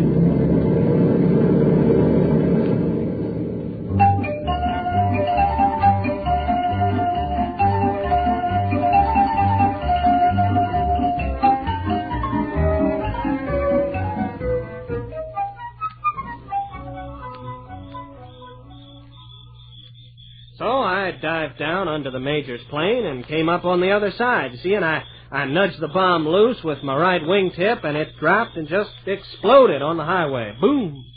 And that was it. Aw, come on, Jack. Hey, kids, come on over here. Captain Miller is telling them again. Oh, now look, Andy, it's the truth. It happened. I was there. Yeah. Now tell us what happens when one of the new jets is broken through the speed of sound. That's the one I like. Well, now, like I told you, Andy, you're diving, see? Now, let's say in a Republic F-84 jet. Yeah. So you're going pretty near straight down, see? Faster and faster. All of a sudden, your ship does a pitch-up. Yeah, but why do they call it that? Well, because the plane kind of, you see, noses up. See? Pitches up, starts to climb. Did you ever do it? Oh, yeah. Fun? Well, yes and no. It's kind of exciting, but it's also kind of dangerous. Aw, but you were conscious all the time. Well, it certainly was, Andy, or I wouldn't be here. Tell me something, Jack. Yeah? If you got such a kick out of being in the Air Force, why don't you go back in? Andy, that's just what I'm doing. You are? Yep. Getting kind of tired of making fences and gates. I'm rejoining next month. You are? Where do you think they'll send you? Williams Air Force Base. Out in Arizona.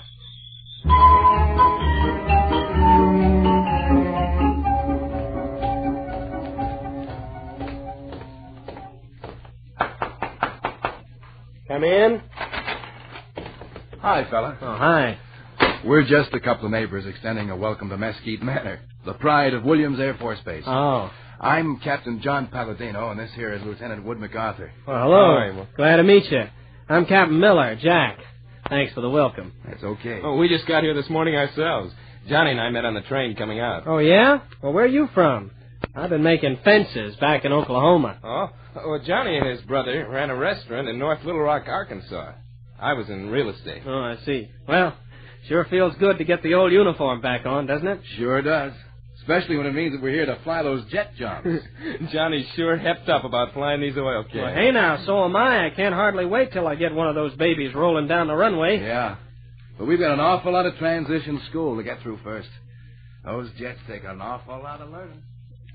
Wide operational use of jets has disproved the early belief that they were not well adapted to formation flight. You can fly even tighter with them because you haven't got any big propeller out there chewing the air. Now, the new jet... you gentlemen will be flying faster than the speed of sound, which is Mach 1. Now, let me explain that. The speed of sound varies with temperature from 760 and 5/10 miles per hour at 59 degrees Fahrenheit to 661 and 6/10 miles an hour in the thin, cold air above 35,000 feet. Now, incidentally, if you ever get up that high, 35,000, don't try to bail out. Go pretty solid on the way down. I want to tell you of a custom here at Williams Air Force Base. Should one of you become a desert boy, a dope who undershoots the runway, it'll cost you money. Because you have to stand treat for the whole flight at the club. Yeah, that's the custom. And here's the fact. You'll also answer by endorsement. This is done to help you remember the incident. Because where you guys are going, the runways aren't very long. You'll have to learn to hit them. Okay, that's all. And good luck tomorrow. Class dismissed.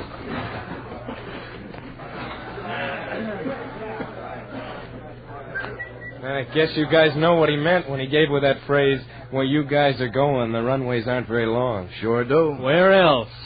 Korea.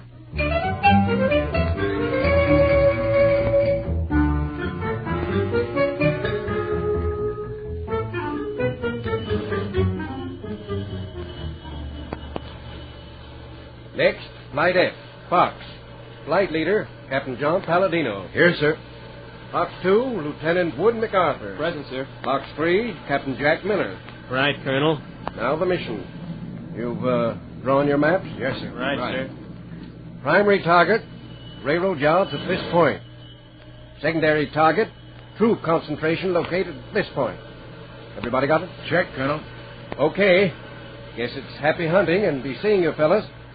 By the time you get your ships checked out, it'll be time for takeoff. That'll be all. Well, John, Woody, suppose I better get that flying blowtorch warmed up. Right. I'll check back with both of you just before takeoff. Give a listen, huh? Okay. Well, let's get them cooking. Captain Miller, the old oil can's ready to roll. Oh, good, Sergeant. How about that oxygen line? Did you give it a check? Right, sir. I don't want you cocking up out there at 30,000 feet. Good boy. Well, let's light her up. All clear. All clear.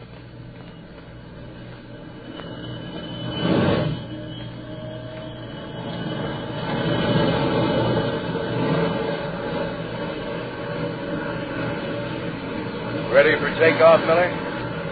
Roger, Johnny. Okay, Woody? Right. Over. Let's roll them out.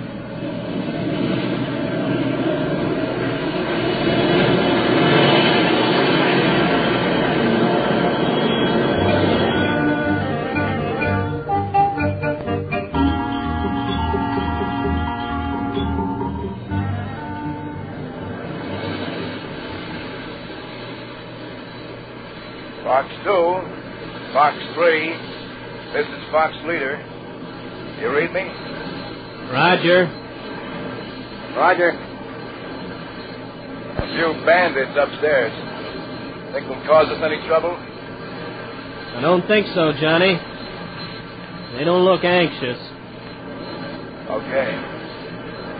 We're on target anyway, so let's drop them and get back. Bombs away. Okay, let's go.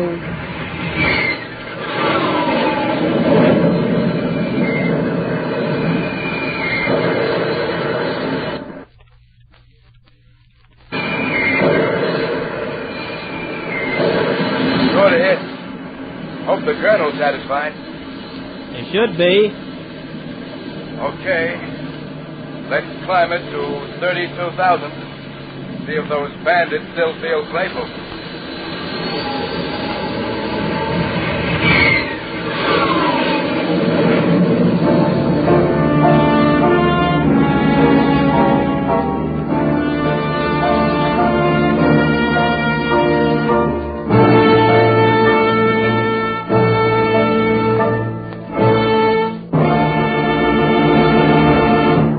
You are listening to the Proudly We Hail production of Operation Wingtip. We'll return to our story in just a moment after this important announcement.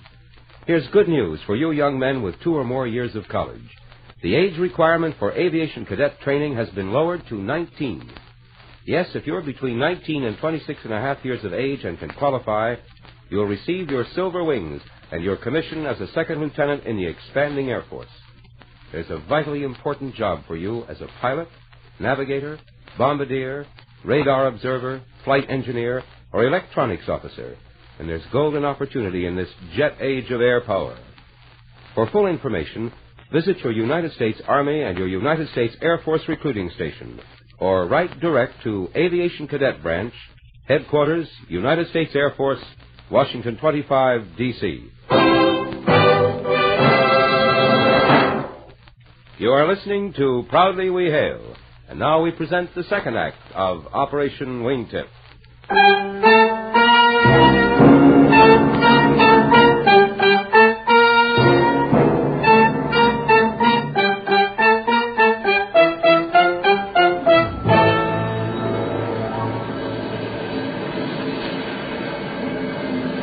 Fox 2, Fox 3.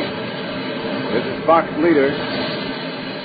No bandits available, but there's another flight of F-84s on their way home ahead of us. Let's get out of the way. Follow me. Roger. Roger.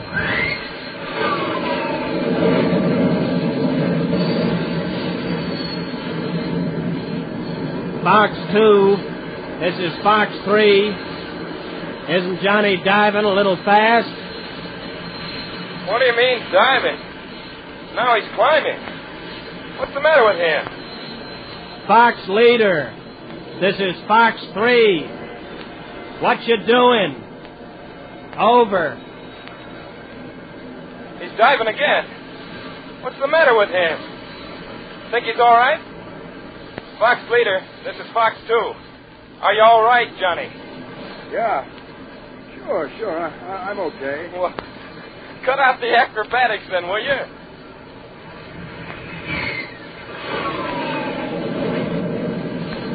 Now he's climbing again. I'd call that a pitch-up. Fox 3, this is Fox 2. Yeah, Woody. I'm going to catch up with Johnny. He's leveling off now. You better pull up on the other side of him. I think something's wrong.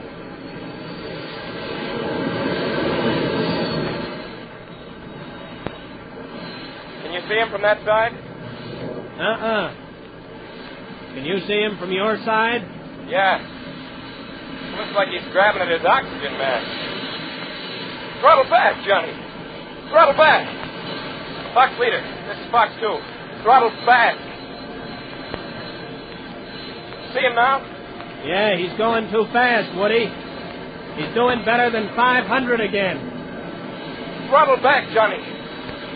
Throttle back. Fox Leader, this is Fox 2. Throttle back. Throttle back. I don't think he can hear us, Woody. Throttle back, Johnny!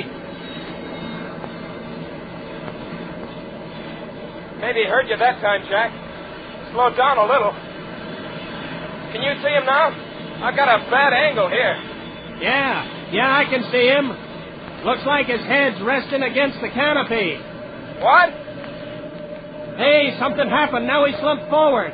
Fox leader, this is Fox 3. Are you all right? Johnny, are you all right? Woody, I think he passed out. Something's wrong. Woody? Yeah? Pull up in front of him. Give him a blast from your tail. Maybe it'll shake him awake. Roger.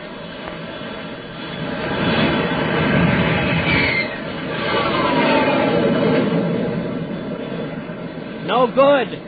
Try it again.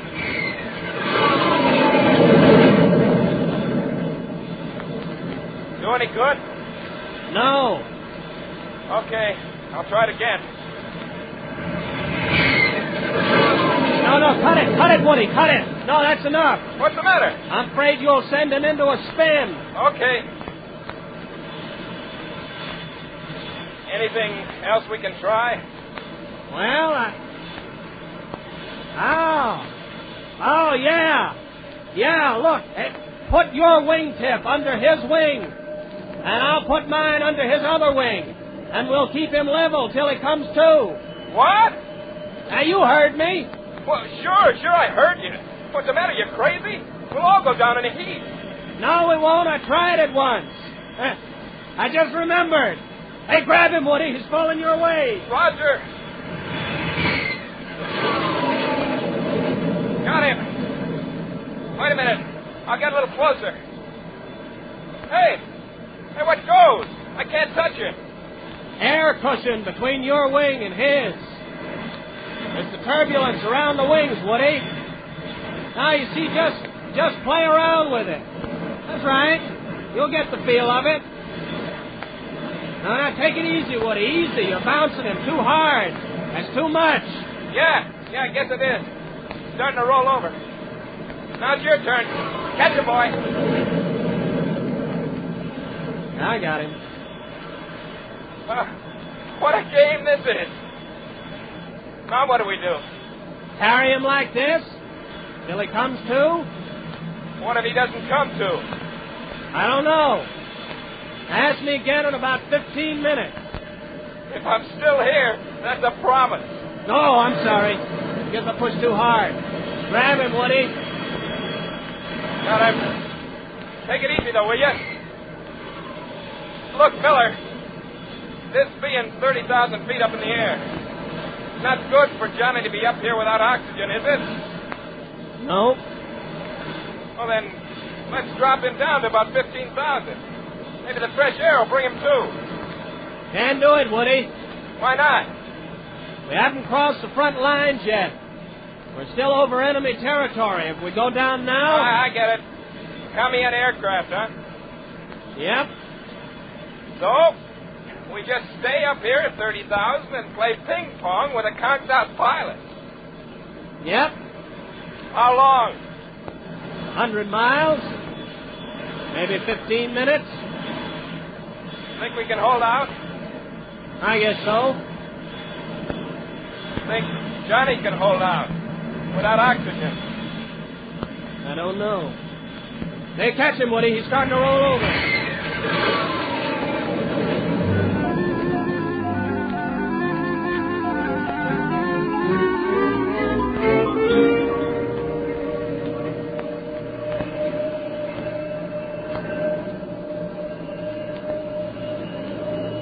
We're down to 15,000 feet, Woody. Can you see him from there? Yeah. He's still out. Uh-huh. Fox leader. This is Fox 3.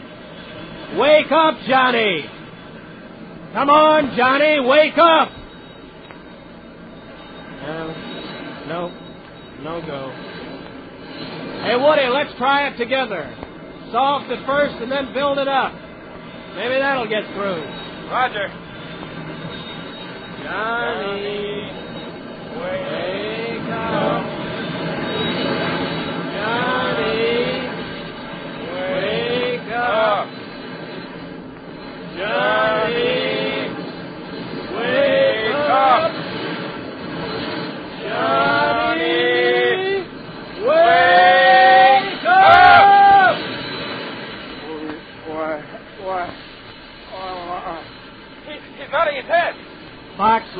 this is Fox 3. Fox leader, this is Fox 3. Keep after him, Jack. He's trying to come to. Listen, Johnny. Johnny, can you hear me?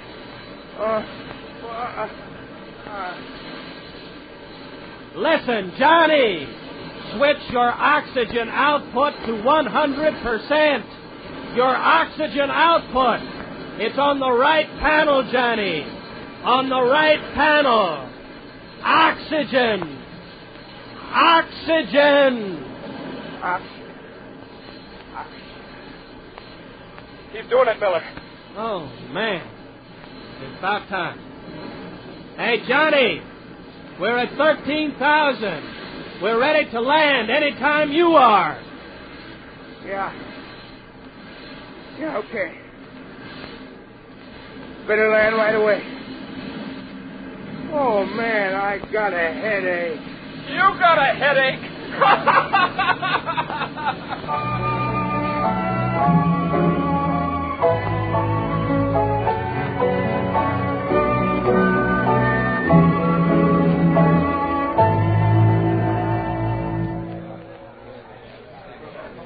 Paladino, you look awful. Your face is purple. Well, it was green for a while, sir. After I came to and found out what these two characters had done for me. I should imagine it would be. The most amazing operation I've ever heard. We followed the whole thing on control tower radio. We never thought you'd make it in. Amazing exhibition of nerve and skill. Yes, sir. Yours truly. Well, I sure appreciate Miller's early training in knocking stuck bombs out of Bombay doors. Never can tell when such things will come in handy.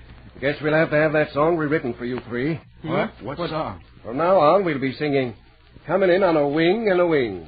Well, yes, sir. But there'll still be a lot of praying involved.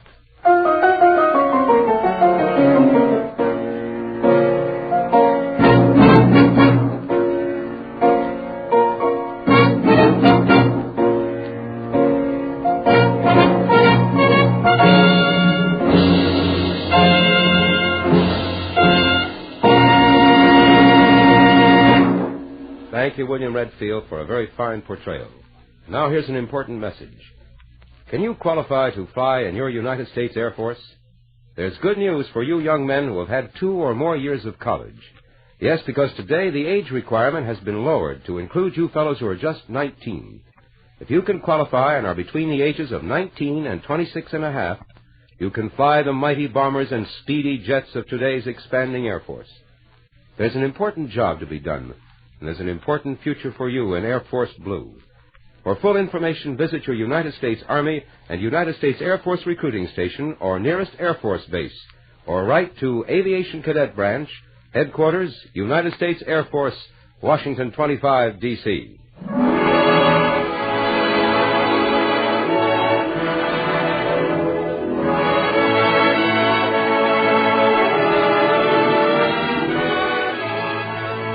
This has been another program on Proudly We Hail, presented, transcribed in cooperation with this station by the United States Army and the United States Air Force Recruiting Service. This program featured William Redfield as Captain Jack Miller. This is Kenneth Banghart speaking and inviting you to tune in the same station next week for another interesting story on Proudly We Hail.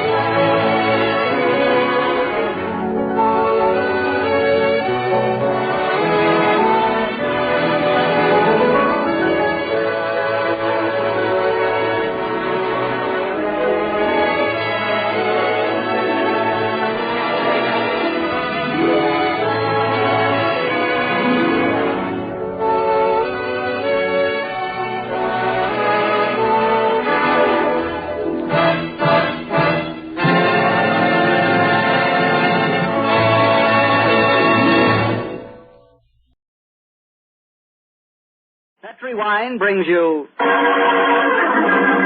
Basil Rathbone and Nigel Bruce in the new adventures of Sherlock Holmes.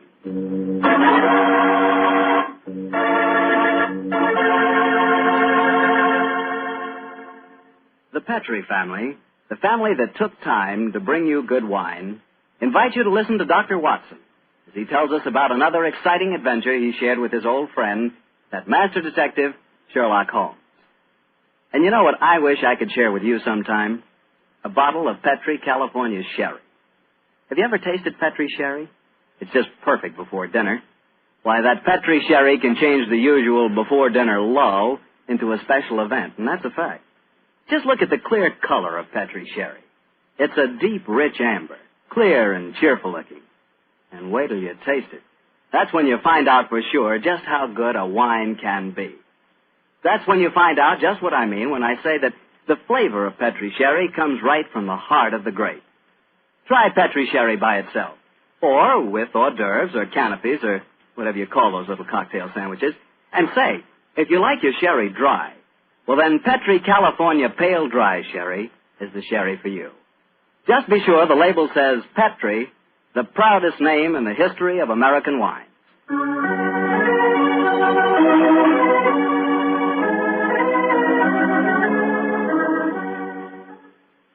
And now let's look in on our old friend, Dr. Watson. Doctor? I'm out here on the patio, Mr. Bartell. Come out and join me.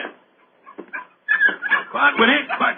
Down, Monty. I see the welcoming committee's here. Yes, little scoundrels. They begin to think they own this patio. Scoop them off the chair, Mr. Bartell, and settle yourself down. All right, off you go, boy. Off you go. Go on, off you go. That's it, my boy. As a matter of fact, it's rather appropriate that the puppy should be here tonight. As in the story that I'm going to tell you, a dog played a most prominent part. A dog? What kind of a dog, Doctor? Now, my boy, don't get me anticipating my story.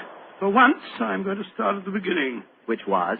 On a summer morning in 1890, not long after my marriage. I'd gone back to my private practice, you know, and Sherlock Holmes was living alone in our old Baker Street rooms. You still saw him, I suppose. Indeed, I did, Mr. Bartell. In fact, occasionally I even persuaded him to forego his bohemian habits so far as to visit my wife and me. But to get back to my story, I've been exceptionally busy that summer, in consequence of feeling rather, shall we say, nervy and run down. So much so that Mary, Mrs. Watson, persuaded me to take a fortnight's holiday. We went down to the charming little village of Taplow on the lower reaches of the River Thames. But, as so often happens, the best laid schemes of mice and men gang after glade. I guess the holiday backfired on you, Doctor, and you found yourself involved in a mystery? Maybe a mystery calling for the aid of your old friend Sherlock Holmes? Quite correct, Mr. Bartell. We'd only been down there a couple of days when the trouble began. In fact, the whole thing became so involved that I thought the best thing to do was to put the whole strange story in a letter to Sherlock Holmes. This I did. And I can imagine how he chuckled when he read my... Dear old Watson. Seems to be a little out of his depth. My dear Holmes, I need your help. Or at least your advice. 2 days down here, and I've become involved in a most unusual problem. It began this morning when Mary and I were out for an after-breakfast stroll. The sun was shining, the birds were singing, and there seemed every indication of it being a happy and... You know, Mary, I've always thought up to now that balmy was rather a silly word. I still do, John, dear. Nevertheless, it's the only possible word that describes a day like this adequately. Very well, dear, it's balmy. Personally, I'm so happy to see you relaxing that I don't care what the weather's like. You've been working much too hard. Yes, it's been a busy year. Yes, and last year Sherlock Holmes monopolized most of your time.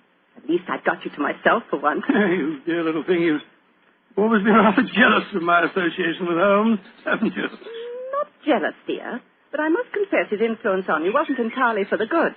He had a habit of keeping you out all night. Well, you should be used to that, dear. After all, it happens often enough in my practice. True, John, but on those occasions I know where you are and don't worry about you. And again, you've copied so many of Mr. Holmes' eccentricities. Keeping your tobacco in a Persian slipper, for instance. And, oh, John, look down. Look, do you see that woman walking across the field towards us? Yes, what's the matter? Do you know her? I'm not sure, but I think it's Ellen Warburton. I believe she does live somewhere near here. And who is Ellen Warburton? An old friend of mine. She's frightfully clever and advanced. She's interested in women's suffrage and all sorts of things. Oh, sounds dreadful. Imagine giving women the right to vote. Their place is in the home. It is Ellen. Ellen Warburton. Oh, how are you? Mary Watson. How Very nice to see you again. I'm Mary Watson now. This is my husband. How do you do, Miss Warburton? How do you do? How do you do? Mary, I'd heard that you'd married. Aren't you a medical detective or something, Mr. Watson? Not quite, dear. I hold the degree of Doctor of Medicine from the University of London, madam. But he's helped the great Sherlock Holmes on many of his cases. That's how I've heard of him, then. Do you mind if I walk with you a little way? Of course not, Ellen. Come along. Do you live near here, Miss Warburton? About 4 miles away, Doctor, at Chevy Grange. I'm a glorified housekeeper for my uncle, Colonel Warburton. Oh, dear, that sounds rather dull for you. As a matter of fact, the state of my uncle's health at the present moment makes it anything but dull for me. That's why I asked if I might walk with you for a way. Well, what's the matter with him, Ellen? He's going mad. Before my eyes. And I can do nothing to help him. Mad? Come now, Miss Warburton, surely you... Doctor, I'm not an hysterical girl. In fact, I regard myself as something of a scientist. I studied physics for a number of years at Bristol University. And I tell you that my uncle is going insane. What are the symptoms? Most of the time, he's perfectly normal. But when these attacks are on him, he gets in the most frightful rages and says the strangest things. He's even complained of hearing a shrill, piping whistle that comes out of nowhere. I can't hear it, nor can anyone else. But Uncle gets into the most dreadful state. I wonder, would you have a look at him for me, Dr. Watson? Well, I don't... Of course. John will do everything he can. Thank you so much. Then supposing you both come over... My dear Holmes, at 7 o'clock this evening, we found ourselves approaching Chevy Grange. It was rather a forbidding-looking place, covering a little more than an acre, I should say. As we stood waiting for admittance, I must confess that I was not entirely... Gloomy-looking place, isn't it, Mary? It is a little forbidding, John, dear. Oh, dear. What's that? Sounds like a tom-tom. Someone singing a weird chant. Seems to be coming from the direction of that barn over there.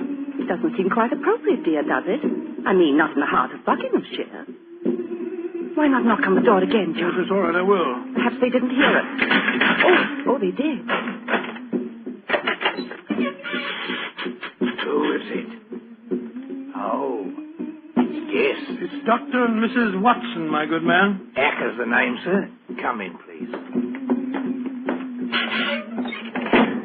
The Colonel's expecting you, sir. He's in the study.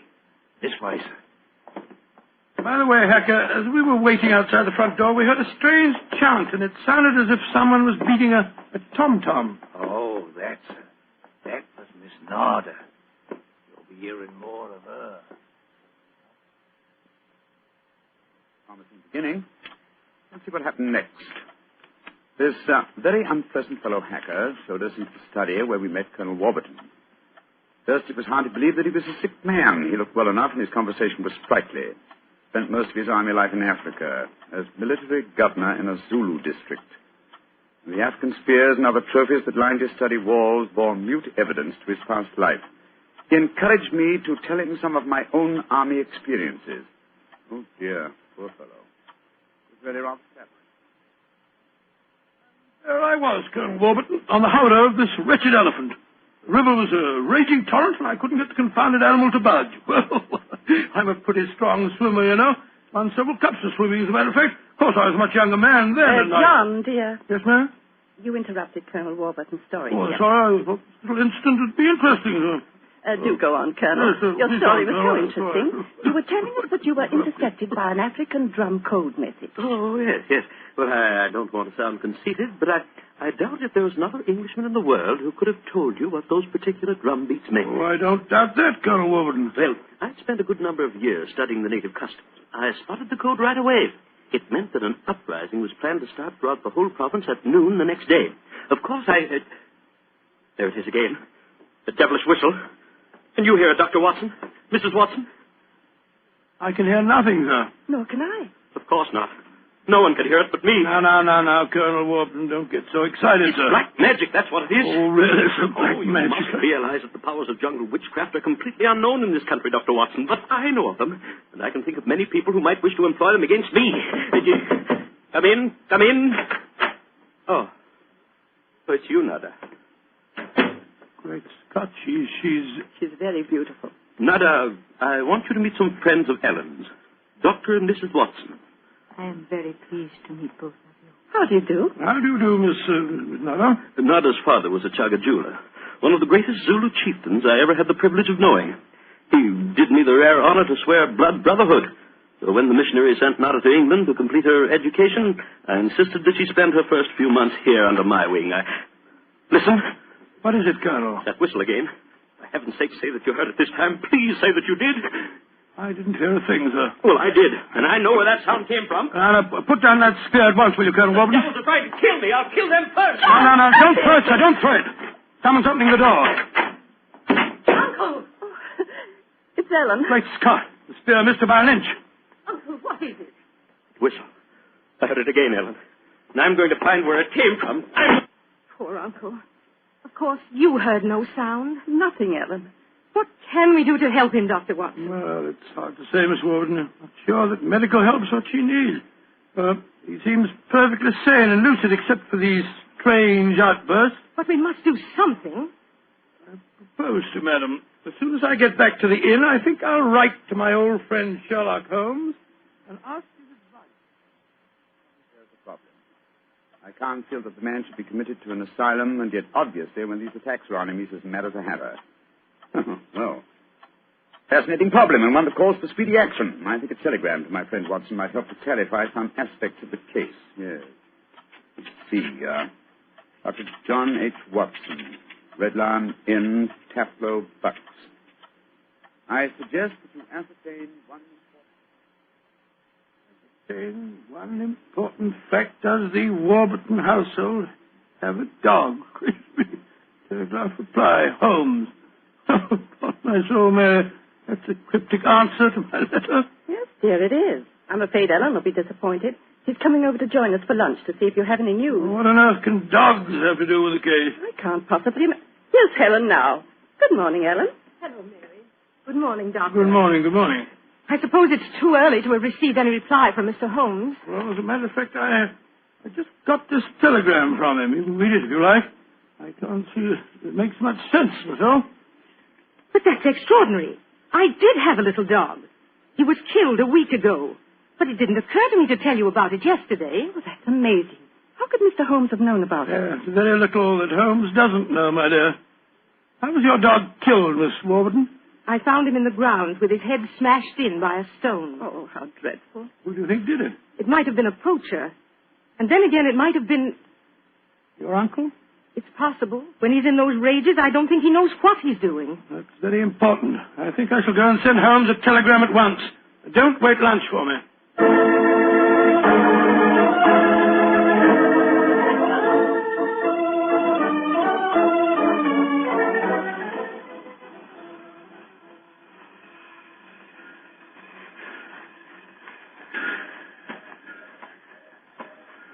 Why did we have to walk over to the station, John, dear? To see if there was an answer at the station telegraph office to the wire that I sent Holmes.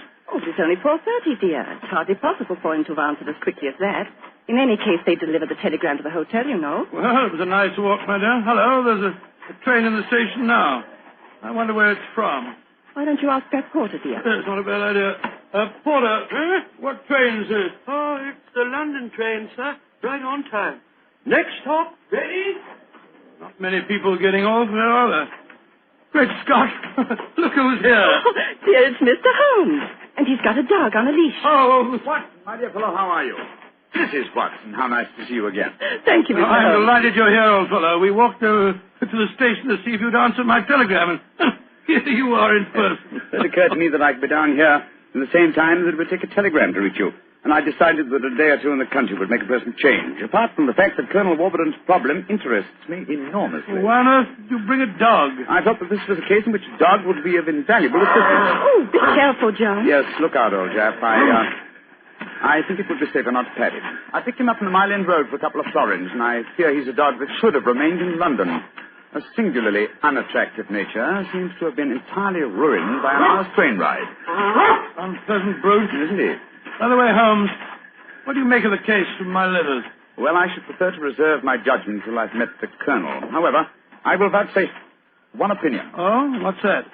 To paraphrase a proverb, don't disbelieve all you don't hear.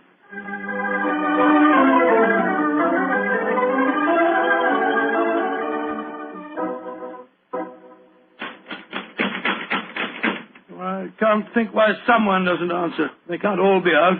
Well, while we're waiting, I think I'll tie the dog up to his feet here. I don't want my arrival to cause too much commotion. Quiet! Quiet! Don't you think perhaps we could try the door, John? Yes, certainly. It's a good idea. Hello. It's unlocked. Then let's go in, old fellow. Let's go in. Colonel Warburton? Colonel Warburton? Ellen. Ellen. What was the name of that butler fellow? Hacker. Yes, of course, that's it, Hacker. Hacker! We appear to be in an empty house. The dog! Oh, fool that I am, I shouldn't have left him here. Come on!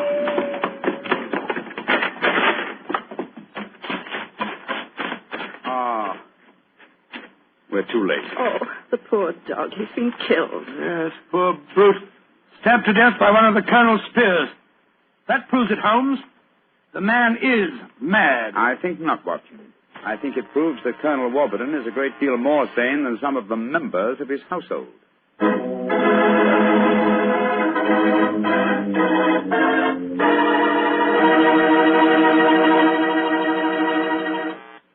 You'll hear the rest of Dr. Watson's story in just a few seconds. Time for me to remind you that there's one secret every smart woman knows. Simply, good wine makes good food taste better. And by good wine, naturally, I mean Petri wine. Try a Petri wine with your dinner. If you want a wonderful red wine, try Petri California Burgundy. If you want a perfect white wine, try Petri California Sothern. In fact, try them both. You'll agree, I'm sure, that next to your good cooking, nothing can do more for a meal than a glass of good wine. A glass of Petri wine.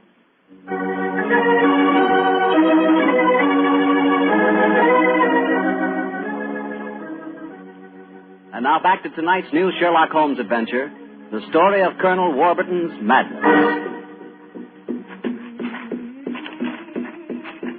Holmes, why are we heading for this barn?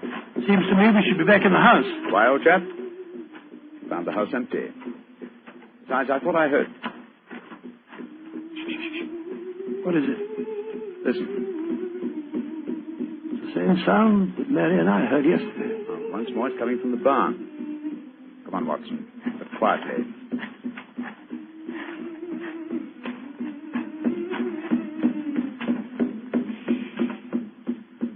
We can see through this window here.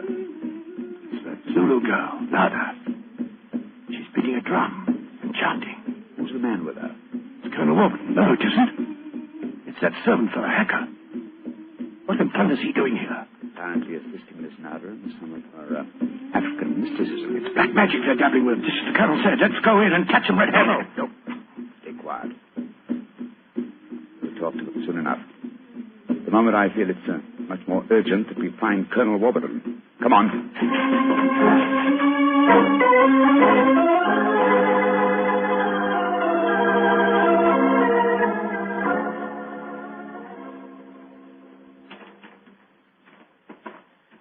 There's the Colonel, pacing up and down in front of the house with Mary and his niece, Miss Warburton. We shouldn't have left the women alone with him, you know. The man's dangerous. I don't think the women have been in any danger, Watson. Sam, dear, where have you been? Oh, well, Holmes and I decided we'd take a little walk. It proved very interesting.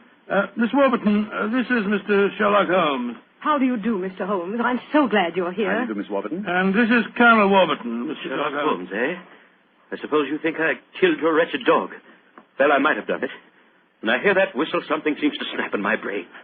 I might have killed it. Why doesn't your doctor friend certify me as insane? Send me where I belong before I do any worse, damn it. Poor man. Isn't there anything you can do for him, Mr. Holmes? I most certainly will try to, Miss Warburton. Watson, old fellow, I wonder if you follow the Colonel and give him a sedative. I'm afraid he has quite an ordeal before him. Of course I will, Holmes. Miss Warburton, where were you when my dog was killed? Down in the greenhouse. As soon as I heard the poor animal yelping, I ran up to the house. I see. Mr. Holmes, you are going to be able to help the Colonel, aren't you? I'm convinced of it, Mrs. Watson. That is why I brought a dog with me from London. But now that he's dead, I must obtain another one before I can proceed further with the case. Now, I wonder where on earth I can find John. Look. Huh? Down by the gate. There's a little girl walking with the dog.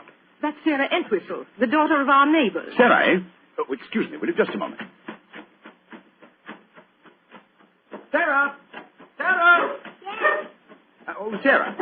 Sarah, my dear, what a pretty dog you have there. What's his name? It's a her. Her name's Boojum. What's your name? Holmes. Sherlock Holmes. Sherlock? That's a funny name. Yes, it is, isn't it? Look here, Sarah. Here's a nice, shiny half-crown for you. Why are you giving me money? Well, because I love dogs, and I want to borrow, what did you call him? Boojum. Boojum, oh, yes. I want to borrow Boojum for half an hour. Why? Well, I want to play with her, Sarah. You can play with her here. She's awfully friendly. Well, you see, I really want to take her for a nice walk. Why? She's just had one. Now, look here, Sarah. It's a beautifully shiny half-crown. Mommy's told me I mustn't take money from strangers. But I'm not a stranger. I'm a friend of Colonel Warburton. Having trouble, Mr. Holmes? Yes, I am, Mrs. Watson. You see, I want to give Sarah half a crown for borrowing Boojum for a short while, but she doesn't want to do it. Sarah, does Boojum like bones? Oh, yes. Loves them. We've got a lot of bones up at the house we'd like to give her. Have they got plenty of meat on them? Plenty. She can have a wonderful feast, and then we'll bring her back in half an hour. All right. Go on, Boojum. Now, promise you'll bring her back in half an hour. We promise. Yes, Sarah. And Sarah, what about the half crown? Well, I'll take it home and ask Mummy if I may keep it. Good. Goodbye. Goodbye. And take care of Boojum. Oh, she's a sweet little girl. Mr. Holmes, you're not going to expose Boojum to any danger, are you? None, Mrs. Watson. Otherwise, I shouldn't have borrowed her. I'm convinced that Boojum will give us the clue to what appears to be Colonel Warburton's madness.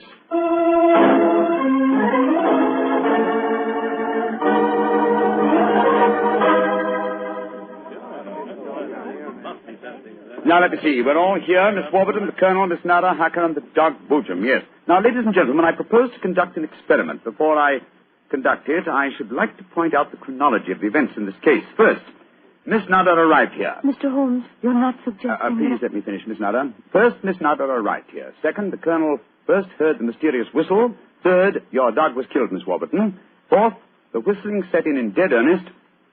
The Colonel Warburton and Miss Warburton. Doesn't that pattern suggest anything to you? No, I can't say that it does, Mr. Holmes. I don't see what you're driving at. Nor do I, Holmes. We should be more explicit. Very well, then I will. I shall now conduct my experiment.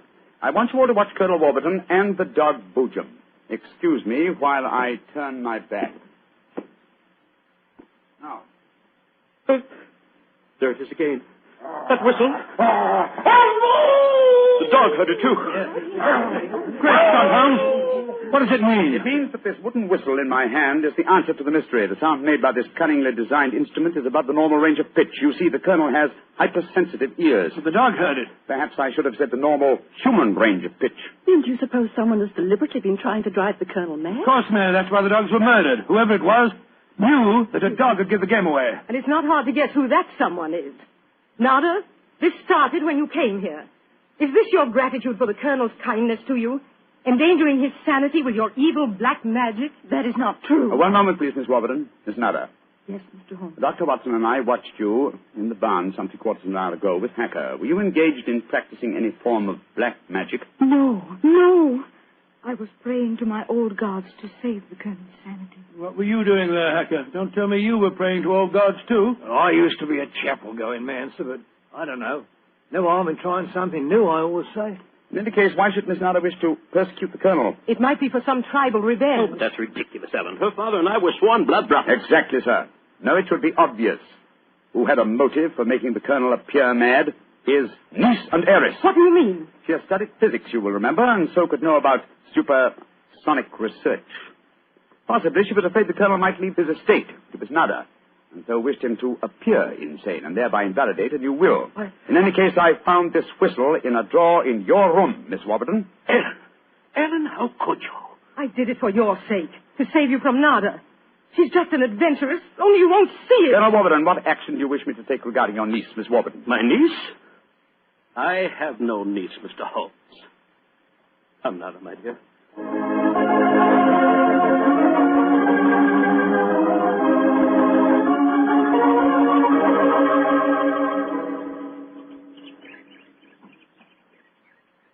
Oh, what an amazing case, Holmes. Mary, wasn't it clever the way Holmes solved it? It was very interesting, dear. I was quite enthralled. Oh, now I think I shall return to London and let you two finish your holiday in peace. Before you do that, Mr. Holmes, there's one thing we should do. What, Mary? Boojum. We promised, you know. Yes, of course. I think the three of us might walk her home. But before we do that, I suggest we rummage through the kitchen. The kitchen? What now for? Bones, dear. Exactly. And bones with plenty of meat on them.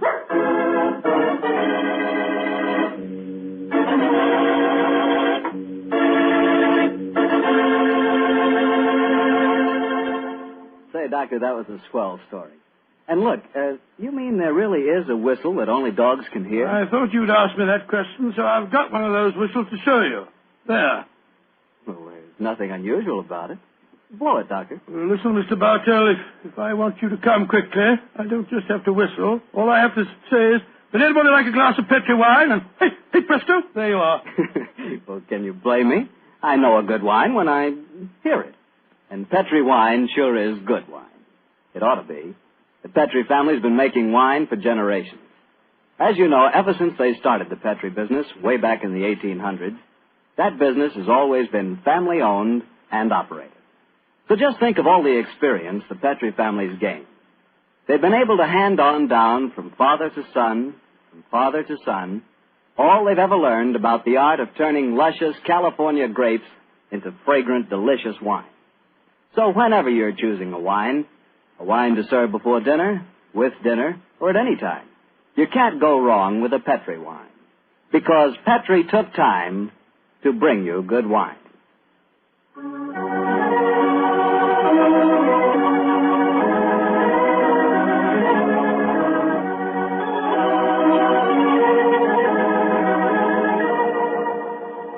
Tonight's Sherlock Holmes adventure is written by Dennis Green and Anthony Boucher and is based on an incident in the Sir Arthur Conan Doyle story, The Engineer's Thumb. Mr. Rathbone appears through the courtesy of Metro-Goldwyn-Mayer and Mr. Bruce through the courtesy of Universal Pictures, where they are now starring in the Sherlock Holmes series.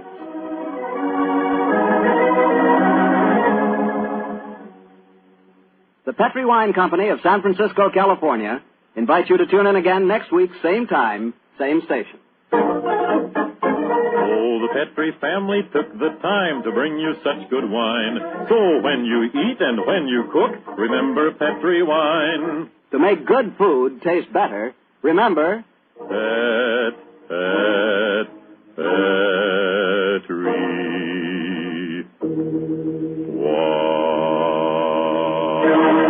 wine. This is Harry Bartell saying goodnight for the Petri family. Sherlock Holmes comes to you from our Hollywood studios. This is the Mutual Broadcasting System.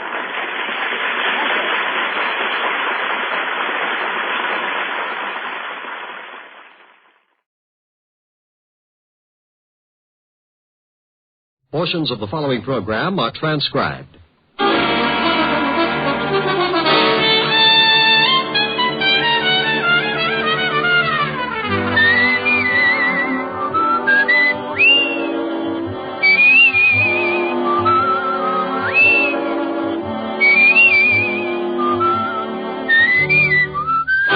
Here's Dick Powell as Richard Diamond, private detective.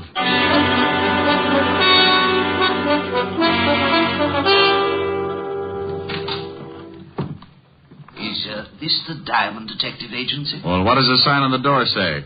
Yeah, the Diamond Detective Agency. And take a guess. Are you Mr. Richard Diamond? It depends. How much does he owe you? Nothing. You just want to speak to him? I do. You come as a client? Yes, I do. You have $100 a day in expenses? Yeah, I do. Then I now pronounce us man and client. Your name, please? My name's Thomas Jason. The stockbroker? You better pay cash. Oh, I'm retired now, Mr. Diamond. And to end this nonsense, here's your $100. Oh, thank you. Now, what's your trouble? It's Carol, my adopted daughter. We adopted her when she was 12, but my wife died shortly after. Frankly, Carol has been trouble ever since. And now? Now, I'm afraid it is no longer a matter of delinquency. Well, there have been several incidents that make me suspect that she's trying to do away with me. Oh, sweet girl. What's her reason? My money. In my will, she is my only heir. Why not change the will? I said I suspected her, but I'm not certain, Mr. Diamond. And you understand, it would be terrible to disinherit her if I am wrong about my suspicions. I simply must be sure before I change my will. She have any idea of your suspicion? Well, yes. This morning I did speak to her. It mentioned the possibility of cutting her from my will. She flew into a rage, made several terrible threats. Oh? What do you want me to do? Well, sir, I want you to... Oh, excuse me. Diamond Detective Agency, we have the only corpse with the lie-down design. Oh, Rick. Why don't you answer the phone right? Okay, Helen, baby. Diamond Detective Agency, Mr. Richard Diamond speaking. What? See, it throws you. Mr. Diamond. Honey, I'll see you tonight. I got a client. She? He. Good. Aye. You were saying, Mr. Jason, before I was so nicely interrupted. Yes, I want you to either prove my fears to be true or groundless. If I am right, I will change my will, of course. Where do I start? Come to my house at 3 this afternoon. Here's the address. I'll introduce you to my stepdaughter, Carol, as a business acquaintance. After you've met and talked with her, I'll give you what details I have about her threats and actions. Okay, Mr. Jason, I'll be at your place at 3 this afternoon. Good day, Mr. Diamond.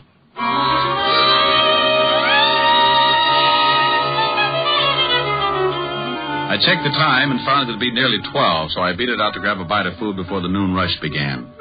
Cafes in downtown Manhattan at lunchtime can only be compared to a can of sardines after all their relatives move in.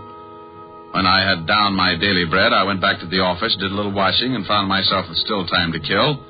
So being interested in my new client's problems and always liking a clear view of a new case, I dropped in at the 5th Precinct to see what Lieutenant Levison had on the Jason family.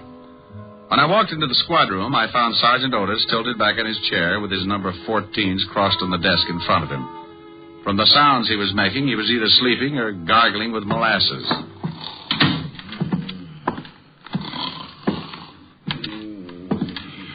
Sergeant Otis. Oh, boy. Sergeant Otis. Calm down. Otis, wake up. It's you, Showers. Patrol Leader Diamond with his stout-hearted brownies who were shocked by your dreams. Shame on you. Hey, how'd you know I was dreaming about a dame? I peeked. You know, I think I'll tell the lieutenant that you were sleeping on the job. Oh, no, please don't do that, Shamus. You start me pounding the beat again. Please don't tell him. Well, maybe I'll let you off the hook, but only if you tell Walt we're pals. That might stop him from giving me the devil about ribbing you. Pals? You mean friends? Buddies. Oh, no, I couldn't stand it. Hello, Walt. Okay, so where's the body? Nobody. You lost one? Now, you stop that. Well, get you. All bad because I can't find a body for you. Oh, please, Rick. What do you want? I just wanted any dope you might have on the Thomas Jason family. Jason? Yeah, the broker. Oh, nothing on him, but plenty on his stepdaughter, Carol. Like what? Oh, she's a regular. Usually D&D, drunk driving, disturbing the peace. You want to see the file? Yeah, it might be worth a look. Have my pal, Otis, bring it in. Sure, You what? My pal. What did you know? Otis and I are friends. Is that why he tries to hide under the desk every time he sees you coming? Call him in, see for yourself. You think I won't? Otis, get the file on Carol Jason. Bring it in here. Yeah, Lieutenant. Now we'll see. Friend, that's a laugh. It's a laugh yourself. You better be feeling good. Yeah, what do you mean by that? You'll see. Yeah, Lieutenant, here's the file. I'll take it, Otis. Thank you very much. Sergeant Otis, you have an opportunity to do me a great favor. Please, and without profanity, tell me what you think of Rick. Oh, he's nice. What? You're turning blue, Walt. I'll turn blue if I want to. What did you do to Otis? Dope him? You heard him. He thinks I'm nice. We're pals, buddies. I heard him all right, but I wouldn't believe it on the stack of police manuals. Otis, I'll give you one chance. What's this all about? The shamus told you, Lieutenant. I think he's a swell egg. A great guy. Thank you, Otis, my friend. Always kidding, but a good pal. Otis, do your feet ache? My feet? Why, no, Lieutenant. Well, they will. I'm sending you to a beat. A beat? Yes, in Yonkers. Oh, no!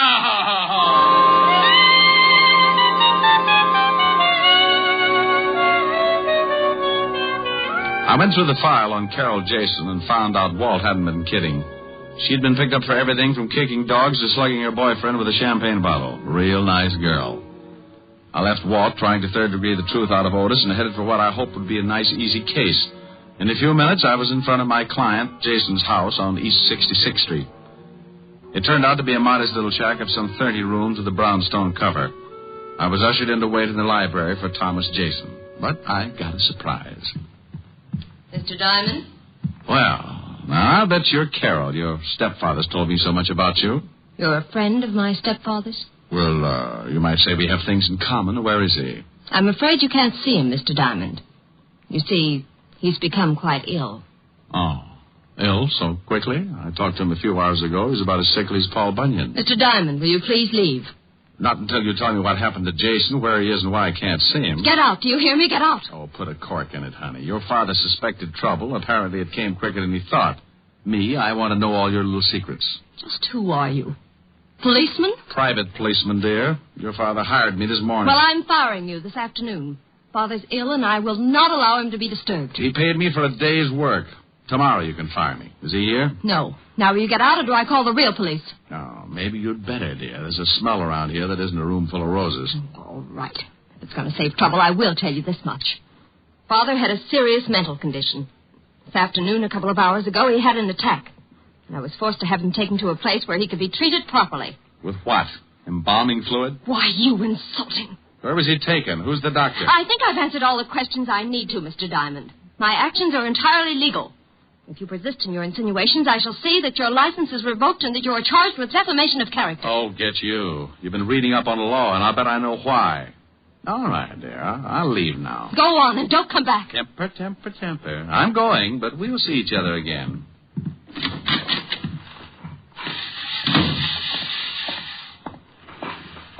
Hello, Pop. Got a minute? Yeah, I reckon so, mister. What's on your mind? Old questions.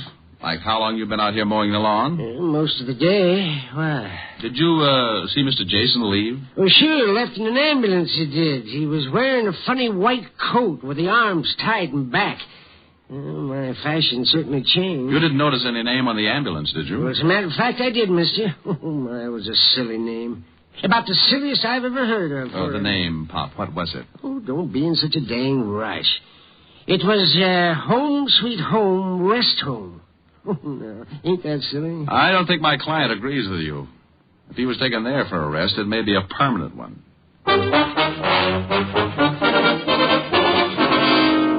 Next stop, a drugstore with a phone book.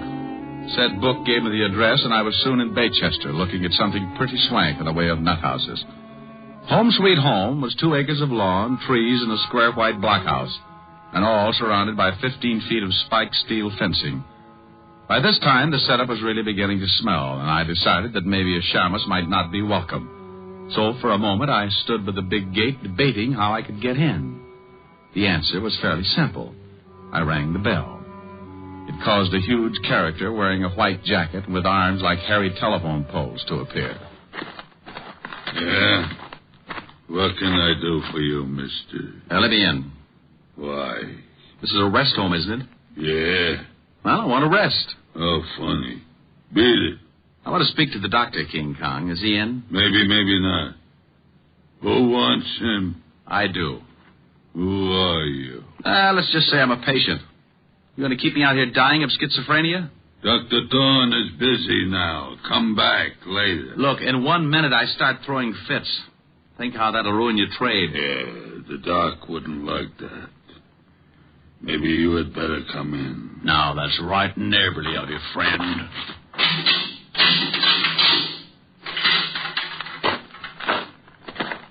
Wow. Nice place. For nuts? Please. I'm a patient, remember? So, if you're a nut, I should care. If you ain't, why should you? Now, that's a homely bit of philosophy. Tell me, what do you do here? Break skulls? I don't think I like you. And I'm a nurse. What a shock this will be to Dr. Kildare. I don't know him. Now, you wouldn't. His nurses are pretty. If he had to have you as a nurse, he'd quit medicine and take up playing the glockenspiel. Sally, you're nuts. Wait here. I'll get the doctor. Yes, nurse. Dr. Thorne, you got a patient, I think. All right, Brasso. I am Dr. Thorne, sir. What can I do for you? He's nuts, Doc. Be quiet, Brazo. Oh, he's right, Doc. I'm nuttier than a squirrel's hideout. Well, I'm afraid I can be of no assistance, Mr. Promise you won't tell? Did I promise? I am Sherlock Holmes. What? H-O-L. I can spell. I'm afraid you've come to the wrong place, Mr. Holmes. This is a private sanitarium, and certain procedures must be followed. I have money I can pay, and I want to stay here. But, Mr. Holmes, you must be examined by a doctor and committed by a relative. You're a doctor. Examine me. But your relatives. You can't commit yourself. Why not? I demand my rights. Oh, this is preposterous. This is not a hotel. You can't just come in and register. Tell me, who's your doctor? Where is your home? Well, look. Tell you what. You let me stay here for the day, and I'll tell you who my doctor is. And if you don't let me stay, I'll tell everyone what a bad place you have. You said something about having money. Just how much money? I've got a mattress full. Can I stay? Perhaps it can be arranged. Though, of course, I must examine you. Of course. And there will be a certain fee, you understand? I'm beginning to. Tell me, Mr. H-O-L. Stop! You certainly are most annoying. Tell me, why do you want to stay here anyway? Well, I've got to stop the plot. The plot? You know about that? Sure. You plan to rub out Fearless Fosdick, but I'm not going to let you. Oh, I see. Tell me, do you have any dreams? Well, of course. I have dreams about eating ice cream cones, and oh, what a mess they are. What's so messy about eating an ice cream cone? My mouth is always filled with BBs. BBs? For my air rifle, stupid.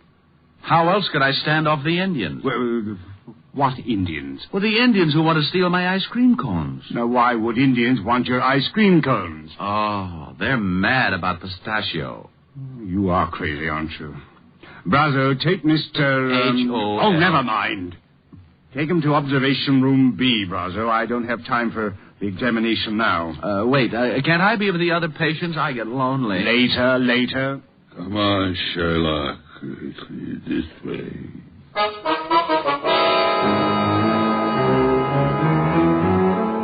Well, I was in, thanks to the good doctor not being able to pass up a possible easy buck. The big ape Brazo led me to a small room with bars on the window and a spring lock on the door. When he left, I made like a smart gumshoe and went after the lock with my penknife.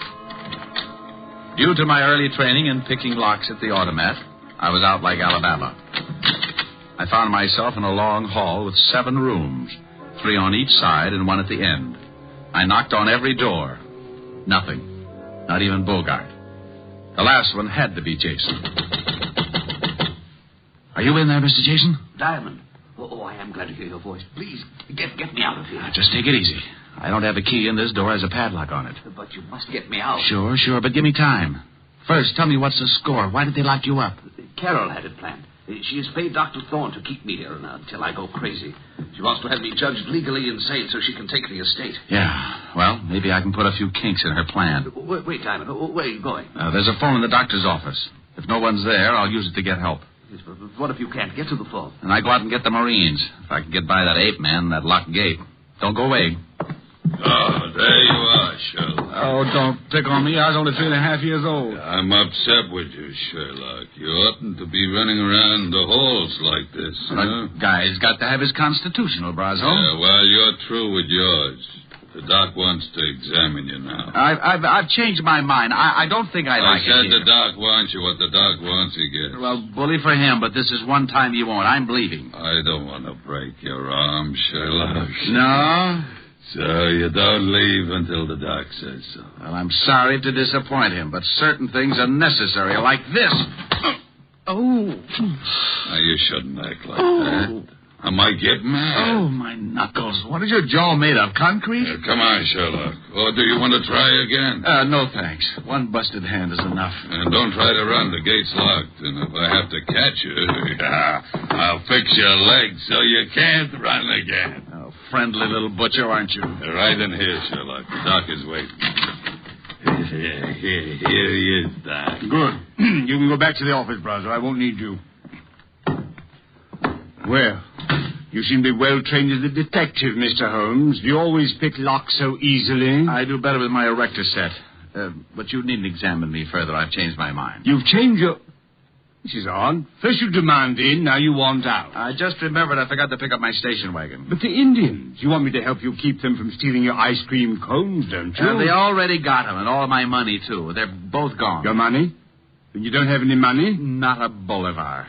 Now, may I go, Doctor? You're going to stay right here, Mr. Holmes. There's something peculiar about the way you've recovered from your illusions. Doc, Miss Jason to see you. She's in your office. Very well, Brazo. Stay here and guard this man, whoever he is. Holmes, H-O... Will you shut up? And make sure he stays put this time, Brazo. I have some questions I want to ask him. He won't go no place, Doc. He'll go ahead to the office. Well, Carol, this is a pleasant surprise. Come to visit Jason. Thorne, our plans will have to be changed. Changed? Something has come up that may cause an investigation of stepfather's illness. We can't afford to take a chance of that. But we can't let Jason go now. I had no such intentions. He must be taken care of tonight. Taken care of? But that's impossible. How could He must be gotten rid of. What? Oh, no. No, I didn't bargain for murder. Look, Thorne, you're in and you stay in. I paid you $10,000. Don't forget it. But why all this sudden rush to change our plan? Why can't we A private detective came to see me this morning. He was hired by stepfather. I knew he had suspicions, but I didn't know they'd gone so far. A detective? Oh, he can't act legally, but he's the sort to cause trouble. Detective. Private detective. Sherlock Holmes. He's rambling about. I'm afraid we're in serious trouble. Come with me. What? Your private detective. I think he's already found Jason. Come on. You wouldn't like to earn $100, would you, Brazo? No. It is you, Diamond. Uh-oh, fun's over. Thorne, you fool. How'd he get in here? He said he was a patient, Carol, and I swear he seemed crazy enough. He probably said he had money. You seem to understand each other, honey, but do you mind? I'd like to take Mr. Jason home For now. a couple of extra dollars, you let him walk right in. Oh, Thorne, you're an idiot. I suppose he found Jason and talked to him. Well, he did get out of his room and wander about. Well, that's great. So now he knows the whole works. Too bad, baby. Your plan is kaput. Not quite, Diamond. You've just talked yourself into real trouble. This gun says for you not to get any bright ideas. My IQ just dropped 30 points. Shut him up, Brazo. Sure. Hey, now, wait a minute. Oh! Now stay with him while Thorne and I make arrangements. We won't be long. Do I get the... Yes, Brazo, when we're ready. Come on, Thorne. I want to talk to stepfather.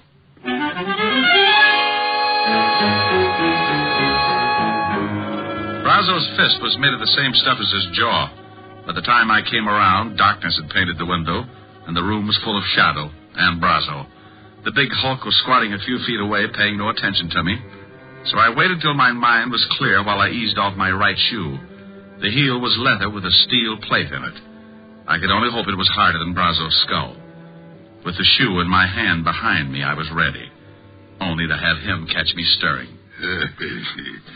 Coming to, Shamus? Yeah. Hand me my cigarettes, will you, Brazo? You need a smoke, huh? Sure. Where are they? Fell out of my pocket over there behind you. Where? I don't see it. Say, that's not... Need another?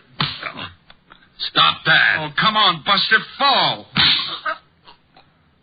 Well, is little old Brazo finally getting sleepy? Happy New Year, Buster.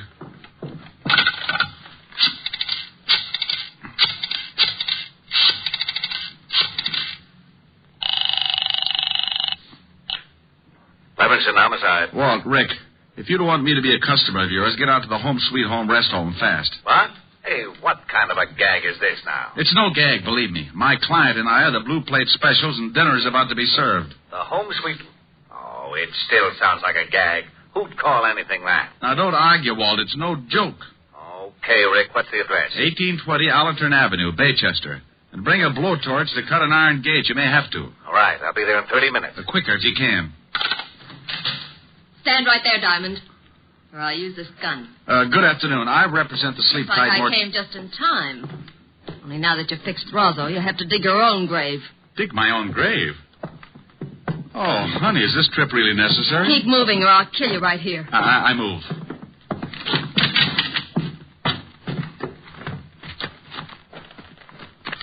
Keep going. Over there behind those trees where Thorne and Jason are. Well, is Jason... He's alive, but not for long. Where's Brazo? I thought he was going to... Diamond knocked him out. They can dig their own graves. There, the shovels. Get busy. Carol, please, you may have the money, I swear. Shut up and dig. Carol, this is... Just work the shovel.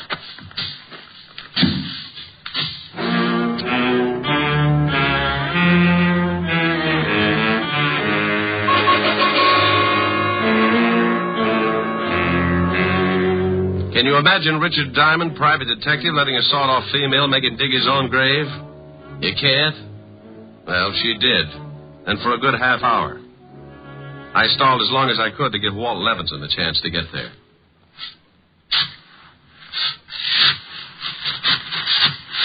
That's enough. I said that's deep enough. Oh, please, I'm just started. You're finished. Jason, get into that hole with him. Very well. I guess this is it, Diamond. I'm sorry to have dragged you in. Well, that's a horrible way to say it. Don't we get time for a last cigarette? No. Thorne, take this gun. What? Oh, no, I'm not going to kill them. Shut up and take this gun. Oh, don't do it, Thorne. Be a man about it. Here, Thorne. Don't be such a weakling. 2 shots and it's over. No, it was your idea. I'm no murderer. Shut up, boy. Stick up for your rights. You shut up. Thorne, do you do the job or do I make you number 3 in that grave? You wouldn't dare. You need me. Shut up, boy, Thorne. Tell her. Go on, Thorne. Take the gun. No, I can't. I just can't. Not like this. You weakling. I'll do it myself. Now, turn around, Diamond. Oh, now, look, baby, this thing's getting out of hand. You shoot me and the law will be all over the place. Not until I've filled that grave in over you. I called them, baby. Oh, you're lying. Am I? Well, just turn around and take a look at that lovely big fat policeman standing over there by that tree. You really don't expect me to fall for an old slut like that. Well, if you don't, you'll fall for something. It's your funeral. No, it isn't. It's yours. All right, lady, drop it. What? Why, you... Smarty. I'll tell you anyway. Carol. Rick, what the devil's going on here? What are you doing down there? I'm looking at the girl. I think you shot her pretty bad. Who are these 2 guys? The guy with the castanet knees is Doc Thorne. Better put the cuffs on him as an accessory. But you can't do this. I was the one that refused to shoot you. Oh, stop licking my hand. You can tell it to the precinct judge. Otis, snap the cuffs on them and take him out the car. Sure. Come on, you. Now, what about this other guy? The girl's stepfather. How do you feel, Mr. Jason? Sick, Mr. Diamond. How about the girl, Rick? Shall I call the ambulance? I don't know. Carol. Well, Rick? Take your time, Walt. She's not with us.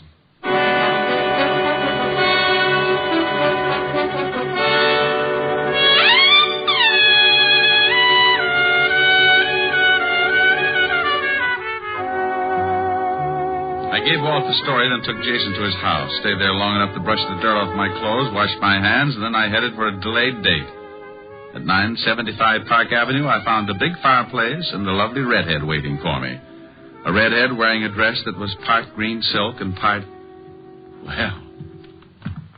I'm the library, darling. Come on in. Hello, Helen, baby. You sound like you found oil in the basement. What's with the cheer? Me? Isn't it always? I like you. I like the way you say that. Looking up at me with those big green eyes. They're not green. They're hazel. Oh, are they? Let me look closer. Not until you sing for me. Sing? Oh, honey, I'm tired. I want to rest. No, you don't. No, over to the piano. Rick, not here. But, Helen, all I wanted to do was... I know, Rick. Oh, you've been using that Ouija board again. I don't want to sing. Now look at my eyes. Close range? Contact. I'll sing. That's better. Like, you must have been a beautiful baby. I love it. You must have been a beautiful baby. You must have been a wonderful child when you were only starting to go to kindergarten. I bet you drove the little boys wild. And when it came to winning blue ribbons, you must have shown the other kids how. I can see the judge's eyes as they handed you the prize. I bet you made the cutest bow. Oh, you must have been a beautiful baby. 'Cause, baby, look at you now. Like that? That was wonderful, Rick. Come here. About time. Oh, Rick. Do you think you can do that and sing, too? Honey, when you look at me like that, I could kiss you, sing, and knit a whole sweater at the same time. Rick, could you? Want to try? The sweater will take years. I'll buy that. Come here, we'll start with the neck. Rick. You know something? What? I may even knit you a whole suit.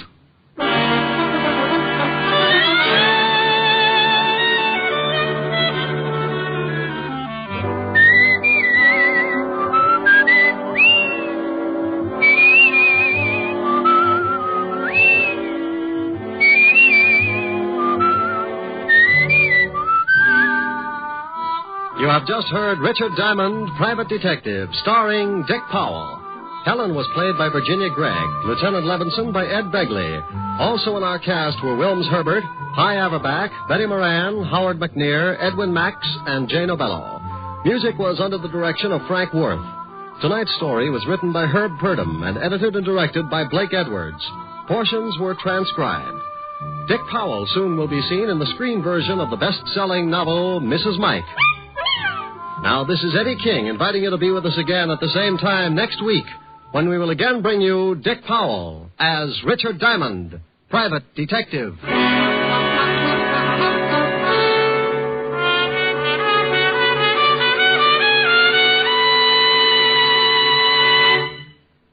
How much is your life worth? Think about that for a minute. Is it worth a little care? Well, that's all that's needed to protect it on America's streets and highways. Only your careful driving and your acceptance of personal responsibility for your own life can guard you from the dangers of the road. The price that you may pay for carelessness is a high one, and it's a price that thousands upon thousands of accident victims have already paid. Their gamble with death behind the wheel is a stark warning. A warning that an accident can happen to you. Last year alone, some 32,000 persons were killed in traffic accidents, and well over 1 million others were injured. Smash-ups have averaged more than 1 a minute, every minute of the day and night. These are the facts of traffic dangers. As for the facts of traffic safety, well, they all boil down to just 2 facts. Careful driving by automobile owners, careful walking by pedestrians. So drive carefully, walk carefully. The care you take may save a life, and that life may be your own. Saturday night is packed with entertainment when you stay tuned to NBC's star lineup of shows. Each Saturday, make it a point to listen to NBC. You'll hear Hollywood Star Theater, Ralph Edwards' Truth or Consequences, Your Hit Parade, A Day in the Life of Dennis Day, The Judy Canova Show, Grand Ole Opry, and songs by Morton Downey. Now, stay tuned for Lionel Barrymore and Hollywood Star Theater on NBC.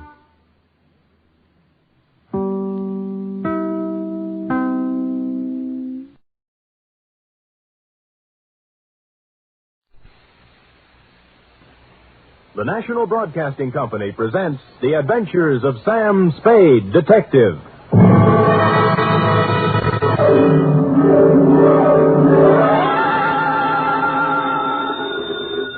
Sam Spade Detective Agency? Me, sweetheart. Sam, would you mind telling me where you are? Not at all, Effie, not at all. Let's see. I'm at the Ilrig Dana Rab Etile Seagrog. I don't understand it, Sam, but I think I caught the word grog. Oh, you're shrewd, Effie. You see, I'm on the inside, and the lettering is printed on the outside. Now, if you'll wait, I'll go outside and read it the right way, and then come inside and... Never mind, I've already guessed. You're at George's Elite Bar and Grill. Cracked. Sam, after me, you promised me you wouldn't.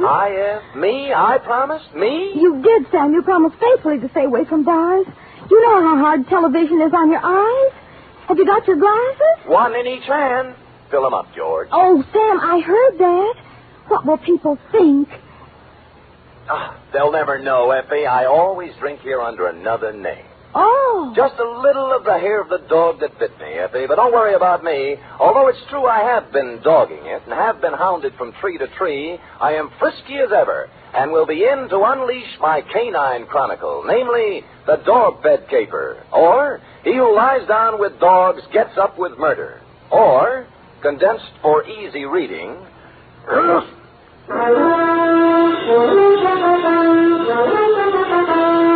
For NBC, William Spear, radio's outstanding producer-director of mystery and crime drama, brings you the greatest private detective of them all in The Adventures of Sam Spade. Effie? Here I am, Sam. Here I am, Sam. Effie, did you ever write poetry in school? Well, I was known as Emily Dickinson of Central High. I thought you had a touch of internal rhyme scheme there. I doodled a little poem about you today. Really? Well, redoodle. There was a detective named Spade with oodles of brains in his head. Clever, clever. But when he took up drinking, he forgot about thinking. Now give me the punchline. And Effie has stayed quite unpaid. Well, a little rough but cute. Did you get the idea, Sam? Never could make any sense out of poetry. Ready? It's getting close to Christmas, Sam, and Pencil point? I've used my last pencil, and I don't really have enough money to buy Please, Effie, I have no head for figures. All right. I give up. From Samuel Spade, license number 137596. Subject, the dog bed caper. Oh, Sam, I hope this is going to be all about dogs. I belong to the tail waggers, you know. Yeah. And I've read all the books by Jack and Yeah. I just think Down, Effie. Strangely enough, you will not meet a single dog in this story. Actually, this narrative has little indeed to do with our four-footed friends or their beds. And I'd change the title now, except that it's already gone out for publicity. Dear Dundee, it all started with a phone call to my secretary, Miss Effie Perrine, a doll, requesting my inimitable services at the investment counseling firm of Cameron Incorporated. Clearing everything off my desk, 2 shoes with feet in them, my own, I went over. The firm of Cameron Incorporated was obviously not for the pushcart set. It was plush, ankle-deep rugs, imported drapes, and the receptionist. She had a plushness all of her own. I said hello in my plushiest voice, and she liked it. She said so. Oh, I like the way you said that. Say it again. Life is too short to go back even for a moment. The past is a dead thing, the present dying, only the future alive and vibrant. However, hello. Is there something? There is. Could I ask a question? Why not? I will rephrase the question. What time do you stop working this evening? Around 6. Care to have... Why not? There's a little bar around the corner, okay? Why not? Why not, indeed? Bring your own money? Well, come anyway. Your name? Celeste. Mine's Sam Spade. Who's Mr. Briggs? He called me. Major Briggs? Why, he's our chief accountant. I just happened to have my door open. Did I hear someone inquiring about me? This is Mr. Spade, Major Briggs. How do you do, Major? It's a pleasure to meet you in person, Mr. Spade. I'm the man who called you, you know. I'm grateful, sir. Now, what is it I can do for you and Mr. Cameron? Oh, it's not for me that I called. I haven't a worry in the world, and it's Miss Cameron. Oh. Old Cameron's been dead for many years now. I see. Whatever she wants, Mr. Spade, do a good job. We are all counting on you. Will you please announce Mr. Spade, Miss Roberts? Certainly, Major. If you'd excuse me. Nice to have met you, Major. Miss Cameron? Yes? Miss Spade's here. Send him in, please. Go on, Sam. Have fun. Think I might? Why not? That girl had the most beautiful double entendre in town. Well, to get on, Adela Cameron was a career woman around 29, although the tailored suit made fine detective work difficult. No makeup, severe hairdo, and in spite of all this, chic. In fact, as we shook hands in a most businesslike manner, I had the feeling that something warm might well spring up between us. Something like a warm mutual dislike, maybe. But something. Most men simply cannot be told anything in confidence. They gossip. That's a switch. I don't appreciate your humor, Mr. Spade. I accept your apology. I will tolerate you because of your reputation. All right. I'm going to give you a very difficult job to do. Miss Cameron. What is it, Major? I'm sorry to interrupt you, but Courtney Pierce is on the phone. Mr. Spade, this is Major Briggs, our chief accountant. We've already met. Mr. Spade. Now, Adela, Pierce wants us to unload his short-term governments and buy American cattle. He's dividend crazy. AMCAT's declaring one in January, and he wants it. Well, let him do it. Well, I just want to protect your interests. You know what will happen to AMCAT after February. They'll drop 10 points, and he'll blame us. I went through this with your father when you and Greg were... That's right, Major. Well, tell him we advise against it. But if he persists, ask him for a release in writing. That's what I thought you'd do. That's the way your father would have handled it. I just want to protect your interests, my dear, that's all. I know. I just want to protect your interests. But don't worry about it. You know, we're not children anymore. All right, my dear. Where were we? Oh, you were giving me a difficult job. Oh, yes. Here is the business address of Mr. I.J. Barco. He's a wealthy manufacturer, a client of ours. I want you to find out everything about him, especially anything unsavory. Sorry, I don't do divorce or blackmail cases. Mr. Spade, this is not a divorce investigation. All right, what is it then? Why do we want a client shadowed, I believe is the expression? That's it. Because we believe he is investing money through us for some racketeers. If that were true, we would, of course, have to drop him. But we don't want to lose his business just on suspicion. I see. Find out anything you can about him. I'll give you $50 a day in expenses, 1 week guarantee. Will you consider the job? I have considered and taken the job. By the time I'd reached the door, she had already forgotten me and was hard at work on some papers. Outside, I planned to dally a few moments in idle chit-chat with Celeste. But before I had the chance, I was accosted by a husky young chap whom I'm afraid was a Princeton man. What were you talking about in there, Spade? Oh, you have the advantage, sir. Who are you? Gregory Cameron. Now, come on. What was Adela telling you? Well, if you step to one side, you can walk around me and ask her. Look, don't pull that cagey private detective routine on me. I pack a little weight myself. Well, pack it somewhere else, sonny. I asked you a question. I expect an answer. There's your answer. Any more questions? He didn't feel much like talking then, and I was so irritated I walked out without saying goodbye to Celeste. When I reached the street, the white-haired old gentleman, Major Briggs, hurried out behind me. Mr. Spade, please don't think too badly of that boy. I've known him from the cradle. He's in a difficult emotional state at the moment. Sure. As far as I'm concerned, Major, it never happened. You're a kind man, Mr. Spade. I could tell that when I first saw you. You're just the sort of man Miss Cameron needs. Well, I hadn't looked at it that way. If you require anything, don't hesitate to ask me. I've been with this company 40 years before those two children in there were born, and I know how difficult life can be at times. I just want things to go well for them. I'll do my little part, Major. Bless you, son. Bless you.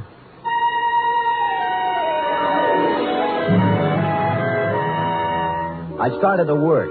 The card Adela Cameron had given me revealed that my quarry, Mr. I.J. Barco, was of all things a manufacturer of dog beds. I sat down on a hydrant to think this over and then followed the scent of horse meat on over to his factory on South Dolores. It was built in the shape of a large doghouse, and outside stood a billboard with the message, "A survey of independent dog tracks, kennels, and canine corps proves that dogs choose Barco beds 2-1. I had to get a look at Barco himself, and so ruffling up the hair on the back of my neck, I trotted into the building, sniffing and wagging my tail in a very friendly manner.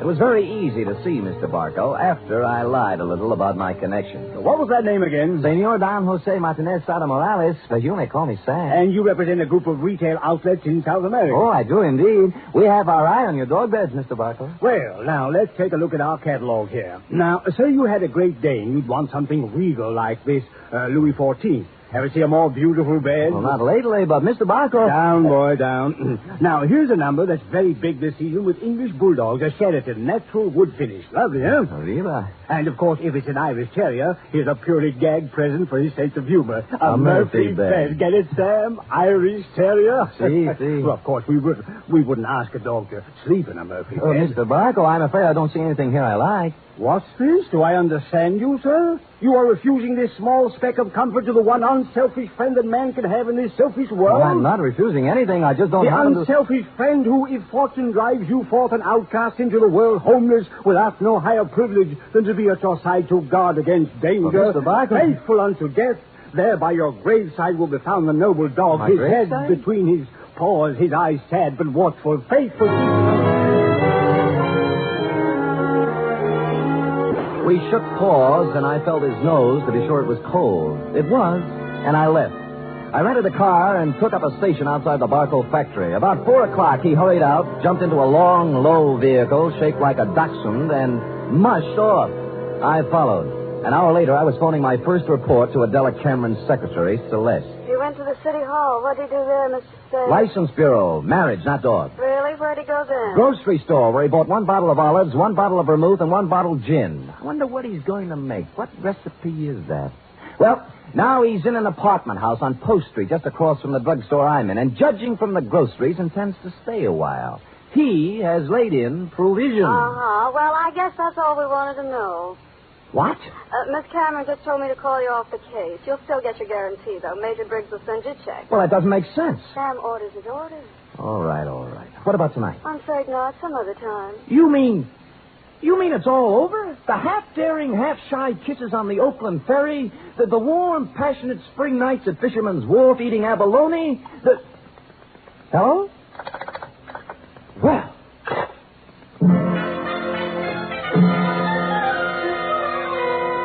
Puzzled, as who wouldn't be, I walked slowly back to my car. But before I had a chance to get in, I saw I.J. Barco hurry out of his apartment house. But he didn't enter his car. He came right for me. Spade!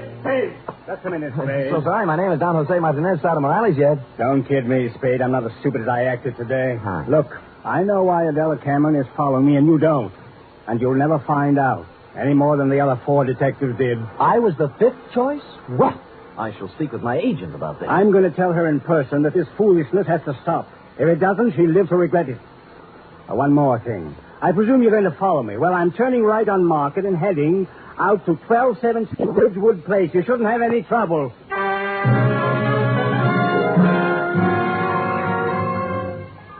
And with that, he spun on one heel and trotted to his car. He took off, but when I went to my car, it wouldn't turn over. And when I lifted the hood, I found out why.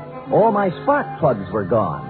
I picked up a new set at a service station, looked up Adela Cameron's address in the phone book. It was 1217 Ridgewood Place. And a good half hour later, I got there. Barco's car was out in front. No one answered the door, but it was open. Adela Cameron was a crumpled heap on the living room sofa. Oh, Sam. Sam, help me, please. All right, Miss Cameron. Let me look at you. You hurt? No, I'm all right. It's him. Where? The bar.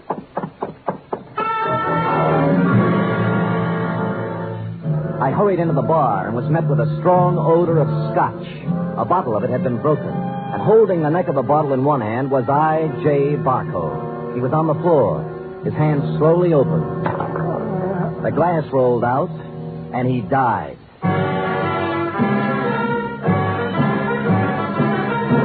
You are listening to the weekly adventure of radio's most famous detective, Sam Spade.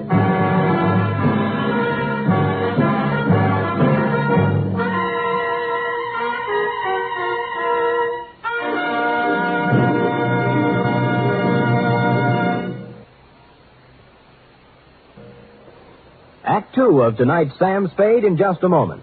Meanwhile, here's news of other goings-on on NBC.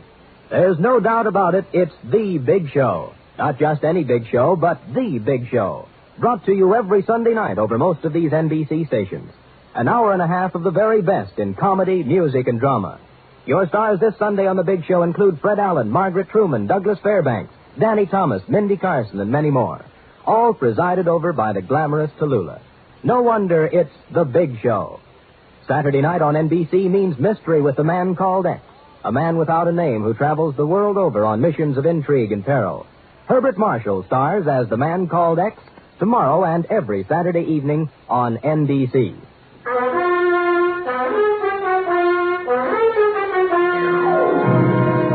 And now back to the dog bed caper, tonight's adventure with Sam Spade.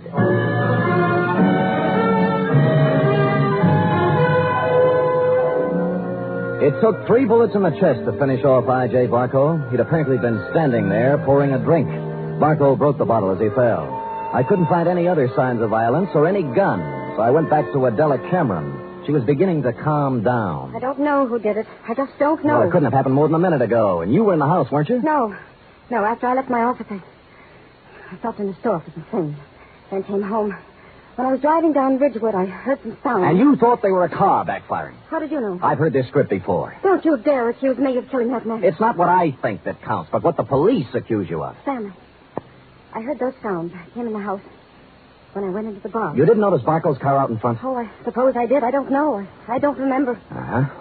What are you calling? Homicide. Sam, wait a minute. Listen, please. Wait for what? I want to tell you some things. All right. Go on. I kind of get the feeling I was hired to put the finger on the dog's best friend. That's not the way it was. The last thing in the world I wanted was for him to be killed. Oh, murdered, I mean. All right, what did you want? I'll tell you the truth. Why I really had you watching Barco. I'd be curious. We handled his investment account. My brother Gregory... We ran into each other. I heard. Well, Greg took $150,000 of Barco's money and invested it, without my knowledge, in a television company. I hear that medium's making money. But it turned out this company was just a front for some men who wanted to build a gambling syndicate up north. You mean your brother didn't know that? He knew, but there was supposed to be big money in it. He was going to give Barco a good profit and take the rest for himself. And Barco found out and threatened suit or something. He never would have known, but the deal fell through and the gambler said the money was gone. Then he asked about the investment. What could Gregory and I tell him? What did you? Unfortunately, the truth. We said we'd make up the money with interest, but he only gave us 90 days. We couldn't get it by then. So you didn't shoot him, your brother did, eh? No, Sam, no, he couldn't have. I know Greg. He'd have more sense. In my brief meeting with him, I didn't think he had any sense. Just one more thing before I call the police. And don't call them. Help me get him out of here. Somewhere. No dice. Sam, don't let my whole life be Stop it. You set me on Barco to find some blackmailing material, yes? Yes. And then why did you suddenly call me off the job tonight? I didn't. Your secretary said you did. I didn't tell her anything of the sort. Can I have that phone now?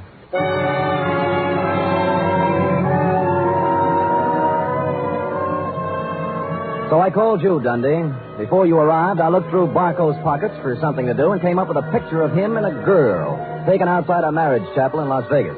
The girl was Celeste, Cameron Incorporated's plushy secretary, several years younger and 2 shades less voluptuous. Her address, 627 Finley, was supplied by a now hysterical Adela Cameron. No one answered Celeste's door, but I heard a shower going inside, so I took the liberty of entering. Persona non grata. There is. Well, who is it? Come out and see. Oh. No false moves now. Keep that towel right where it is. Am I doing here detective work? And I must say I've already found out a great deal. Well, Sam, I'll admit I did express some interest in you, but if you recall, I told you not tonight. It's my only night off. Sam, please leave. I don't want any difficult feelings. All right, we knock off the cute touches and get down to business. You were married to I.J. Barco, right or wrong? Wrong. Wrong, it's right. You were married in Las Vegas at the chapel of the Flamingo Hotel, the towel. I was only married one day. My parents had it annulled. I was underage. Well, you don't have to worry about him anymore. He's dead. No. Shot 3 times at close range. Oh, no. In Adela Cameron's house.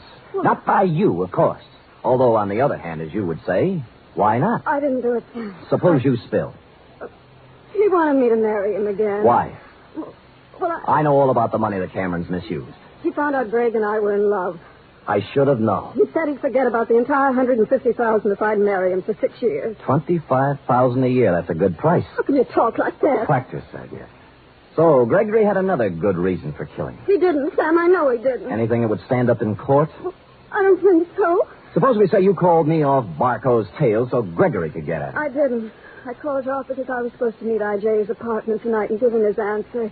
I couldn't do it with you there. Flimsy, but it might hold. The truth. I was going to see him, but I changed my mind. Any particular reason?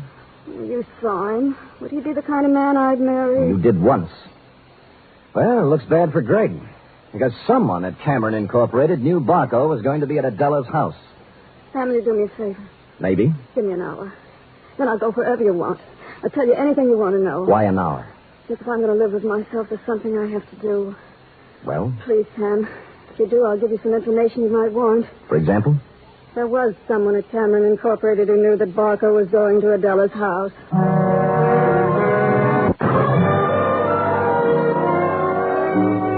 She must have known I was going to wait outside and tail her, but she didn't, because without once looking over her shoulder, she emerged from her apartment house, slithered into her car, and led me directly down to the railroad station. She met a man in the waiting room, threw her arms around him, whispered something in his ear, and they hurried out to track 7.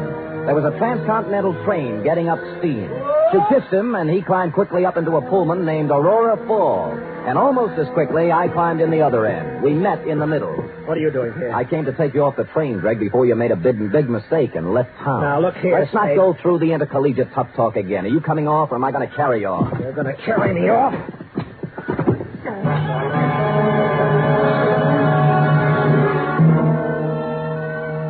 And I did. Celeste was gone, and he revived when he hit the cool air. I let him out of the station as unobtrusively as possible. Then we went down a side street to where my car was parked. That's where he began to show signs of life. Spade, look. You're all wrong. Guy's got a right to leave town when he wants to. I'm going to sue you from here to the city hall and back. Shut up and get in the car. Celeste just told me about Barco.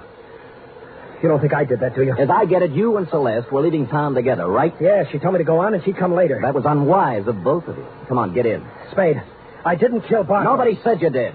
Now, if you kindly get in the car and give me an address I want, and you know, we'll go see who did kill I.J. Barco.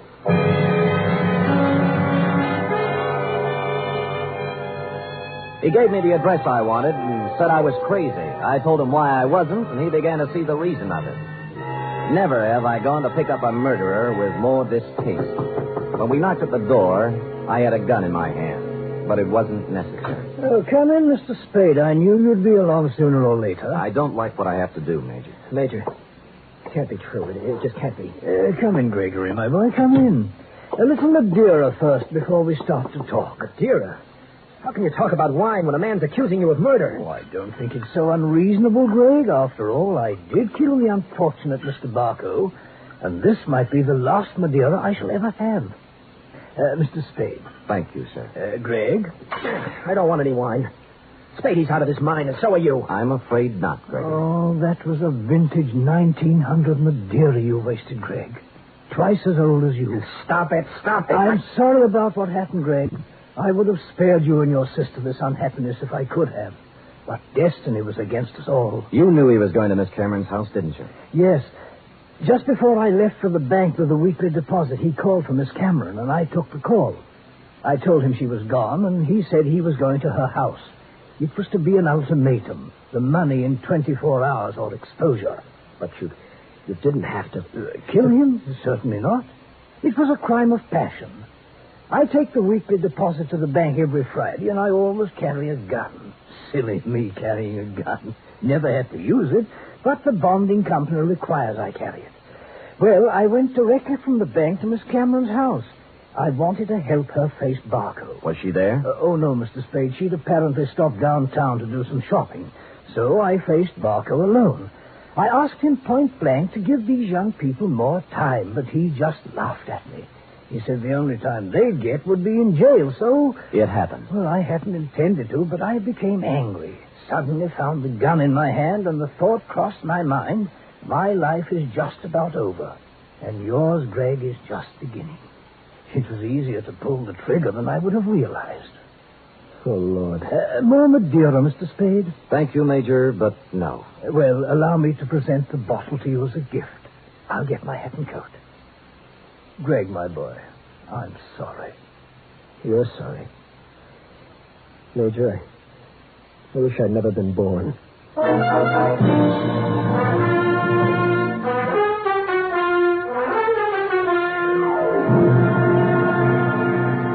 Period. End of report. Oh, Sam, I wish I hadn't either. Hadn't what? Been born. That poor man. Yes, our racket. It is. And poor Gregory. He'll have to go to jail for something, too. He will, Eth. He will. How about typing it up? Well, I hate to, but I guess it's my duty.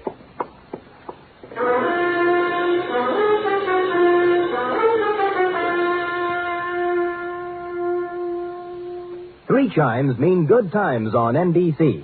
There's no cover charge at Duffy's Tavern. Just keep your dial on this NBC station this evening as Archie the Manager, played by Ed Gardner, and his remarkable friends serve up another Blue Plate special of grilled English language, fresh laughs, and whimsy a la mode. Another Friday fun favorite is The Delightful Life of Riley, starring William Bendix as the beleaguered Chester A. Riley.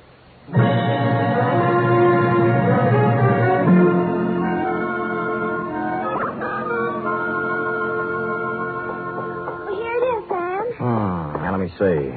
Uh-huh. Murder's all in place. Gunshots indicated. Dundee's grammar edited. My astuteness emphasized. Yeah, you've learned your job well, Effie. Oh, I'm glad you're pleased, Sam. Wait a minute. What's this? What? P.S. Dundee, hands off Celeste Roberts. She's mine. Effie, what's the meaning of that? Well, you are going back to see her, aren't you? After the way she threw herself at you, no? Do you think she's my type of woman? Oh, Sam, I think every woman's your type. Every woman but me. Now, Effie, come here. Would I have you working in this office if you weren't my type? Guess not. Well, then let that thought be your comfort. The world can have all the Celeste Roberts it wants as far as... Oh, I can't go through with it. You see, Sam, you can have if you want to. But in the end, I know you'll come back to me. I never doubted it once. Oh, Sam, you don't know how much you mean to me. Yes, I do, Effie. 3 weeks back salary. Oh, you. Good night. Good night, sweetheart.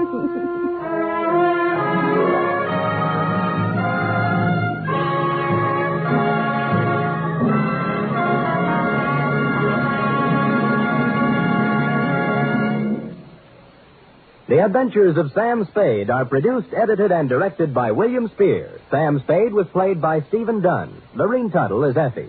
Script for tonight's adventure by John Michael Hayes and Dick Powell. Musical scoring by Lud Gluskin, conducted by Robert Armbruster.